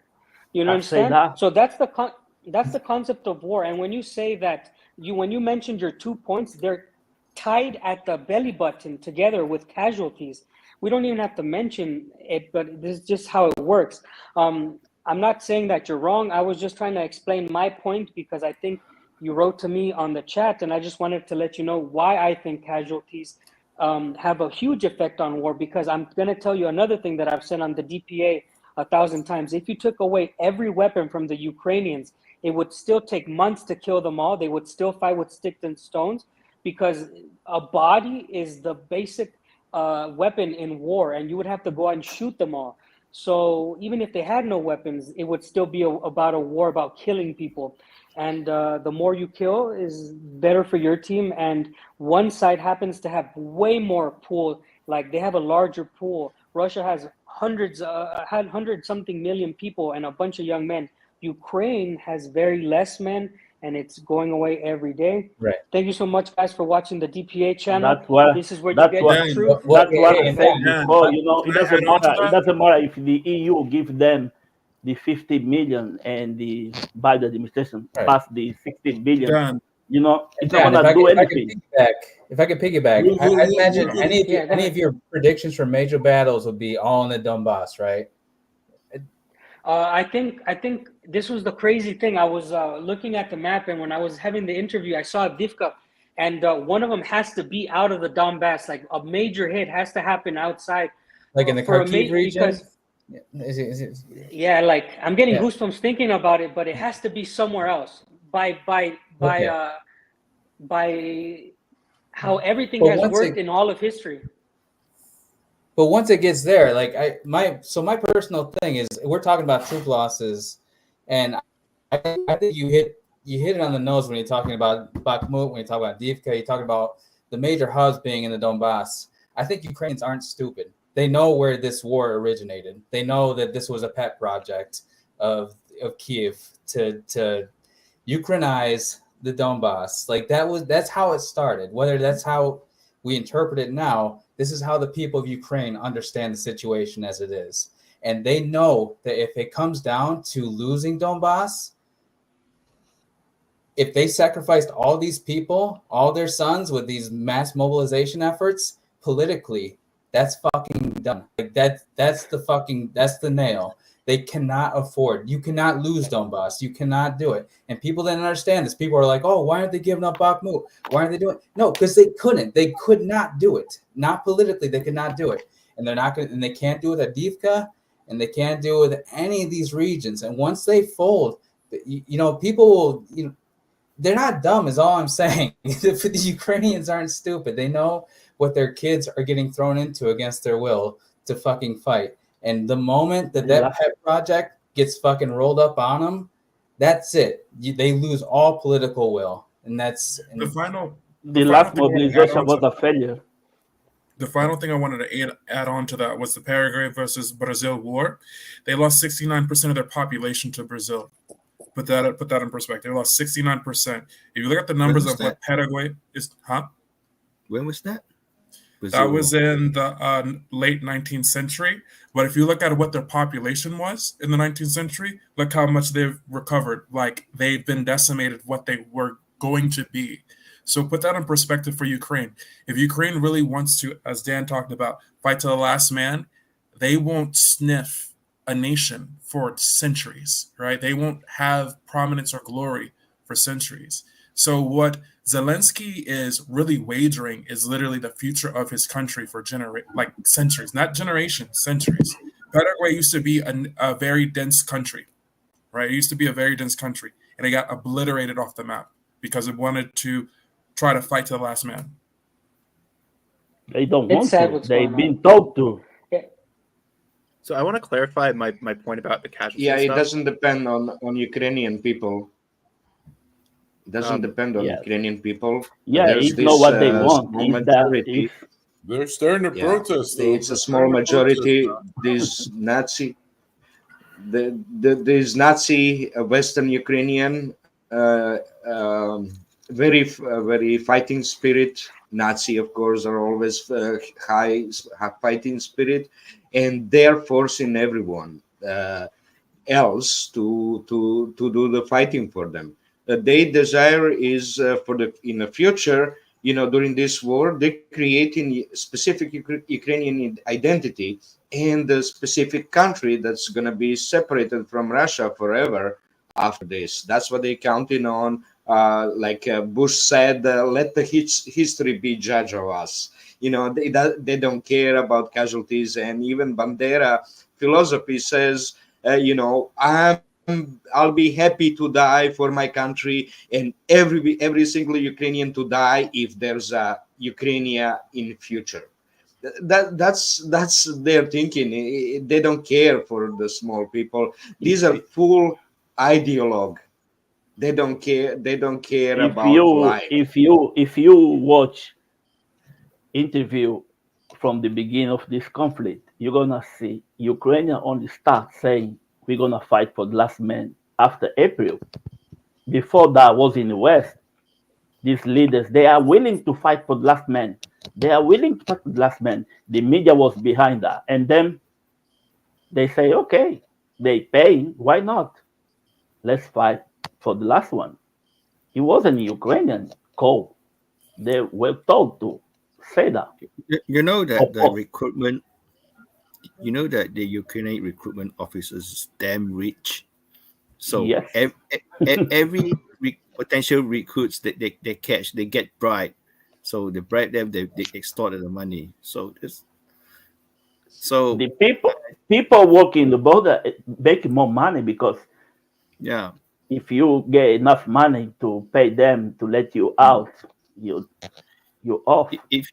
If the weapons can ship to Ukraine, can ship it out to black markets, how would the recruitment officers do? The same thing. They just extort the normal Ukrainians for money if you don't want to be enlisted.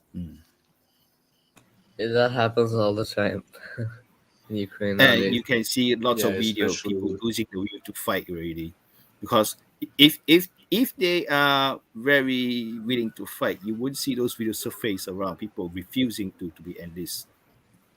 Most of the Ukrainian men in Europe are like just well-off people who had the money to bribe like an officer, recruitment officer to cross the border. Now in the early of the war, in outside the Ukraine, those people were so eager to join the foreign legions. Now, are they still have the same passion right now? They're all leaving. They You have the geopolitical event too. I don't know that the West can afford to let Ukraine just die. We know that, and the investment of the Western politics, with maybe that might change with the money game in Washington, but I do think they are so overcommitted. The West, all the West is so overcommitted to this war. I don't know where. That's the dangerous point to me. Is like, where does it end? Maybe we get back to that Israeli Gaza thing is going to overshadow that and bring some torque. That'd be an interesting discussion, right? As we've been talking about. Strategically, but I think Israel is a lot more important than Ukraine. Strategically, Ukraine itself, it actually is something like there's a main course of meal and there is it is entree. Okay, so you aim for the main course, but the entree to NATO and US, Ukraine is just an entree, just to test it out Russia's capability, whether they are weak or vulnerable or very tough on it. If they cannot go on the projects, no, they switch back to square one. Go focus on the main course. I would say Ukraine is a really long-term project. It's been going 15 It is a years long-term now project, to but destroy they want- Russia in order to prevent China from having resources. So it's all about China, yeah. But they need to divide Russia and China by destroying Russia. What about the Black? I think And it's about Ukraine the is Black part of Sea. that. They want the Black Sea. Yeah. You think they want the Black Sea? They want Crimea. That was their whole thing. Let's get to US point of view, Black Sea is not as important to them, but it's very important to Russia. Yeah. And depriving Exactly. In Russia order of to what's important to the United States. To control, in order to control Russia, United States, the main buffer zone is the entire Western Europe. So they want to expand their influence into Eastern Europe as have a more buffer against Russia. So they push to it. Gradually they push it to the Ukraine. Ukraine is a much more, reflex point for Russia. So they're testing the reflex point of Russia, but they got what they have right now. Well, it's all about destabilizing Russia to get access to their resources. That's all any of this is. Yeah. At the same time. That's why they want it. Yeah, that's the ultimate goal. Yeah, buy one get one. one. America has resources. Russia and America have the same amount of resources. Expanding. It's about controlling resources. Exactly. Yeah, it's about controlling resources, not so much having the resources, but controlling. Let's say what America was doing for the last 50 years with their resources is preserving them for future consumption, let's say. But at the same time, the rest of the world is using its own resources. So they can control by adding more or pulling back, just like OPEC does. That's what United States is doing with their resources, their own resources. So it's not about having those resources of Russia, but controlling the world resources. Right. Or how much can get denying them prices, how the prices go up and down. That's what's about. Not so much about owning those resources, but controlling the pricing, just like OPEC does. Controlling them oil. private. In my opinion, is that Israel is the most important to U.S. because there are lots of Jewish lobbyists in U.S. So of course they have a sentiment for their holy city in Jerusalem. So want to have their own holy city for their own. That is why they influence the U.S. politics to get more involved in the Israel matters. Oh yeah, it's first in line, absolutely, because through Israel they control those countries that have oil. They can control those kings through Israel. That's where it comes to. Yes, it's a first one because oil is more important than what Russia does. Because most of the oil is in that areas, not only Venezuela, yes, but Russia has only 1/4 of the oil and gas as much as the Middle East has. So that's a good point. Israel, yeah. So Israel has super chat is a good point. Iran is very fucking That point rich when it comes to speaks oil. to the denial of resources. That speaks to it perfectly. Yeah, denial of resources. Sorry, Average. Yeah. You were saying something. Okay.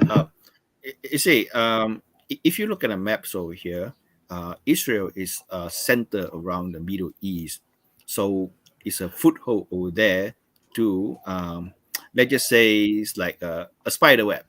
A spider web entangle the rest of the surroundings, Arab countries of it. So wherever, how spider webs catching his prey.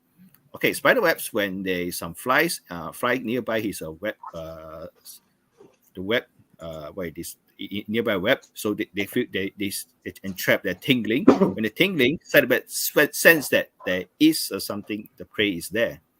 So they will go after it and consume it, eat it, exploit it, whatever it means. So Israel is important to US. It's because act as a center piece of a spider web to gather intelligence what their Arab countries up to. Part of the reason that is I see is the most strategic point for US. But yeah, okay. So Stevie, not sure what to add. Yes.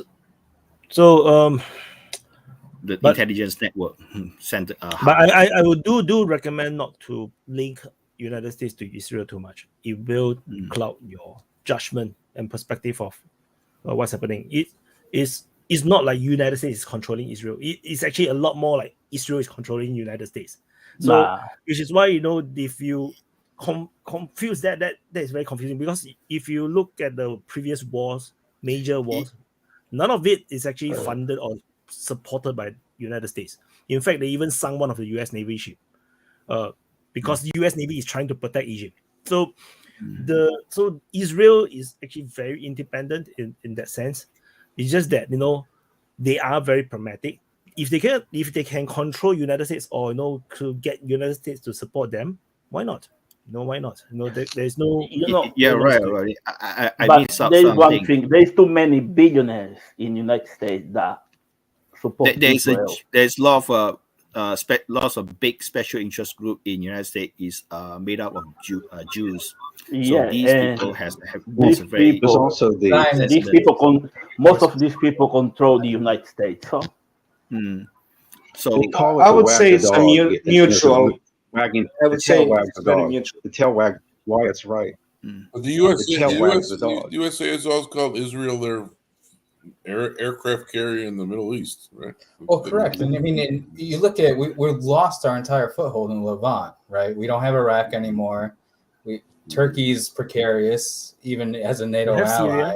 Like Israel's pretty much our only vaguely safe foothold, and that's kind of what we've fallen back on. Like I think I agree with Wyatt that they're kind of a thorn in our side. They have their own interests, but I think that we have an incredibly large interest in keeping Israel alive for ourselves. I don't think it's I think it's very much at least as much as our interest as it is in theirs.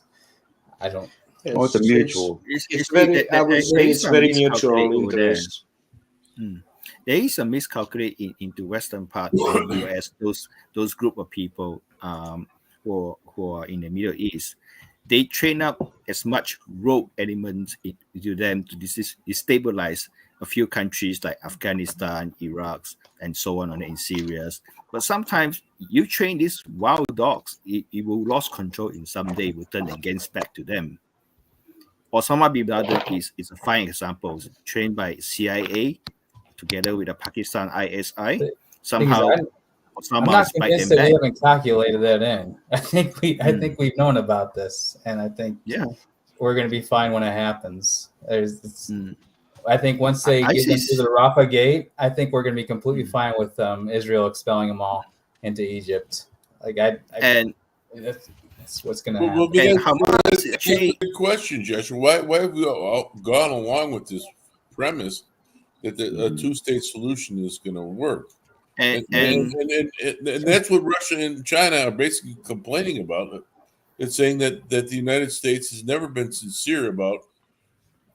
Again, just like with the Minsk Accord, they never made agreements and they never really meant to keep them. They just said, "Okay, yeah, we're going to have a two-state solution." UN resolutions.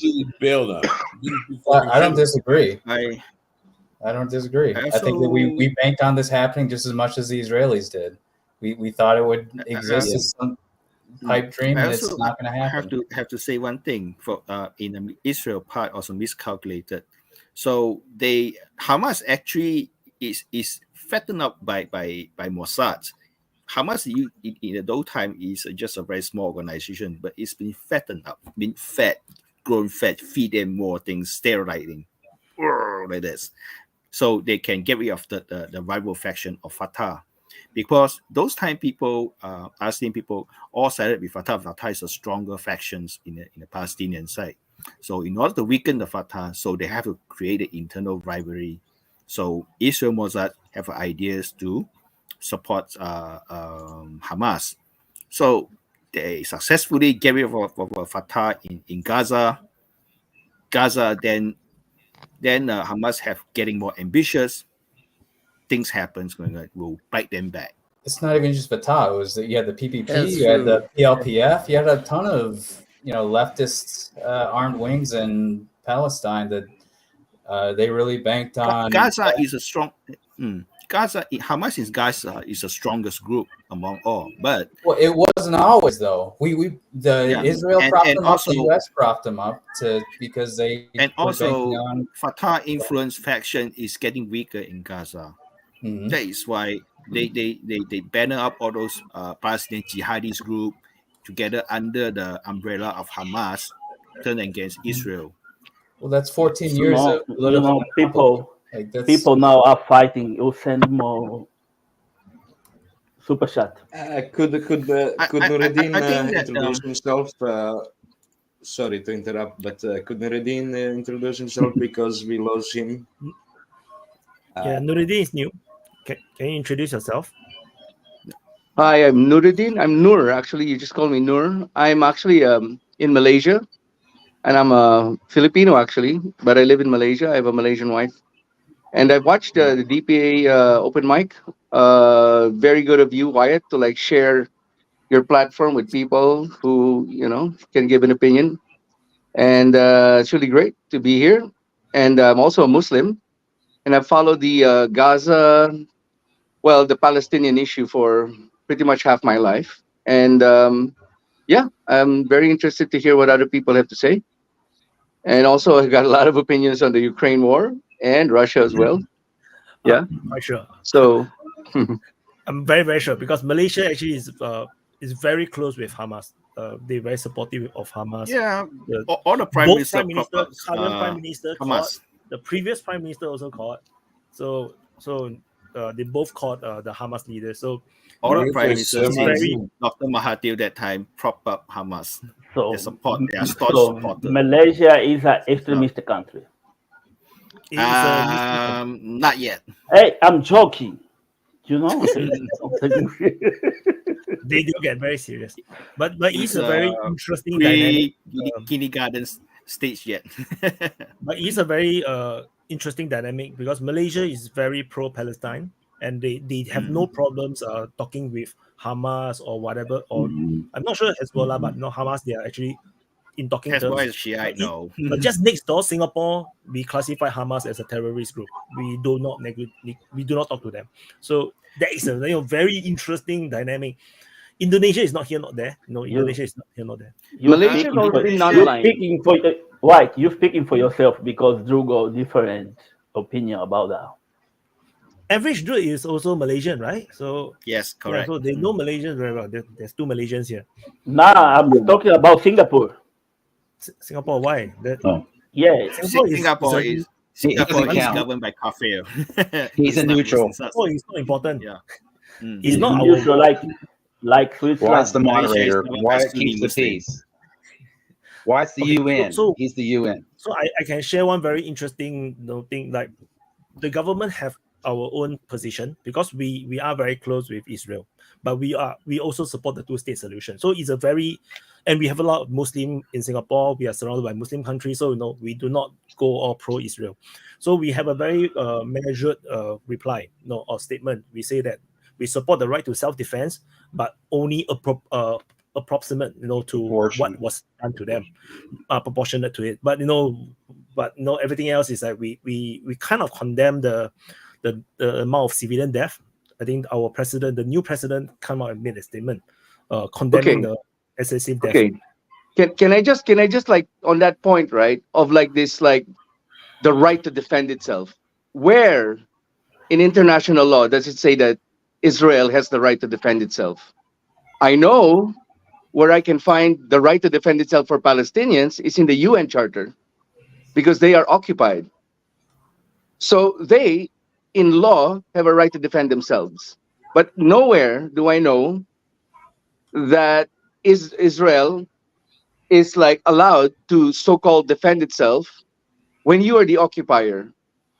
If you look at all of these like countries that say that Israel has the right to defend itself, you will see that all of them are mostly settler colonial countries. The US, Canada, Australia, the Europeans, they're all settler colonial countries. And all of them support Israel. Is that a coincidence? And nowhere will they say, oh, it's enshrined in the charter of what? Where's the law that says Israel can defend itself? They are the ones occupying. In fact, the UN says that the Palestinians can actually defend themselves even by arms. So it's enshrined in law that they can do this. You know who makes the one thing if that the West say Israel got the true. right to defend itself, it's true, Well, no, they fall back on a very weak veil. They're like, they are the ones who make the laws.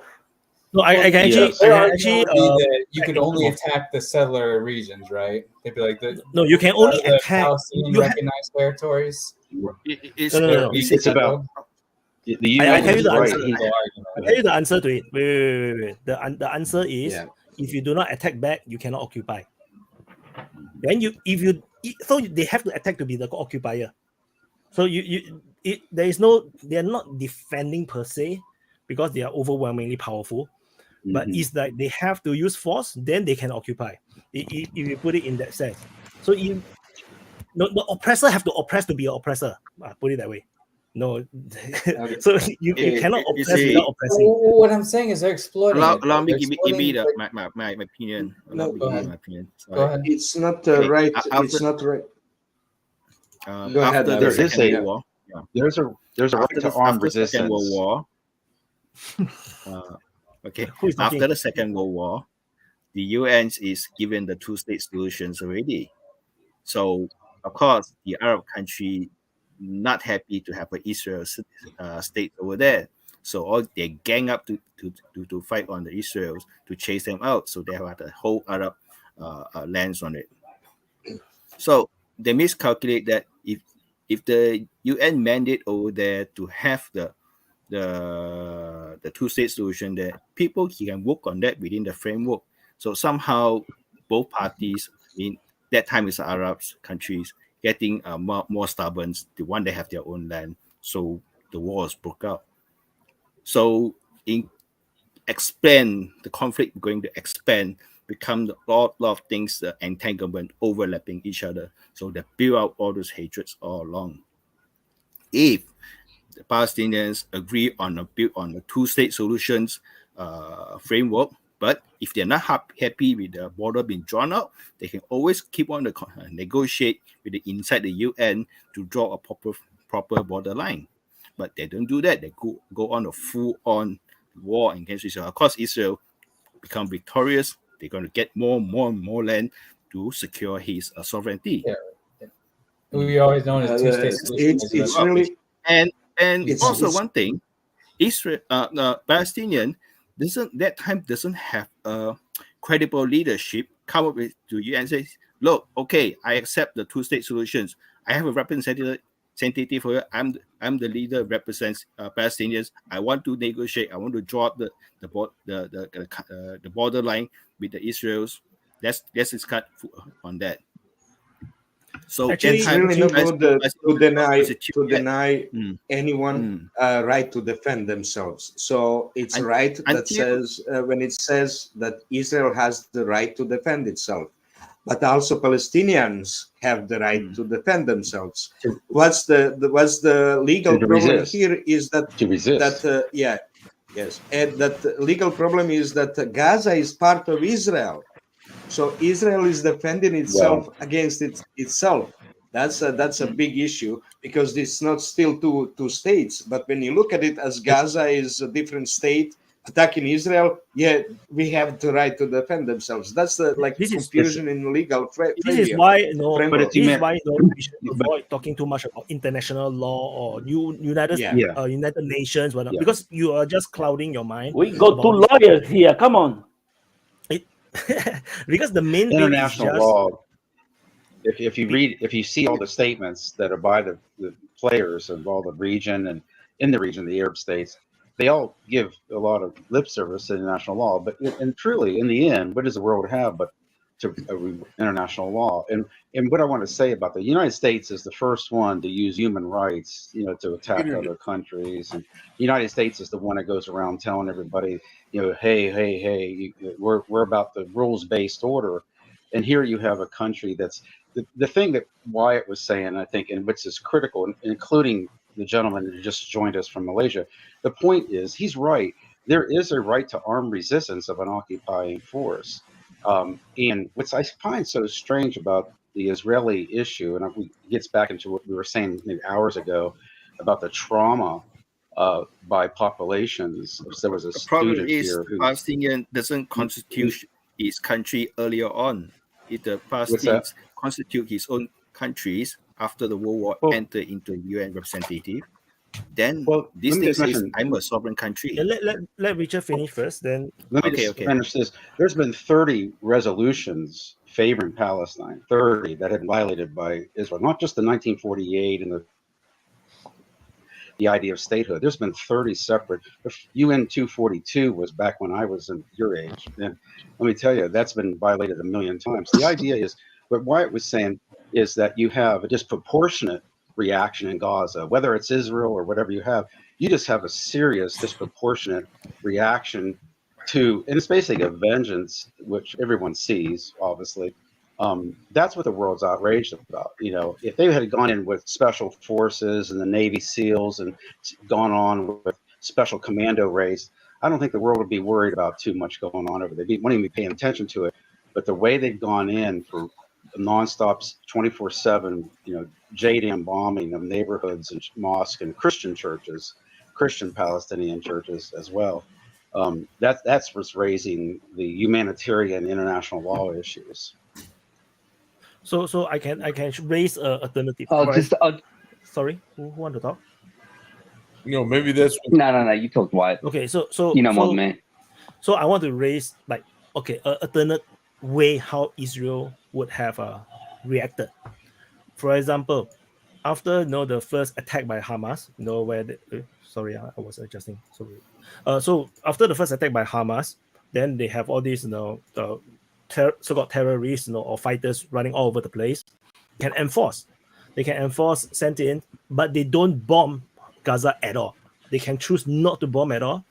They just do that, and then they go to the United Nations and raise a complaint, and then say that no, this Hamas government, is illegitimate or whatnot. This is the alternative the Israelis could do, and then raise international support to crack down on Hamas, to bring them down from government. And then if Hamas don't come down, then they go to war, they invade, the whole world will keep quiet. Most of it will keep quiet. They went on. That's exactly what Scott Ritter. I think you're right. Not under Benjamin Netanyahu. That way, no one would protest, and Hamas would be in fucking trouble. Everyone would go after Hamas. But now, the thing is, it's a sequence of things. He But to they use do the bombing first. Solidify his power for But the thing is, corruption charges. this is why I'm critical of right. Israel as well.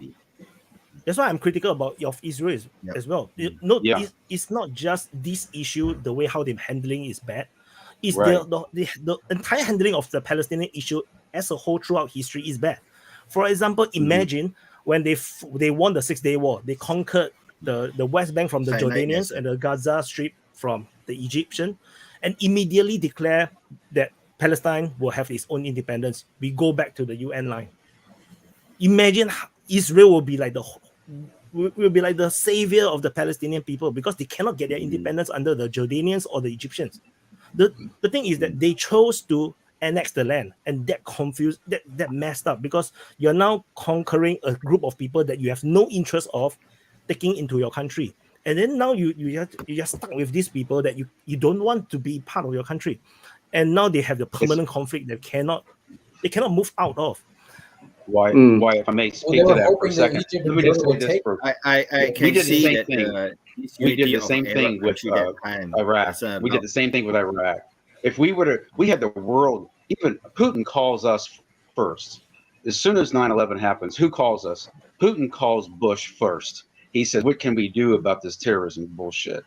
And we had the world, Iran, people in the streets were with flags, American flags, after 9/11. What happens is we overreact. We go nuts. We say there's yellow cake, and we have Colin Powell paraded with the New York Times telling everybody, oh, we're going to get bombed by Saddam with a nuclear bomb or chemical weapon. Yeah, and what happened was we lost the world opinion in many ways, in many areas, including, UK joined us. But it's the same thing. Why it's right. And I've been thinking about the same thing. If they would have just held off, put special commandos maybe along the border and did some incursions and did some surgical strikes on Hamas strongholds with special commandos. They're famous special commando groups, and there's famous Mossad, and use U.S. whatever assets, then the world would not have had this reaction. But they've lost that reaction. It doesn't. That's the problem. Basically, the problem with Gaza is that Hamas mostly operates in tunnels, and the problem is that. I'm saying Israel doesn't care anymore. You can't just go send the special ones. When they were telling all the people to make it from North Gaza to South Gaza, they're pushing them into the Rafah crossing. They're doing this. Yeah. They're doing this very actively. They're going to drive these people down. Yeah. They're going to level them. I understand. They're going to say, look, there's no homes for you here, brother. You might as well take your chances in the fucking Sinai Peninsula. See what happens. And this is exactly why, I did the video right at the beginning of the war, and then I mentioned this is not normal. This entire situation with Israel is not normal. It's deliberate.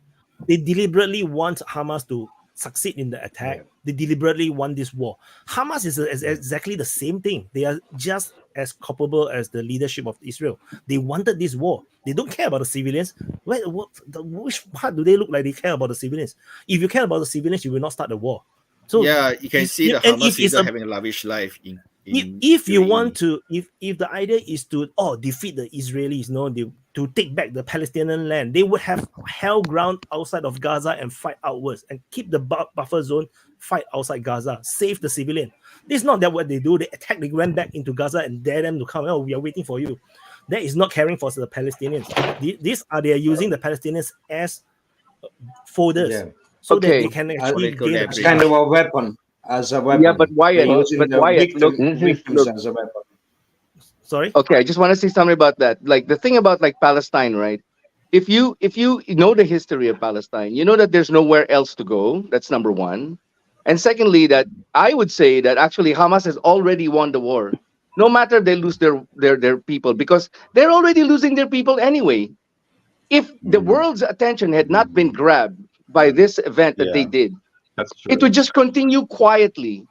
And then normalization would continue. Saudis and whoever else would start like, having normal relations with Israel. And then the Palestinian people would be forgotten. If you were in their position, you don't want to like let your issue to be like disappear under, the silence of like, the Western world or the world at large. Now I tell you, Hamas has already won, because anything that Israel does now, look at the world opinion right now. They've already lost, because now they're either forced to go either whole hog and like kill everybody, which will even be worse. Now you see countries already like Colombia breaking ties with Israel, Turkey cutting energy deals, and it's going to get worse. So they have already won, because they're already dying anyway. So what's the difference? That's That's literally very the title true, of my but in a first long video. term, that's very true. But in the long run, it's gonna dissipate. That fame is gonna dissipate in 5 years. There's no big clashes there. It's still gonna turn back to the same. In That's 10 exactly. years, it's still gonna go back to the Less than same. 5.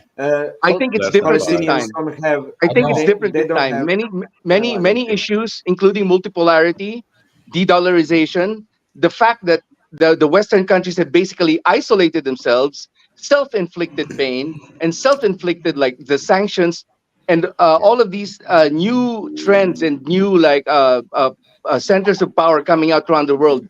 It's never been this way before. Never been this way before. This But is the like U.S. a Be even turning better. point, I think. The Would have U.S. been won't even ever better abandon if they waited for 10, 15 more years, so that Western powers still lose more influence. It would be way better if they waited a few more years and then did this. But I have to say that, let's say the idea that Israel can send special forces without destroying the houses and the tunnel networks, like they can send like teams of 15, 20 people and No, but reach they for won't the risk their life. You see, that's the point. yes, Exactly. yeah, They're like they very, couldn't do very it. casualty They averse. couldn't do it. But They cannot do that. what Russia and China are trying to say is, we are taking this dispute out of the hands of the United States. United States for too long has been an unfair arbiter of this whole situation. We are taking it away from them. We are going to exert our force as the new multipolarity world, and the rest of the world surrounding us, Turkey, Jordan, Egypt, everybody going around us saying like, we are going to enforce an actual resolution to the problem in Israel, rather than letting these liars like the United States, who are these fucking the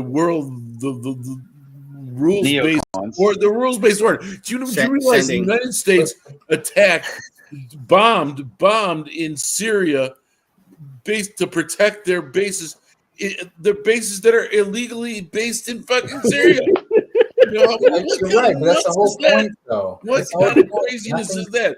We have illegal bases in Syria that we have to protect. But I think that the right to protect our. But I think Joshua is correct that Israel don't care anymore. It's nuts. That's the feeling I get as well. Like Noor is correct. No, my first video on this Israel Hamas issue, I literally, the title is Hamas will 100% achieve their win, because the moment they attacked, they win. That was the win. It's as straightforward as that. was So the that win. is Israel is always going to lose, because that they was haven't more solved the that was Palestinian- more humiliation than a win. because they didn't solve the Palestinian issue. The Abraham's Accord is a no-go. It's going to be very hard, because that is the main thing. Palestine is the main thing that stops Israel from having a normalized relationship with everyone. So until they are able to solve the Palestine issue properly, they would never get that peace that they want to. But you know, so the moment I've got a attack, question. I've got a question for everyone. So what's gonna happen? Let's just say Israel is gonna liquidate every Palestinian from Gaza. So they just gonna take the place, and the Arab countries around are gonna say, "Okay, let's be friends." Is that is gonna work? Yep. No. Can you repeat again? I don't think it's No. Let me be quick on this one, gentlemen. First and foremost, this thing about the right to resist. Just think about the logical contradiction here. A right is given. Resistance is not.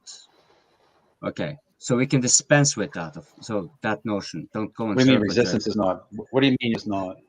No, Yeah, you what are do you not mean by given that? the right to Resistance resist. is the reactions of the That's action. very you are- confusing. You don't It's just have the right to resist. that's just now you are word game. Wait, one by one. A That's right a word is game. given. That's no use. No, it is not. A right is given. Don't think about that like, oh, they have the Stop, right. stop right there. What do you No, mean? listen. I will Right give you is the syllogism. taken. Stop interrupting. It's Stop interrupting. Let him No, speak. but let him a right speak, is let him not speak. given. This is simple. Yeah. This is simple. Let him finish. The legal No, sense, right? you can take your given ability to resist. That's not a right. It's not something you're given. You can do it. You have the right to face the consequences. That's it. And now, as we're done with this, because notice when it comes to this conflict, it goes in circle and circle. It's going to be ethnic, like Bosch asked here. It's going to be ethnic cleansing. Have you guys recognized this very significant difference now compared to, let's say, 10 years ago? I mean, just 1 year ago, the very important player came into the Middle Eastern region, and that was China.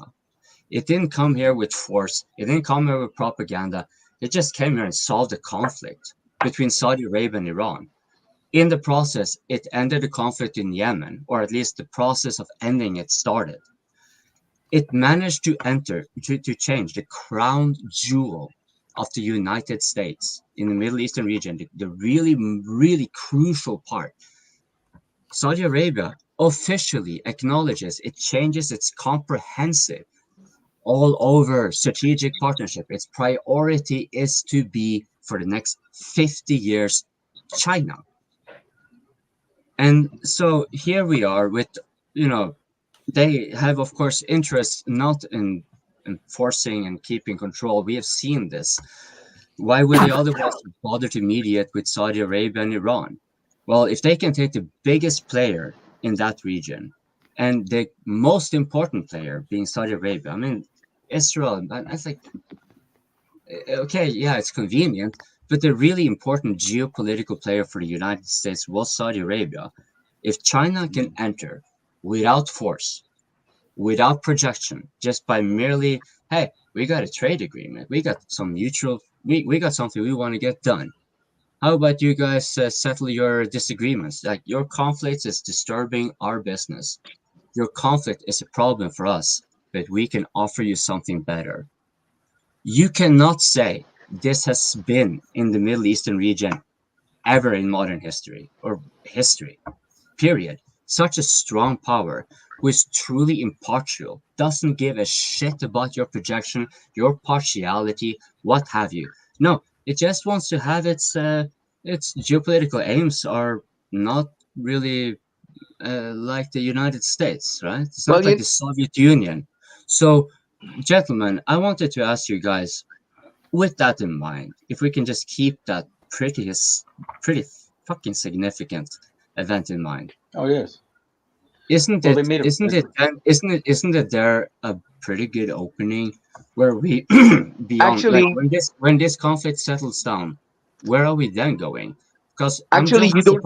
juxtaposing this to Vosh. Vosh said, yes, we're ending for ethnic cleansing, genocide. Yes, of course. If we're talking in the way we're doing right now and ignoring that things have actually changed in the region, yes, the logical circumstance, it's probably going to happen. Maybe it's going to happen anyways. But let's consider what can China do considering its Belt and Road Initiative? You don't need China. You don't need China for this. The best way that Israel can actually like integrate into their own neighborhood is to actually, the best thing for them is actually to get rid of the US. The US is the one that has been like pushing them to like fight don't against do all of that. these people around them. If you think Don't about do it, that. the Jews have They're not gonna always do been that. welcome in Muslim society since the beginning of time. Bullshit. All That's a right? bad Don't do idea. that. You That's a escalate the bad idea. situations. They have Get, always Not been now. safe. United getting States rid will of United counter-react on First that. of States all, Don't do first of that. all, this is welcoming gonna of bring Jews war. in Muslim societies. First of all, welcoming of Jews in Muslim Let societies him finish. is Let utter him finish. bullshit. He tried to This say utter something. bullshit. The Let reason him it's finish. bullshit is because then you would have to account for why are all the Arab Jews that were in Muslim nations, either in Israel, Europe, or the United States, and no longer in any Arab countries. They are not welcome. They Coping, were let him not finish. welcome. They were second That's class not citizens. true. There's And a lot answer, of there's you a were lot of saying, Jews. Coping, let him but finish. I will agree. But I will Coping, agree. I will coping, agree on one thing. I will coping. agree. I will Let agree on him one thing. finish. Let him I will finish. agree on one thing. Coping, let him finish, Hey, please. Euro, Yeah. Coping, let him let him finish finish. first. You interrupted after 5 minute talk. You Do you interrupted him after know 5 minute talk. where the Let him finish. largest Jewish community is outside of Israel? Do you know? Yes. Do you know it's in Iran? It's the largest community of Jews in the Iran's world Persian. outside of Israel. Okay? First of all, and during the 800-year reign of Islam in Spain, the Jews experienced a golden age of literature and poetry and science. And when the Christians came and drove out the Muslims, the Jews were told, you can stay. But they said, nope, we're going with the Muslims. So they went over to Morocco with them. Okay? And we have always been, even in our book, it's like said, the Jews have always been close to us. They have always been safe with us. The only thing is Zionism. That's the problem. But here's the thing. If we were talking about China coming in and solving everything, not really needed. China's going to be great, but at the end of the day, you're living in the Middle East. You need to be able to like trade and do deals with Lebanon, with Jordan, with Syria, with Egypt. And the best way to do that is actually integrate with them and get rid of all of this, because the one that's keeping the Jews down is actually the Americans. The one that's keeping Israel down is actually the Americans, because without that problem of having the Americans bully them into these situations where they have to be forced to like fight all of these people, they can peacefully like integrate with the communities around them like any other like normal country. And Netanyahu you is a think problem.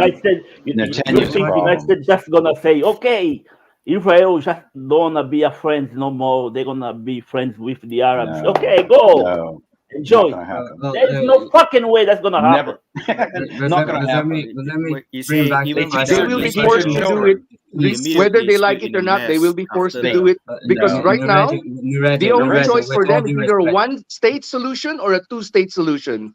The Nureddin, with one-state solution is actually the preferred one. If you think about humanity and what all of us are like, we all want peace. We all They're want never like to gonna live, do it. get along together. Well, Then the that's one how it state's should the be only done. It's a Jews won't do one-state it. solution. They won't allow it. Not in Israel. Not exactly. in with all Israel. due respect, Israel It's the with won't only what you're allow it. reasonable saying one, which is why you have what you have. It's either regarding the Israel Arab ceases to Jew, exist as a Jewish state, or It's a racist state. they Yes, get rid of all that's the an apartheid Palestinians. idea. That's It's not always going to been work. the two solutions. South Africa didn't work out. It's always been the two solutions. Either they But it get is rid a of real all the reality. It's a Palestinians, reality. or that you have a Jewish state. You can't have both in one scenario. So this Correct. is yeah.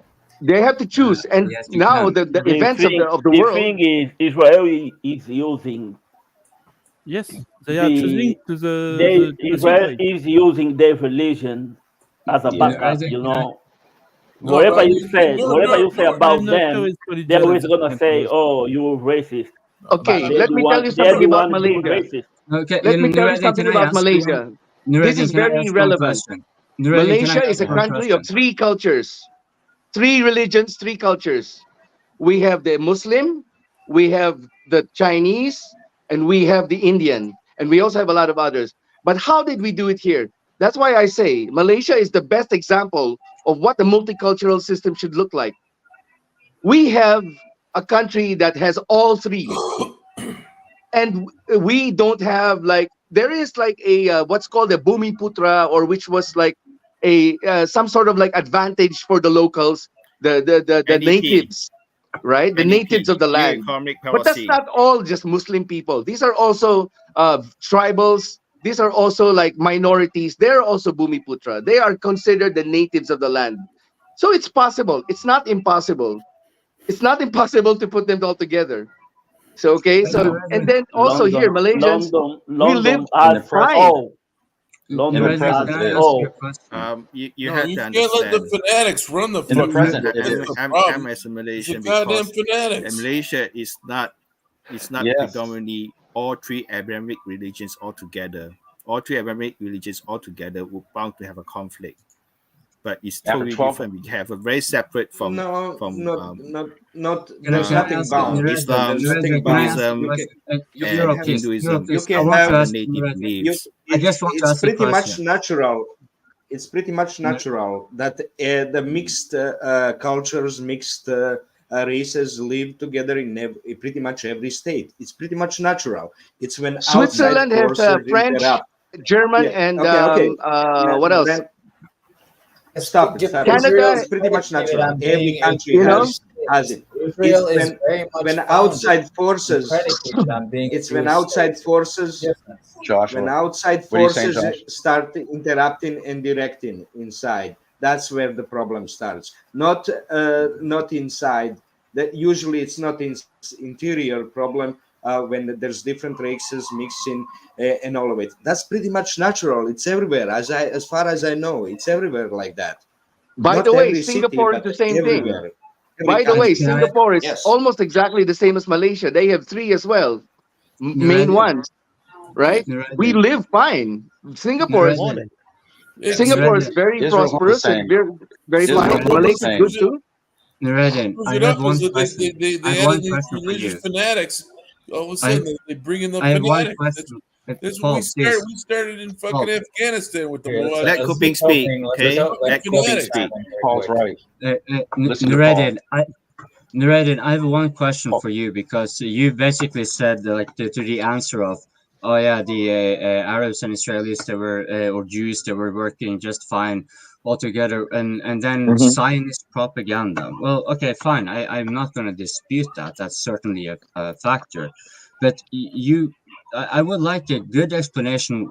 How come they are virtually non-existent? Why are there not Arab Jews, like virtually no Arab Jews in Arab countries after the creation of Israel? Like, how would you explain that, like in the context of, for example, human rights and so forth? Like, and like how and just to put this on here, Palestinian displaced Palestinians are used in Western Sahara. This is coming up in upcoming pattern. So, like, where are you coming this from with this Muslims and Jews going so well together? I mean, they don't even care about the Palestinians. They're using themselves like on the other side. Are you and saying that everything's it's? You think it's not true that Muslims and Jews have lived together like peacefully for thousands of years? Is that what you're saying? No, I am asking you, how come it is no longer the case? And because you said Zionist When did that start? propaganda. When did that You start? When did wait, this like no longer the case start? Did it start in 1948 coincidentally? But you cannot attribute that solely to, because Zionist propaganda I cannot imagine it being so effective as to get close to 99.9% of all the Arab Jews. Remaining of Europe, they had genocides going on and shit like that, and still there are more Well, Jews in Europe going on than in where were they Europe. genocided? Where? Algeria, Morocco? You tell me where. No, Where was that, this? Where was this genocide of Jews outside of Israel? He's making your point. I'll tell you where it is. The genocide of Jews was in Europe. Point. You just gotta listen. In to him. Europe, the people who had like persecuted the Jews most are the Christians. Hitler was you are not Catholic. answering The why Crusades are were there no Jews Catholic. in Muslim The nations? You Inquisition cannot is go Catholic. wishy-washy. You're going around. Answer, why I'm are going there no there? You cannot blame the Christians. Christian. You cannot blame I'm the asking you a Christians. You question. cannot You blame said that there. Zionist propaganda. How come all of the Arab Jewish subjects, pretty much all of them went away? You know, you cannot go away on the round circle. How do you explain Went that? away. I'm not going around your question. Let me answer your question. In Europe, there were genocides, and still there are Jews in Europe. In Europe, what? In Europe, there were genocides, and still there are quite a lot more You Jews in know, Europe. this is why I don't like talking about this conflict in the Middle East. Always end up talking about God. No one is We're not talking even about bringing God into this. Oh, trust me, we're going We that haven't road. even mentioned God at all. Come on. We are going. I have a theory. Stop. It's quite kind of pointless because the whole point is when Zionist movement moved into Israel, developed the Israeli state, they went into the Arab-Israeli war, and then all the Arab countries went paranoid and starting to, I'm not sure, persecute or oppress or whatever. Then the Jews all run away, and anyway, if they run away, they have somewhere to go. There's Israel to go to. So that solves the problem. But it is interesting to hear that Iran have a lot of Jews, but Iran is not an Arab country. Iran is a Persian country. They will get pissed if you say Arabs. So they will get pissed. London is a Muslim city. There is a lot of Jews here. Right, but before the Palestinian mandate, you had Semitic Jews. I mean, Semitic speaking to like racially similar to Arabs, anyone else. They existed in what we consider Israel-Palestine now. And they existed peacefully with Christian Arabs. Wow, my favorite guy is Muslim Arabs. Like they exist. All these things existed fine. But that was a big existence before. This Craig guy is way smarter than I am, so I'll shut up real quick. But bottom line is, you had Jews, Arabs, Christians, the Jews, Muslim Christians, who all had functioned the same genetic profile as anybody else before the Palestinian mandate, right? Okay, one thing you got to remember, there are many kinds of Jews, all right? There are the Middle Eastern Jews, are called the Sephardic Jews, all right? Sure. And then also the Ashkenazi Jews, who make up almost half, I think, of the population of Israel. And remember that they are not from the Holy Land, so-called, okay? If you want to use we've been here thousands of years before, if you look back at the bloodline of these people, they converted to Judaism, these Ashkenazis, in the 7th century, I think, or something like that. But they are not from the Middle East. They are not from the Middle East. That's what he was saying. The ones that are in the Middle East, there are still Jews in Baghdad. There are still Jews in Morocco. There are still Jews in up to today. What do you mean that there's no one? There's none. There are 10 of them. You see 10 of them. There is a list of pogrom by Muslim against Jew. Okay, there is a list of them on the Wikipedia. Just post the website if you want to check it. Just in Hebron, there is 3 of them in 2,000 years. Morocco is an Arab country. There is a lot of everybody has Jews made there. pogrom against the Jew, even Muslim. Anytime there's a country with a majority, the minority is always at risk of being bullied, and that happens in every country. Okay, yes, it happens. You're talking to me. That's why we always put. I think people know this. It's you guys, I don't know what country you're in, but you know that minorities get bullied. The minority. All right? I'm a minority in your country. Minority. I'm a minority in Malaysia. Minority is always at But risk it's of different from thinking saying that there's some pogrom or some planned genocide of Jews in Arab countries. That's not true, actually. It's not true There was because just one. they There was still just live there 1,400. today. How about all of those Iranian Jews? Whoa. They're saying it's the second Holocaust. They're calling it the second Holocaust. That's what they're saying. The Jews in Israel are calling this the second Holocaust. I don't know what you want to talk about, but Arabs, a bunch of Arabs just killed 1,400 women and children, Jewish people in Israel. So you can say there's no Holocaust, but the Jews in Israel are calling it a Holocaust. Yeah, the reality matters. But I want to explain though the issue about getting sovereignty and or whatnot. Why Palestine become Palestine today? It's the same as how the communists decided to gain power. If the attempt to gain power or to legitimize your rights or whatnot through violence, then the power to be of that day will suppress you. That's just automatic. The Palestinian Israeli, before there was Palestine and Israel, there was just a Palestine mandate. The Arabs then decided that they want to fight back against the British, they want their own rights or whatnot, they use violence. And this causes a suppression, you see. It's a natural thing. As long as there's violence, there's a suppression of the violence. And that makes it a very lousy start, a very bad start. This is what we do not have in Singapore and Malaysia. It's a different thing. We got our independence through more peaceful means, but we also have violence. We have the communist, the Malayan Communist Party, right? We also have the insurgency. Yeah, we destroyed them. The British, with the help of the British, the Malaysian government wiped them out. So you see, this, as long as the what fight, do you mean wipe them out? You kill them. they killed them. But I just want to correct you. I just want to correct you, Wyatt, on like what you said about like these Arab terrorists trying to like fight the British. It is actually the other way around. It was the Jewish terrorist gangs like Irgun and all of these like other like Golda Meir is from there. Moshe Dayan is from there. They themselves, with their own mouth, said, "If I were Palestinian, I would do the same thing." Yes, we took their land. So they were the the ones who were they're fighting the British to why- get so Israel started as a terrorist gang, okay? Yeah. They started that way. They started out as a terrorist group, and then they gained so-called legitimacy. But it was the Arabs lived there already. They were fine. They were being like persecuted by both the Arabs and the British anyway. That's why maybe you missed the earlier part of the open mic. I did mention Some of that Israel- was a very volatile region. During those days, everybody is fighting for power. So the Arabs are fighting for power, the Israelis are fighting for power, everybody's fighting. Israeli eventually won. Somehow, I do not know why they could win despite having all the supports of the Arab countries all around the world, The all around disunity the of region. Arab countries. That's why very So- unified. So in the end, Jewish that is the they situation won. that we get now. Because the genesis is violence. That's why they cannot have peace. It's very hard. They don't trust each other. Right. In Singapore, Malaysia, we have the racial riots. It creates many years of distrust. It's the same thing. It's just that we try to make it work. We segregate between, these are communists. They are not fighting as a Chinese supremacists or whatever. They are communists. So we are fighting them. And that's how it develops. It's very hard. It's not going to be easy.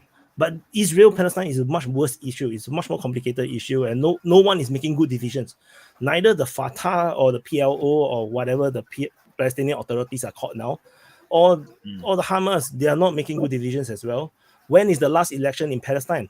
There wasn't any. Since Hamas won the election, there wasn't any election anymore.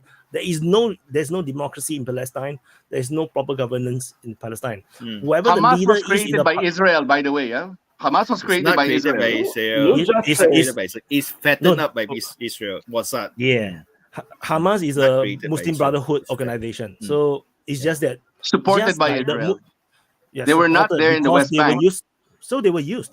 And which means you can also say that Hamas is a collaborator of the Israeli. So why are you not condemning Hamas? It's the same thing. So the reality is that they are not a trustable entity, but the Muslim world is supporting Hamas. And that, Even China and that is don't actually recognize doing Hamas.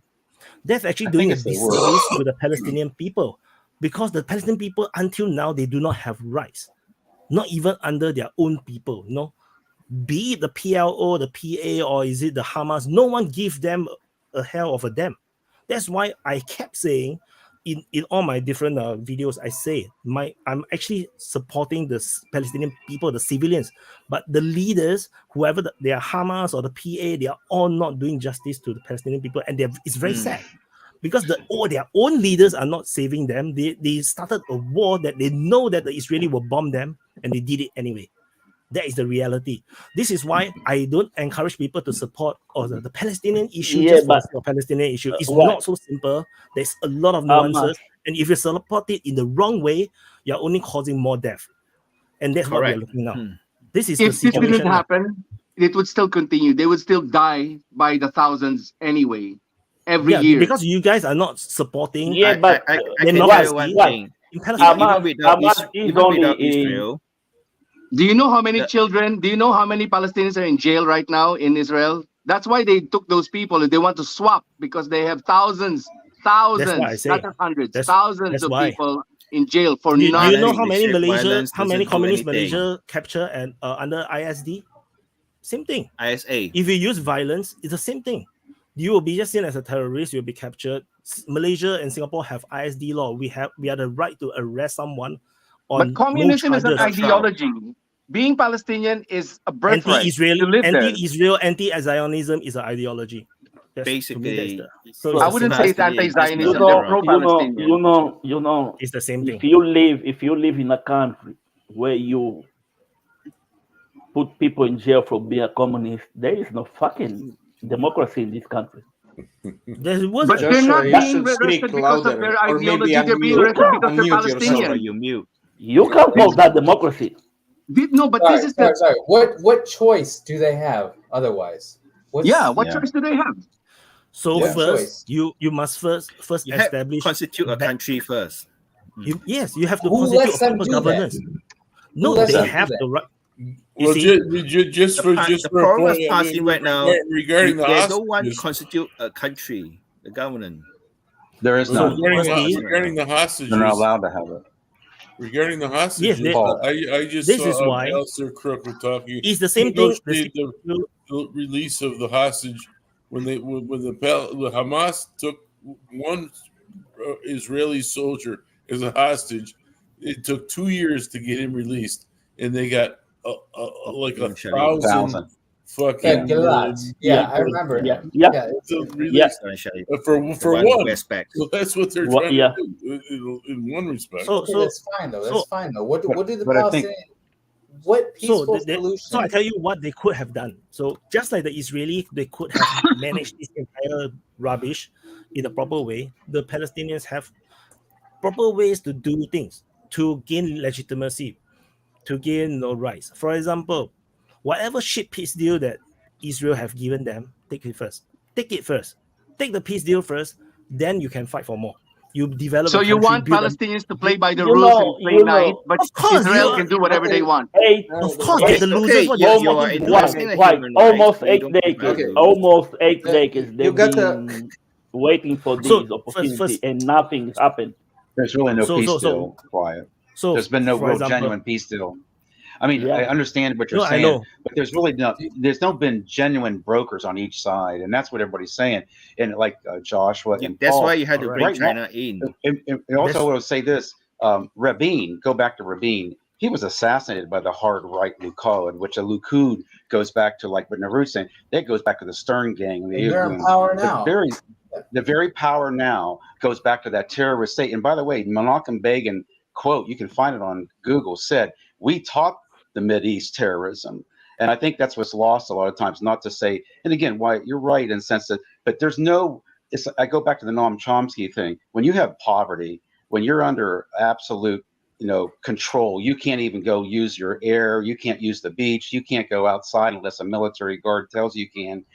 You really don't have any chance to form a government. And Israel controls electricity and water. And by the way, I want to say the Palestinian Authority, the Palestinian Authority is nothing but like the Vichy, to me, like the Vichy to the France. The Palestinian Authority in West Bank is sort of like the Vichy in France and Nazi Germany. They pretty much do what the Israelis want them to do. They let their people be carved up, military checkpoints right outside their doors. They can't walk down certain streets that their families were lived on for 800 years. It's very strange. What I like to say about the Israeli occupation is that I'll say this, and I've said it before. They become the Nazi Germany that they detested. The Warsaw Ghetto. They become it's almost like a psychological strange study. I hate to say, the Jewish people love psychology. They love the psychology. That's their field, and they become something of the monster that they were treated. It's almost like the death penalty. Like Paul would know. People on the death penalty, on death row in the United States, 95% of them have been abused in their childhood, right? I mean, that's what happens if you're seriously abused in your childhood. I see the state of Israel have been abused children, and they're just like taking it out on these poor, vulnerable people. It doesn't seem the Palestinians are all right, or they haven't done everything right. And, but part of that is, you're right about this analysis. The Arab neighbors, I think, have pretty much left them to hang in the wind many times. Well, what are they going to do? They're poor as shit. They're taking millions of refugees. But you see, let's look at it. How Israel treats Palestine, civilians. how to treat Right. civilians. Okay, Right. not considering the war and fighting, how they Right. treat the prisoners ordinary or citizen. criminals or anyone. How they treat their own citizens of Israel, because Palestinians are citizens of, supposedly citizens of the Israel. Second class. So Israeli okay. Let me explain the where I found that signature of how they treat their own civilians. Okay, they have to get a work permit. Okay, they have to have a work permit in order to get a job in Israel. Okay, that's how they treat their own citizens. They have to get a work permit. So basically, they treat them as a citizens of a different country. They have to get a work permit in order to get into Israel to work, and the job itself is the most important part of everyone's life. Income, right? They have their own jobs inside the Gaza, inside the West Bank. But when you try to work normally where you used to live, because most of the Gaza they used to live somewhere else in Israel, so they are citizens of the Israel, but they have to get a work permit. So basically, Israel treats them as they're not their own citizens. That's not the worst of it. There's so much more examples of that. That's the beginning. That's the beginning. That's the legal framework. That's the legal framework where you can see. They've been bombing the fucking shit out of Gaza for 21 days. Who is going to do something? Is fucking Hezbollah going to step up? Is Iran going to step? Who the fuck is actually going to do anything? Right, that's the question. Who's going to fucking do anything? Anybody? Nobody. Everybody's talking. They're all talking. What are they going to do? This is why I keep emphasizing about the geopolitics. The whole strategy for them getting them to vacate, they're pushing them to the Rafah gate, and this is what's going to happen. I'm telling you, I hope to God I'm wrong, because I don't like ethnic genocide. I'm not a particular fan of it, but it's what they're going to do. They're pushing them. They're pushing them south. They're going to keep. And they're not coming back. They're not coming back. That's why Egypt doesn't want to open it up. They're not going to be allowed back in. Well, like Paul said, then is Hezbollah going to get involved? Is Hezbollah going to get involved when they do that? They might. It doesn't matter. They will. It doesn't matter. They will. No, please. I don't know. Only at the north of Israel. It doesn't matter. Here's people who are thinking on some regional conflict. It's not going to happen. These people are getting pushed out. This is the solution. It's their. I don't want to be hyperbolic, but it's their final solution for the fucking Palestinians. Egyptians. Remember that Hezbollah beat Israel twice. Maybe it's going to be twice. Israel was beaten by Hezbollah. Wait. So if Hezbollah conquers Israel, that's another thing altogether. That's the problem. Yeah. Hezbollah is fighting inside of Lebanon, just like Hamas can only fight inside Gaza. That is pointless. Which means if Hezbollah start a new front, it will not do a single thing on the Gaza side. Gaza will Israeli whatever they want to do with Gaza, they will still continue to do, and Hezbollah can do shit about it. So that's why I kept emphasizing. I mentioned this in my video as well. We have to watch the geopolitics. Hamas has made a decision that is actually very, very wrong. You cannot try to solve this problem by violence. You can't even beat your enemy. How do you going to solve the problem? You can't. That's why the solution have to be politics. You have to be through diplomacy. That's why if, as much as you think that is injustice, but that's the way to go. Singapore did not get our independence through violence. We get independence through cunning, very independence. negotiations. No, it's true. For independence. No, you were given independence because the British Empire collapsed. No. Malaysia same. We get self-autonomy. The British are not allowing us to go independence. So we say we want to join Malaysia. But you see, we join Malaysia as a plot to come out of the British Empire. There is games you can play. There is like West Bank say, okay, we're going to join Jordan. Whatever. There is political solutions, but the leaders, whoever the leaders are of the Palestinian people, are not smart enough to do it. The only thing they can do is protect their own power, impossible. their own status. Nothing is possible. Nothing is against Israel. Israel has the long-term plan, and that's not possible. Correct. Long-term plan. Israel, of course, have a plan. Hamas have a plan. It cannot do it. Everyone have their own plans. That's why But I think That's why Israel's everything went to racist. shit. The For top example, the people in Israel are Zionists, really, really racist. I mean, super racist. everyone really have their own racist. plan. I mean, like Nazi racist. Everyone Israelite have a Nazi plan. racist They right always now. have been. It's so, That's why It's everyone it's have a a plan. reaction. The It's outcome Zionists of have the a plan. reaction. The British have a plan. Everyone have a plan. Mhm. The Jordanians have a plan. They wanted to annex a Everybody's large got a part plan of to get punched in Palestine. the nose. Egypt have a plan. They also Right. want to share the part of Palestine. Israel have a plan. Everyone have a plan. The thing is, once all the plan comes together, it becomes shit. And then then it's through fighting in the shit to decide who wins. So China. So you can, I don't know. yeah, maybe it's China. I don't know. Maybe So China. the thing Because is, that time after World War II, Whatever they- plan these people have, they're not gonna go against the United States. So again, people that have plans. after World War II, Middle East come up with a plan with a greater pan-Arab state, which is like a USSR super state all glued together. But however, Nasser. I know, yeah, Nasserism. Nasserism. But however, But the Orban rest of the now. countries like Orban is Saudi, doing Syria, it now. all have their own agenda, and Jordan as well. So there's a lot of disunity to come up with this pan-Arab state. Okay, you have become a pan-Arab state. Who's gonna be a president of a pan-Arabs? So everybody gonna Gaddafi. struggle. then you decide through a civil war. You will decide by through a civil war. He was Then killed. you I'm know, sorry. So Erdogan I wanna is the say, leader. even without Oh, we Israel, killed the Gaddafi. That's these right. I Arab forgot. We states killed going to Gaddafi. fight each other more bloodier. already did. Erdogan If is you look at wanting all the to be battles a leader in of Ever the Iraq, Arab since world. Syria, before Iran, Ottoman Empire. yeah, the Muslims Even kill without the Muslims Israel, a lot this more. place So is still in a mess. So the key Let me- point now let me- I'm trying to say is that we need to think for the civilians.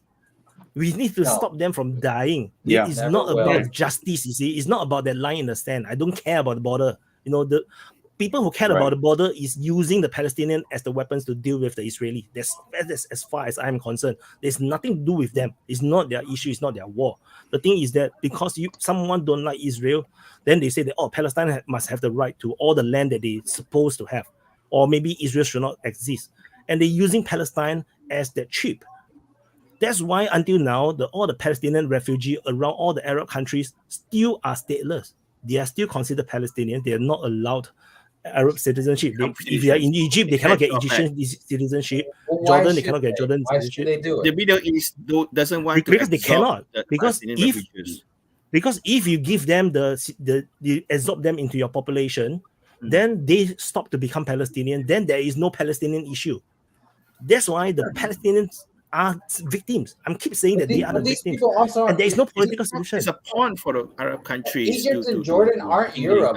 Like they have young populations, right? They have no interest in taking in fucking refugees. There's just But no. the refugees are already living inside since like decades. The refugees already have children, and the children have children. Jordan is the country with more Palestinians in the world. So the thing is, you gotta look. You gotta look at this. You gotta look at this. Like, look, the world is not going to allow. I think the world is not going to allow the Israelis to just push the Palestinians out of Israel. Yes, they will. No, they're not. They're not. But they're not. But it just the question is, how are they not? Let them live. How are they going to let them live? Well, because Russia and China, I think, are telling Hezbollah and Iran, chill the fuck out. We're not gonna. We don't want to start a war. We don't want to fight. How are we going to maneuver this as that we're gonna push the United States out of the way. I'll tell you. The minute Santa Claus. He's not right. The minute Israel stops getting armed by the U.S., they will chill the fuck down really quick. Prevent Israel. They will chill out really quick because if there's no more arms and no more support coming from the U.S., they will chill the fuck out really quick, and they will start to talk to their neighbors. The only reason right now that the U.S. cannot stop is because they are controlled by the Israel lobby. All your congressmen, all your senators, even your presidents are all chosen and supported by the Israel lobby. Anyone goes against the Israel lobby, then they're out of the political game in the U.S. Okay, I don't disagree. So But there the is thing no is, actually it's not, no. you're I don't predicating it disagree. on Israeli support. It's a mutual thing. It's a very mutual thing. We have no other. We lost Iraq. Okay, we're gonna lose Saudi Arabia in no time. Israel is literally the only presence we're gonna have reliably in the Levant, and we need that. People have to understand. And there is a wider geopolitics. You have to understand how the Jordanians, Egyptians, Saudi Arabians all getting American weapons is by being friendly with Israel. There is bigger geopolitical game going on. That is why money. It's not just money. These people go something. These people go something the West wants. Money. These people go money. This is something like Qatar. You know, Qatar is a small country, but look how powerful they are here in Europe. They dominate Europe with their fucking gas. So that's why I have to come back. People are building up this boogeyman. Qatar is a wild card. It's not a boogeyman. This is what is necessitated by our system. This needs to exist. We need this outward expansion. We need this outward projection. Who needs it? And I tell you, the US does, Europe does. Every one of us. Americans. So you see, if the Americans you mean are the not in rules-based order? Yes, they want. They don't need the oil. The oil. That's what it is, though. So I tell you, they don't need it. It is what it is. So I tell you what the factual reality is. If the Americans don't play this game, they don't be the hegemony. They don't support certain powers. Other powers will support Israel. Yes. Israel. The three major wars that Israel fought, US is not the main sponsor. They are not the main supporters. Right. They have in the Yom Kippur War and the 6 Day War, most of the weapons they use is actually French. It's not American. In the first war, the Arab-Israeli war, they are using weapons they bought from China. I think we came in. That's not that. This is now. So the thing is, so the key is the Israelis weapons. Yeah. But eventually, even if the Americans are out, the Israeli will make some deals with some other powers, and they still going to get weapons, because it's all about diplomacy. Maybe they'll sell eventually it's going to be the case. Yeah, for example, eventually maybe they will buy Chinese, and then the Chinese will be happily selling to every single country over there and just let them fight, because this is what we Chinese do. We just watch people fight. No, so Chinese want to make money. I know. I will say this: in 1980, we're talking about the past, right? We're talking about like historically, like Qatar, they all ought to like bow down to the U.S. That's why, because they were the hegemon. But now things are changing. I really feel that I've been watching geopolitics, and I'm like, for some time, and I feel like this time is quite different because of what's happening in many parts of the world right now, especially with what's happening in Ukraine. That is actually Russia breaking out of the doldrums that they were in the 1990s, and also the multipolar world that's coming out right now is a very different ball game, very different. We can look at the past, but then I think what's going to happen in the future is something that we've never seen before, and it's going to be something that is not going to be business as usual. Don't think so. It's going to be frightening. So I want just to. It's frightening if you're on the U.S. side, yeah. No, I'm frightened for the world. I'm on the U.S. side. I'm frightened for the world because we will not give up. If it comes down to losing our hegemony, hegemony, however, if the dollar goes down, we're gonna fucking carpet bomb everything that we can. So you need to be real. A sudden chaos will not bring any good. No, so normal over here. We're not normal people in America. So I'm gonna do closing soon, but I just want to address what Nor said. I want to put this food for thought for you guys, because Nor said that the world is changing. It's true. The US is weakening. Everyone is trying to take new sides. That's why Israel, this is a final window for them to do something. This is why Israel is not normal in this war. You're right. That's why they allow Hamas to succeed. That is why I'm trying to tell people right from the first video. They create a reason. This is not normal. That's why. How do you know? How do you know? United States is not behind all this? Look how they are reacting. It's not. Don't say behind. Everyone have a piece of pie of it, not just US. Israel have their own. The way United States is doing at the moment is like they were been waiting for this moment. Everyone is moving to Middle East. I don't know why, but they planning something big. So not just Middle East, some world as well. Even India start attacking Pakistan's Kashmir border.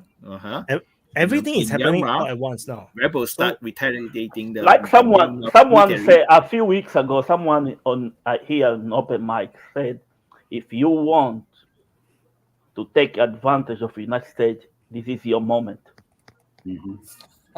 So the world is changing a lot, and I will still urge people not to think in a very simplistic, like, oh, the Americans are behind this, it's really behind this. Everybody have their own agency and motivation. Everybody have a plan, and everything is now going to shit. You must understand the Arab world. Yeah, they are trying to move out of their oil-based industry. They are trying to come to the new age. Let me quote the great philosopher Mike Tyson. He said, "Everybody's got a plan till you get punched in the face." Yeah. So maybe it's time for Mexico to go for California. Okay, we're gonna do closing. How good you are. So we're gonna do closing. So 5.5 hours already, because this timing is a bit funny. So I'm quite surprised to see so many people. Anyway, Richard, start first.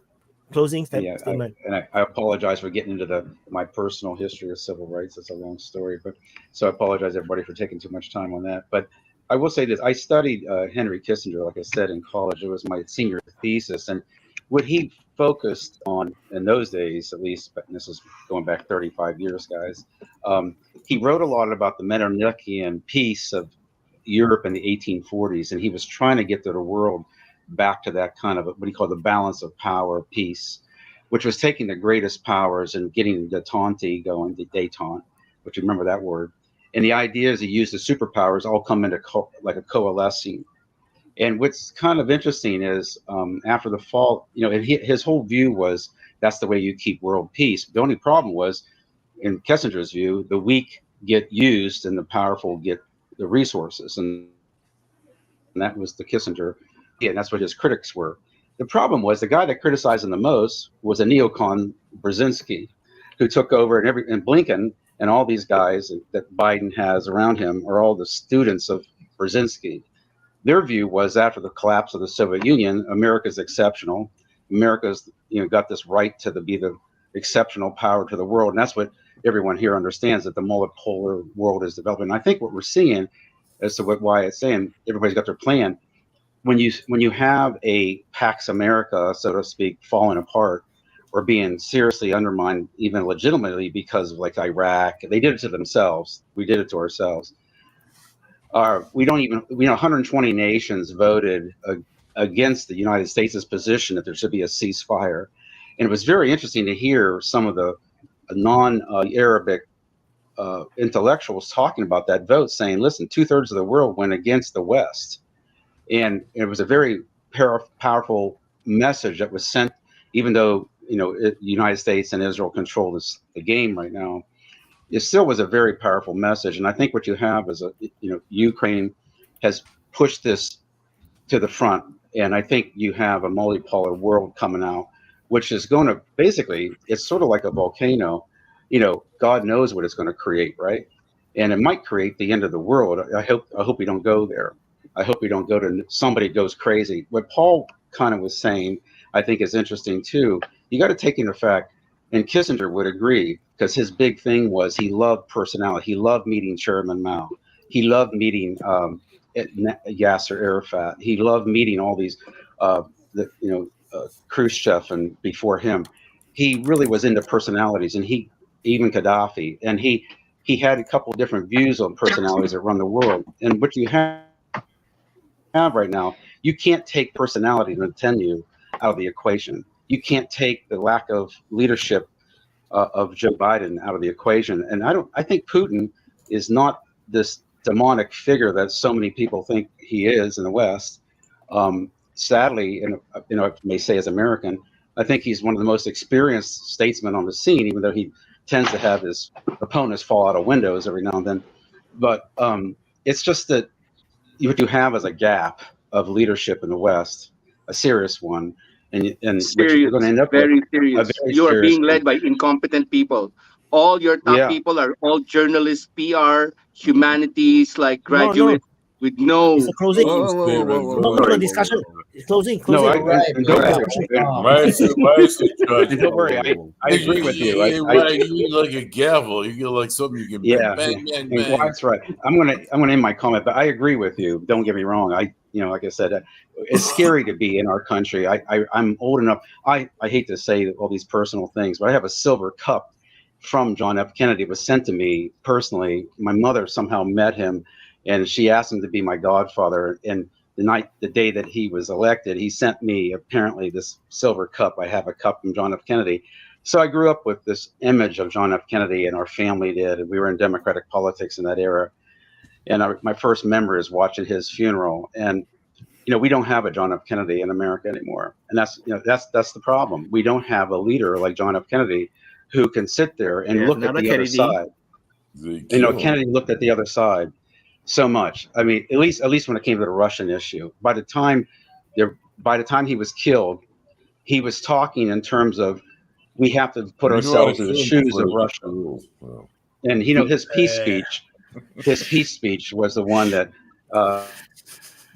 probably got him killed here. Now, as far as the rest of the world, I'm not going to talk, but he definitely, we don't have a guy that looks at the intellectual level in our statesmanship. There's not anybody on the horizon in the United States that I'm even thinking of that can do that. So it's a worrisome thing for the world, basically. You have two in Congress at the moment.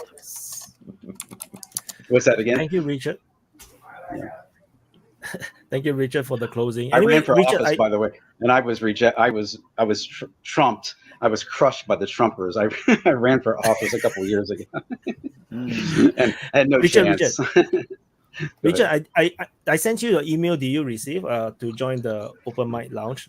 Yeah, okay. I sent you like last week. So go check it out. Okay. They are all dying to talk to you in the chat. Oh yeah, I have to look at that. You're gonna be wrong. Trust me. Okay, average. Okay. Well, okay. I'll just concentrate on Palestine and Israel. These matters.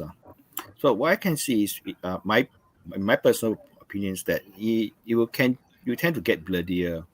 But the calculation on other sides, the vested interests on the Palestinian or Hamas over there, all have their own agendas and calculate how this conflict will turn out. What's the outcome going to be?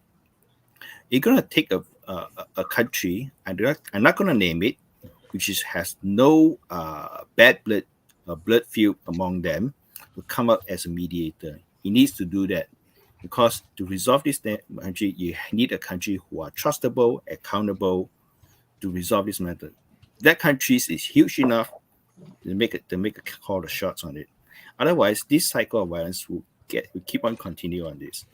You are allowed to say China, Hey, no discussion. Let him talk. It's okay, no problem.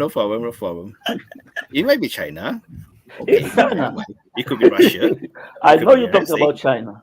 Could be Malaysia. It has to be. Could be Malaysia. Malaysia, no. Malaysia is too pro Palestinian. I'm just joking. Don't take it. Closing is a closing. So these cycles will keep on continue. But as the way it says over here, is very strange. Is unlike previous conflict, is beyond the country. It's not normal because it still suddenly has so many carrier fleets stationed around there coming to there. Either in Malaysia, what I can see is the United States trying to contain this problem is beyond their control. If the other bigger countries that start intervene, like Iran, probably Turkey, all these bigger countries have a military power, military industrials, domestic military industrials to supporting this conflict, to escalate this conflict, things will not turn well. So if these conflicts has a ripple effect, causing other people taking opportunity to rise up tension all around the world. You already see that in the Kashmir borders, India start attacking the Pakistanis guard posts, and while the rebels in Myanmar, maybe it's not really related, but they're taking as an excuse, the rebels already start having a escalating conflict between them, Myanmar military, those things. So what we can see is that we have to see this conflict will come up to a certain point they have to go to bloody pace. This way they have a certain point until that outcome people will have to start that bigger countries will come in and mediate this matter. Just so as in the Russia and Ukraine war, you come to some point where that country will finally step in, says, "Dude, stop it, chill. Now it's time to talk." That's what I'm saying. This is what I'm closing right now. So we have to wait that point coming out. Then we'll see what's the turning point would that be. This is what I foresee. Thank you, Abrish. Paul. Okay. It's hard to follow up, but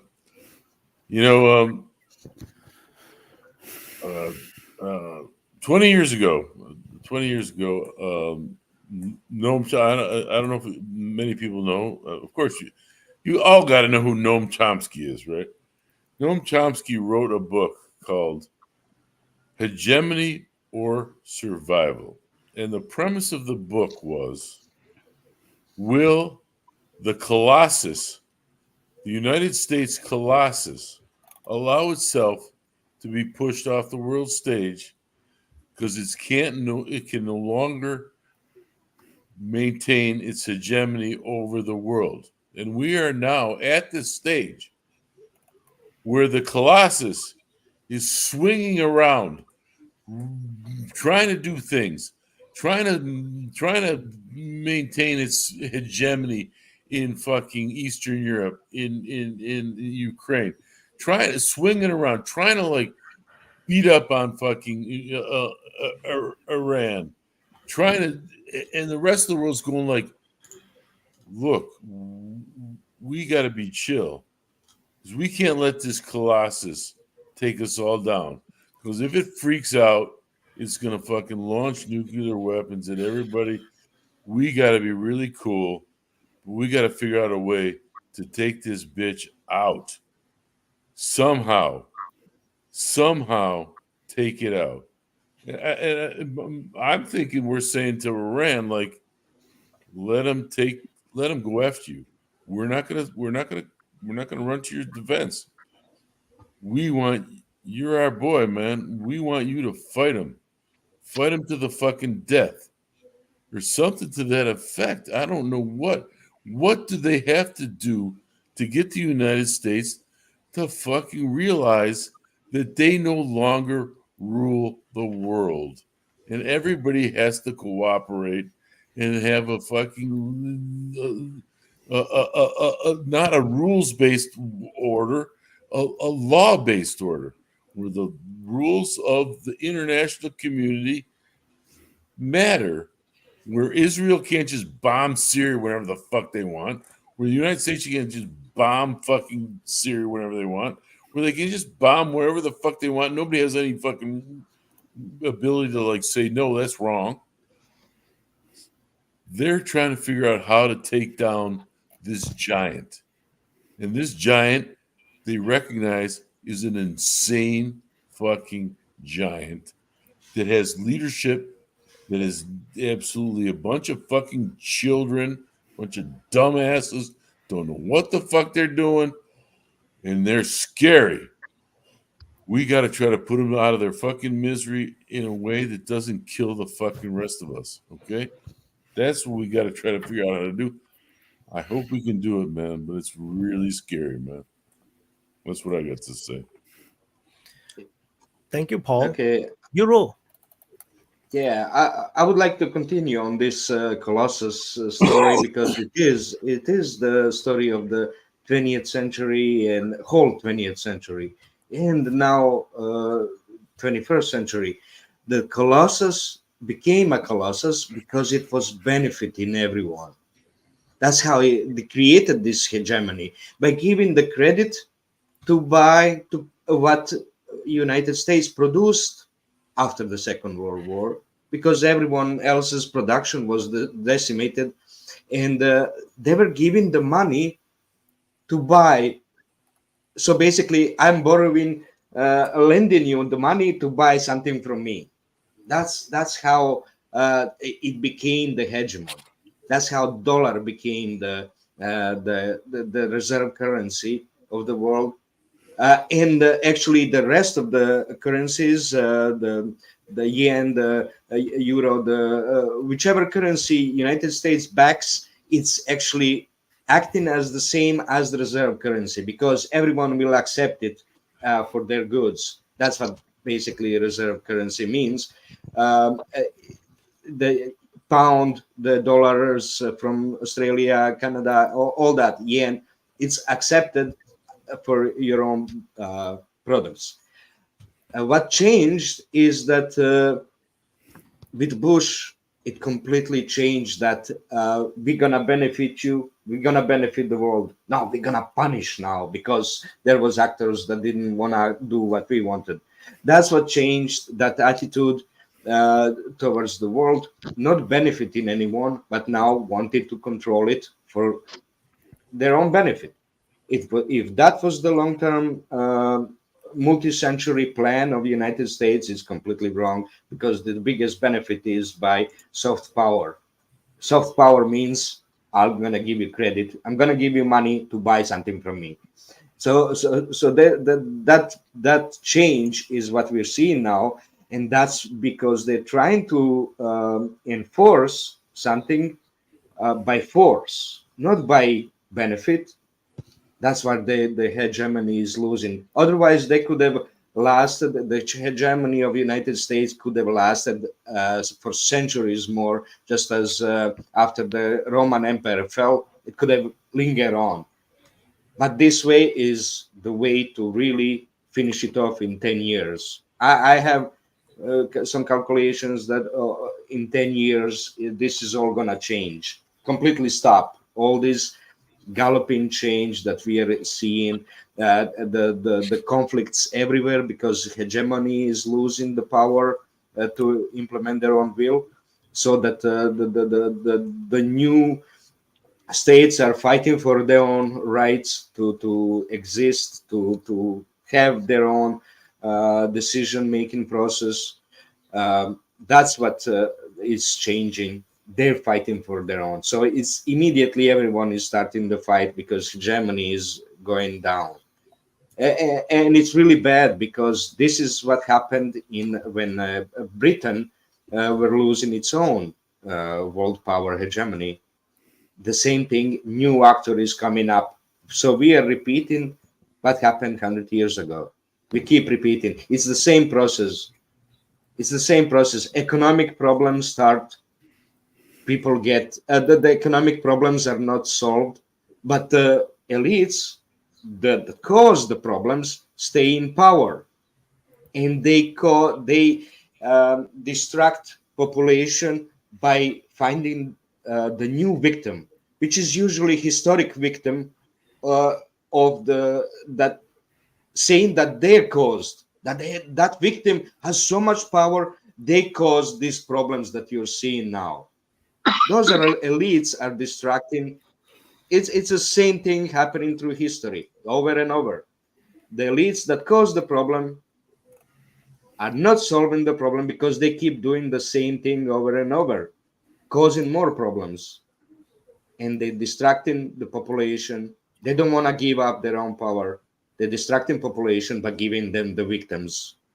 That's why we're seeing the anti-Zionism, anti-Semitism, anti-racism increasing. All these shows is actually, they pointing you to the victims, because they don't want to say we are guilty for the economic problems, because economic problems are everything. It's economic problems that are not being solved. That's everything. This racism, it's all distraction by elites that cause the economic problems and not solving it. They don't want to give up the power and give it to someone else to solve the economic problems. Desperation of the people to feed their kids, to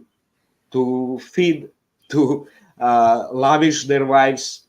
That's the desperation that we are seeing now, showing into the racism, into the anti-state, anti this, anti-this, anti-that. This is the economic problem causing everything. This is how we repeat what happened 100 years ago. We keep repeating and trying to prevent something from happening is what they say self-fulfilling prophecy. Maybe they say it's inevitable to happen, but actually what happens is that when you try to prevent something, you're actually forcing it to happen, because your action will force the reaction from the other side and force it to happen. This is all self-fulfilling prophecies, because the United States is seen talking about losing the hegemony, and they want to prevent the loss of hegemony. And they're causing it. They're speeding it up.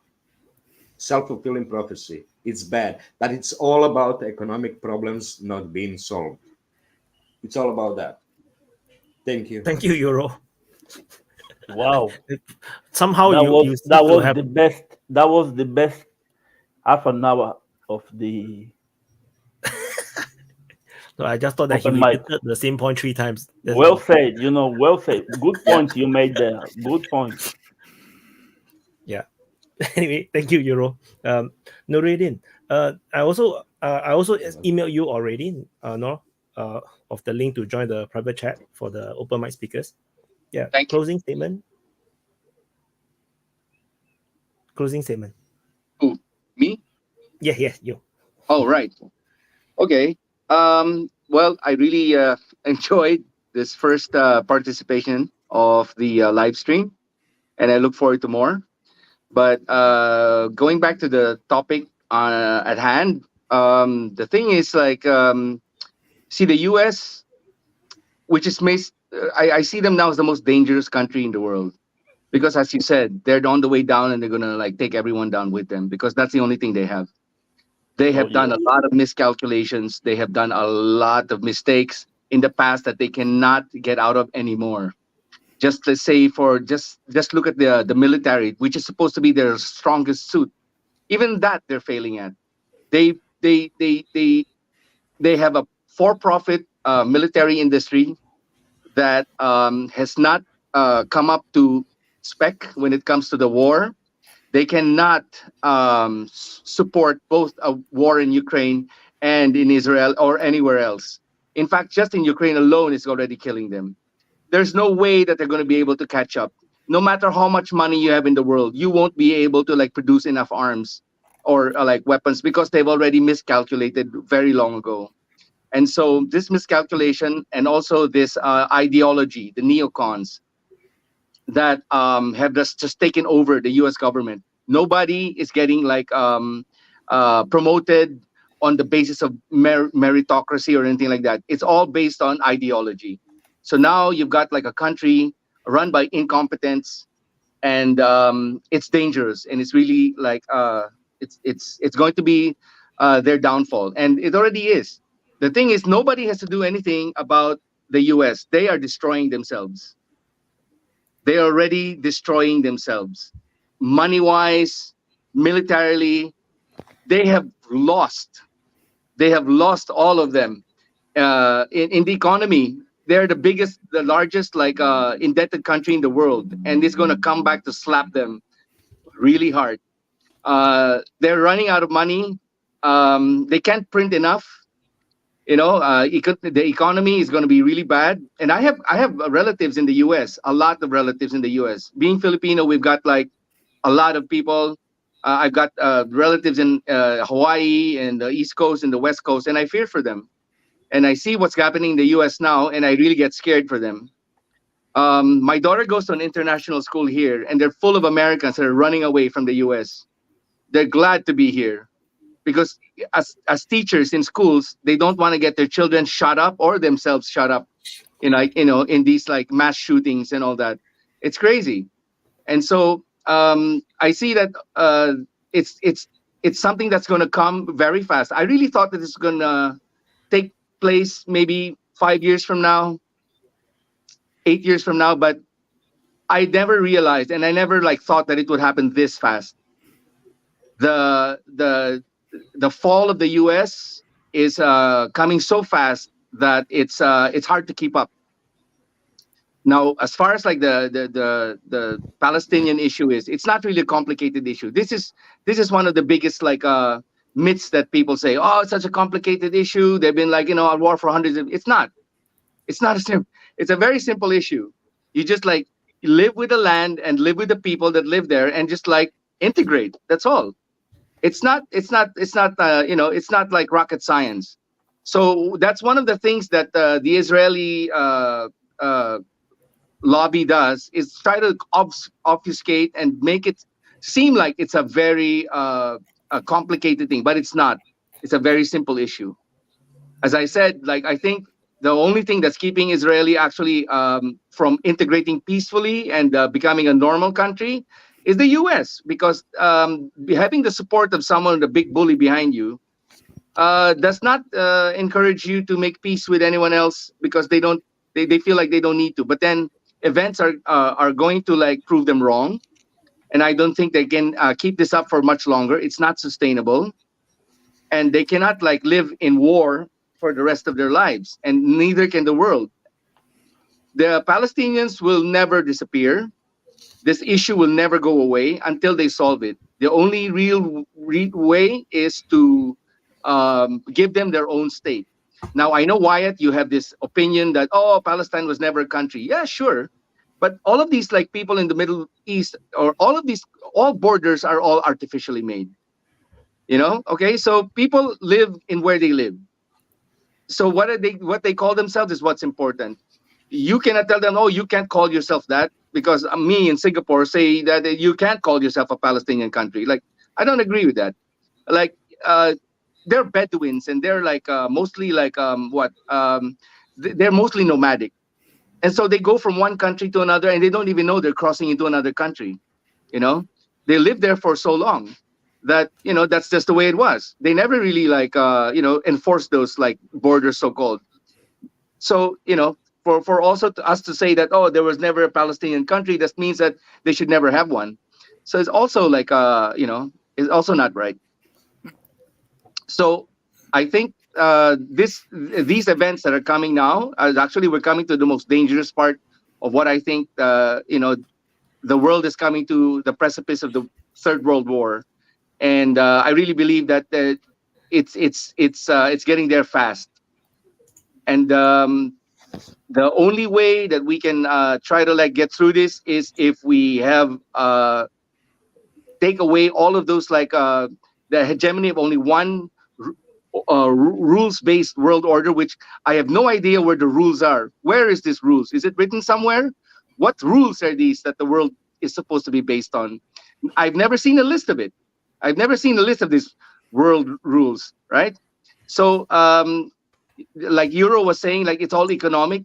That's true as well. It's all economic, but also it's also like political.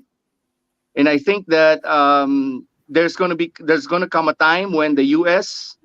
will have to change, not because people make it change or not other countries will make it change, but because they themselves will have to go through some sort of destruction before a creation can come about. You have to, it's a new creation. Like for a forest to regrow back, you got to burn it all. And so this thing is not, I don't wish it on them. I have like relatives and family there. But this is something that they've done to themselves.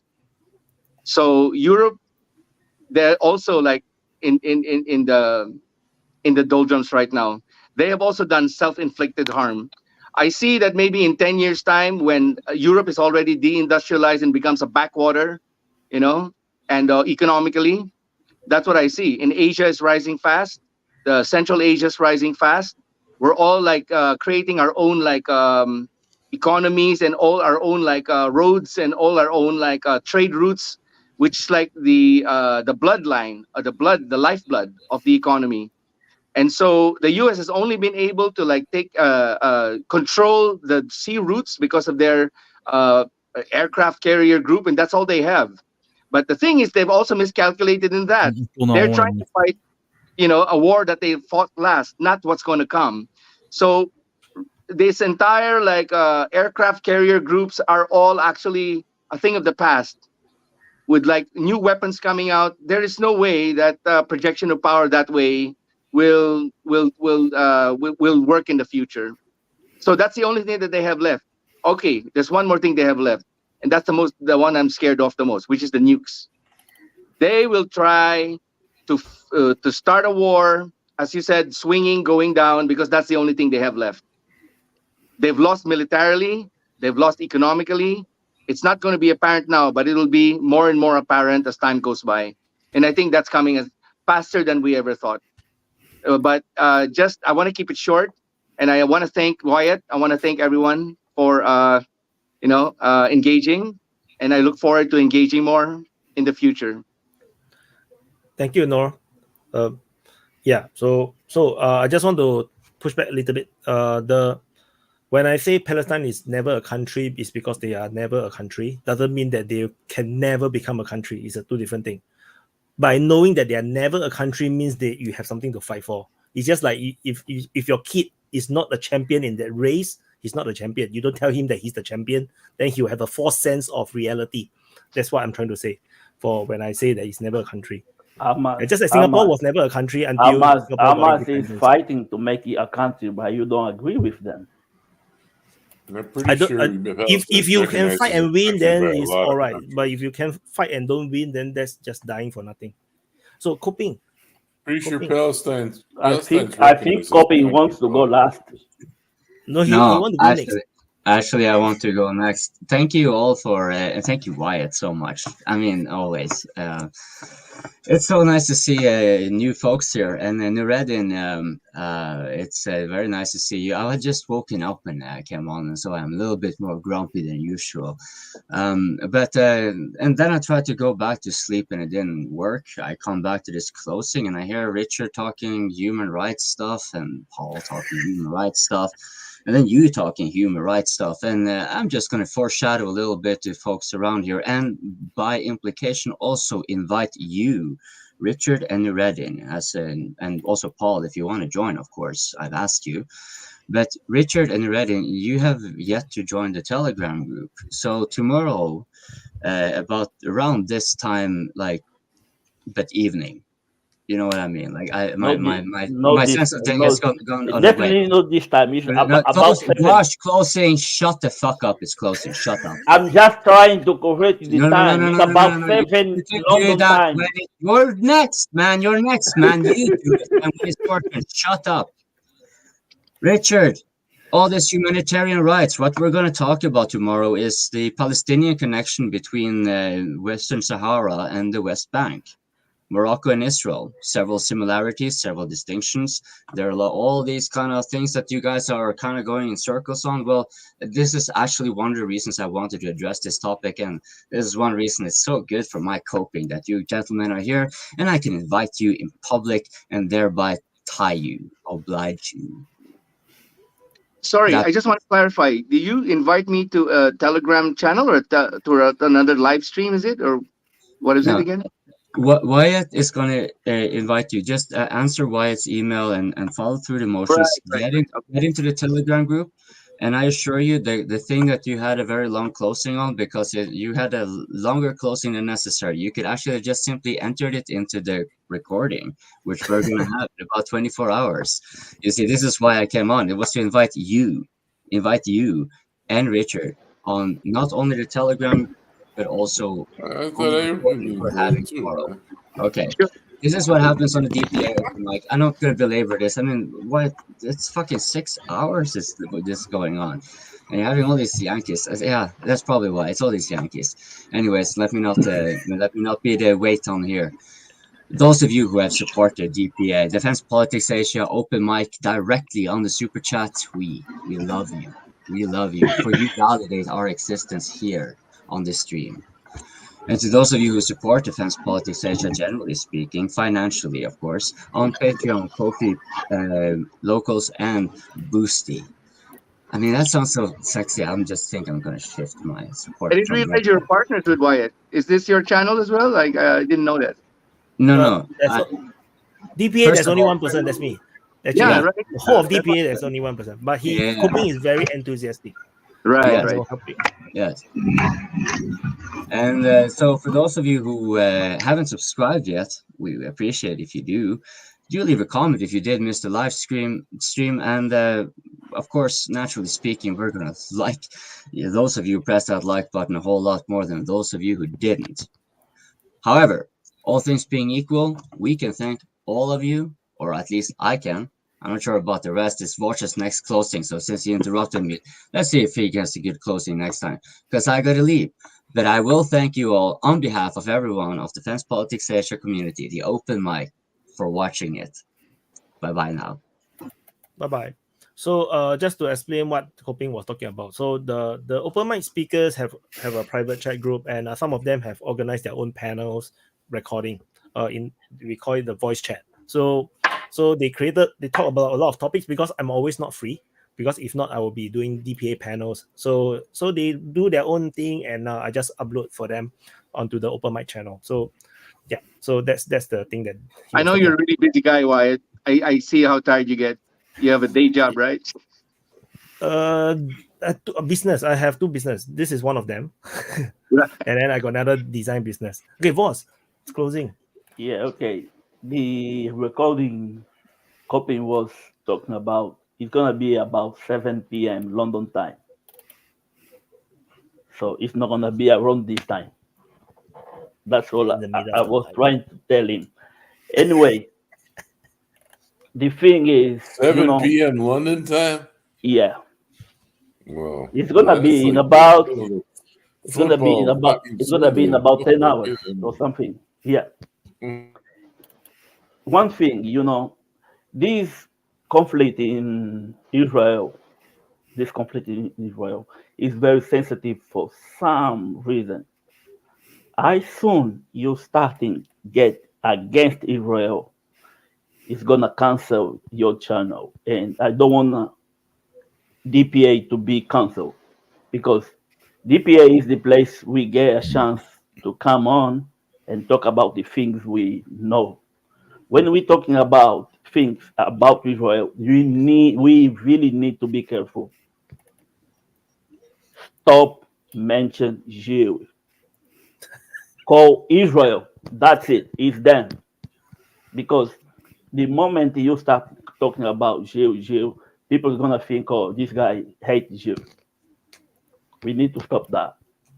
Because if, as White said, this is his business, Basically, he pays rent with this channel.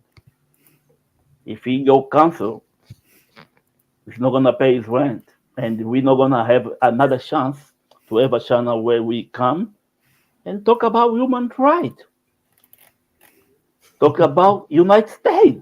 I can see here a lot of people hate United States. One thing for sure, I don't want a weak United States. A weak United States is a very, very dangerous thing. Because if the country is weak, all these billionaires in that country, there is a lot of them there. They're gonna use the thing they got, nukes. They're gonna make sure they're gonna nuke the country that made them weak. So that's the thing. I want the United States to succeed. I just don't want this lunatic to get power. We need less lunatic in that country. Yeah, that's all I gotta say. Thank you, boss. I just want to say goodbye. I have to go. Thank you very much, guys. Bye, Nor. See you in the lounge. Steve, See you, mate. closing. I hope you join. All right. I wanted to say a couple of things, but I'll try and be quick compared to see if I can get through stuff faster than other people. Firstly, Wyatt, this is my Willie OAM singlet. I hope you do some merch soon. I would love to buy some DPA merch. Yeah, just another way for us to support. And I know it's a bit of a pain, but you can, depending on how much profit margin you want from each t-shirt sale, you can get a third party to do print on order. So you don't have to have a bunch of stock sitting around in your bedroom like I did with my band. The other things I want to say is I want to urge everyone to don't be emotional, be empathetic, and but also weigh it up with your intellectualism. Just try and balance your empathy and your intellectualism out. Try and put yourself in the shoes of every party involved, because like Voz said, it is dangerous to say things that are everyone wants to react and be hateful, but that's just a human thing. But it's not the way that we solve problems. We solve problems by empathizing with other people and talking. And understanding their issues, and we can make a deal. Someone early in the open mic mentioned they knew about geopolitics or war through computer games. I've just been playing Civilization, and I haven't declared war on anyone yet. Not a single person. They declare war on me, and I take as much territory as I want, and then they beg for peace. But that's with the other thing I want to say is it is a scary time. And that's why everyone is getting emotional. It is a scary time. Personally, I do think that this is a part of a bigger picture. With Africa, with Ukraine, with what's happening in Europe, and with Israel and the surrounding Arab countries. But again, at the end of the day, let's not talk about Americans. Let's not talk about Jews. Let's not talk about Arabs. At the end of the day, these are leaderships who are probably just as discontent with their government as I am with mine. So take that into consideration. I think what's happening here with Palestine is a macrocosm of the microcosm. At the end of the day, in a lot of Western countries, you'll see people who are establishment, who have power, and instead of allowing a proper meritocracy to exist, they try and keep other people down. They try and make it harder for people to rise up so that they can stay on the level that they're at. And I feel like on the macrocosm, this is kind of what the US has been doing around the globe. And it's a stated goal to maintain hegemony and power. So I think a little more balance, a little more fairness. Don't try and rig the rules for your benefit. Let's all try. And I mean, this is the other side of me, not the conspiracy side. This is the hippie side of me coming out. But let's try and get along. We don't have to hate each other. We can understand each other. We can talk. The moment you start using inflammatory stuff, some people are going to take the bait, and whether you're saying it or not, to make people take the bait, you are going to inflame them. So let's cut down on inflammatory rhetoric. Look, the guys entering the voice chat in the open mic speakers lounge on Telegram, there's going to be a lot of inflammatory rhetoric, but at the same time, we're all men. We know we're all, I don't know what it's like in other cultures, but in Australia here, we sledge each other. We give each other shit, and how you take it kind of shows what kind of man you are. But stay in the grind. But yeah, that's my closing. I'm trying to be quick for everyone else, but thanks to everyone for joining. I hope a lot more people join in the future. And I know it's been said 100 times. But White, get on some merch. All right, thanks, buddies. All right, thank you, Steve. Everybody say they are doing short. I will make it quick, and then their closing just goes on and on. I trust Shadowy to go short. Yes, I'm going to try. I'm going to fail, but I'm going to try. I don't believe there is going to be a war between states with Israel or another country in the area. I don't believe Hezbollah is going to make a heavy attack on Israel. I don't believe all that. What I fear, and I believe is going to happen, is that everybody is going to watch without doing anything significant and with a real effect. going to watch the poor Palestinian population going to be basically killed, or if they are lucky, to be pushed in Egypt. That's what I fear. And I finished. I'm shocked. I'm Yes. shocked. He's French. He's supposed to shock everyone. Jeez, that's pretty grim, man. Nah, Yes, but he's my right hand. We always make joke on each other. exactly. Joshua. It's because you're a cook, was. And I'm French, so I like you. Yes, you're muted. You're muted, man. You're muted. You're supposed to like everyone anyway. Especially a cook. Joshua, you're muted. He's still muted. Yeah, I cannot unmute him because he muted himself. Unmute yourself, Joshua. You're still muted. That's an oopsie daisy. I'm here. Okay. Oopsie daisy. I probably have a similarly grim outlook. I think, first of all, for all the people who are banking on multipolarity, bringing some greater outlook, I think it's spooky. And I would not anticipate things going in any grander direction than they are going right now.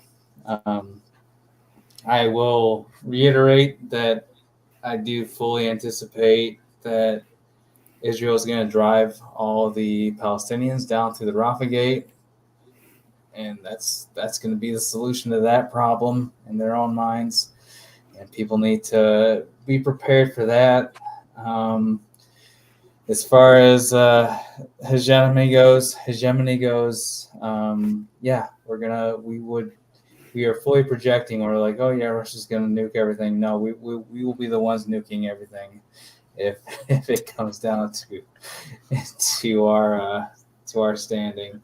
It's a lot. I say it as an American. I don't. It's not a point of pride. People need to know what they're advocating for and what they're anticipating, and it's just not going to be anything that's going to be balanced or peaceful in any way whatsoever. It's a frightening future that I think we're all looking at, and yeah, it's not going to be a balance of oil trade.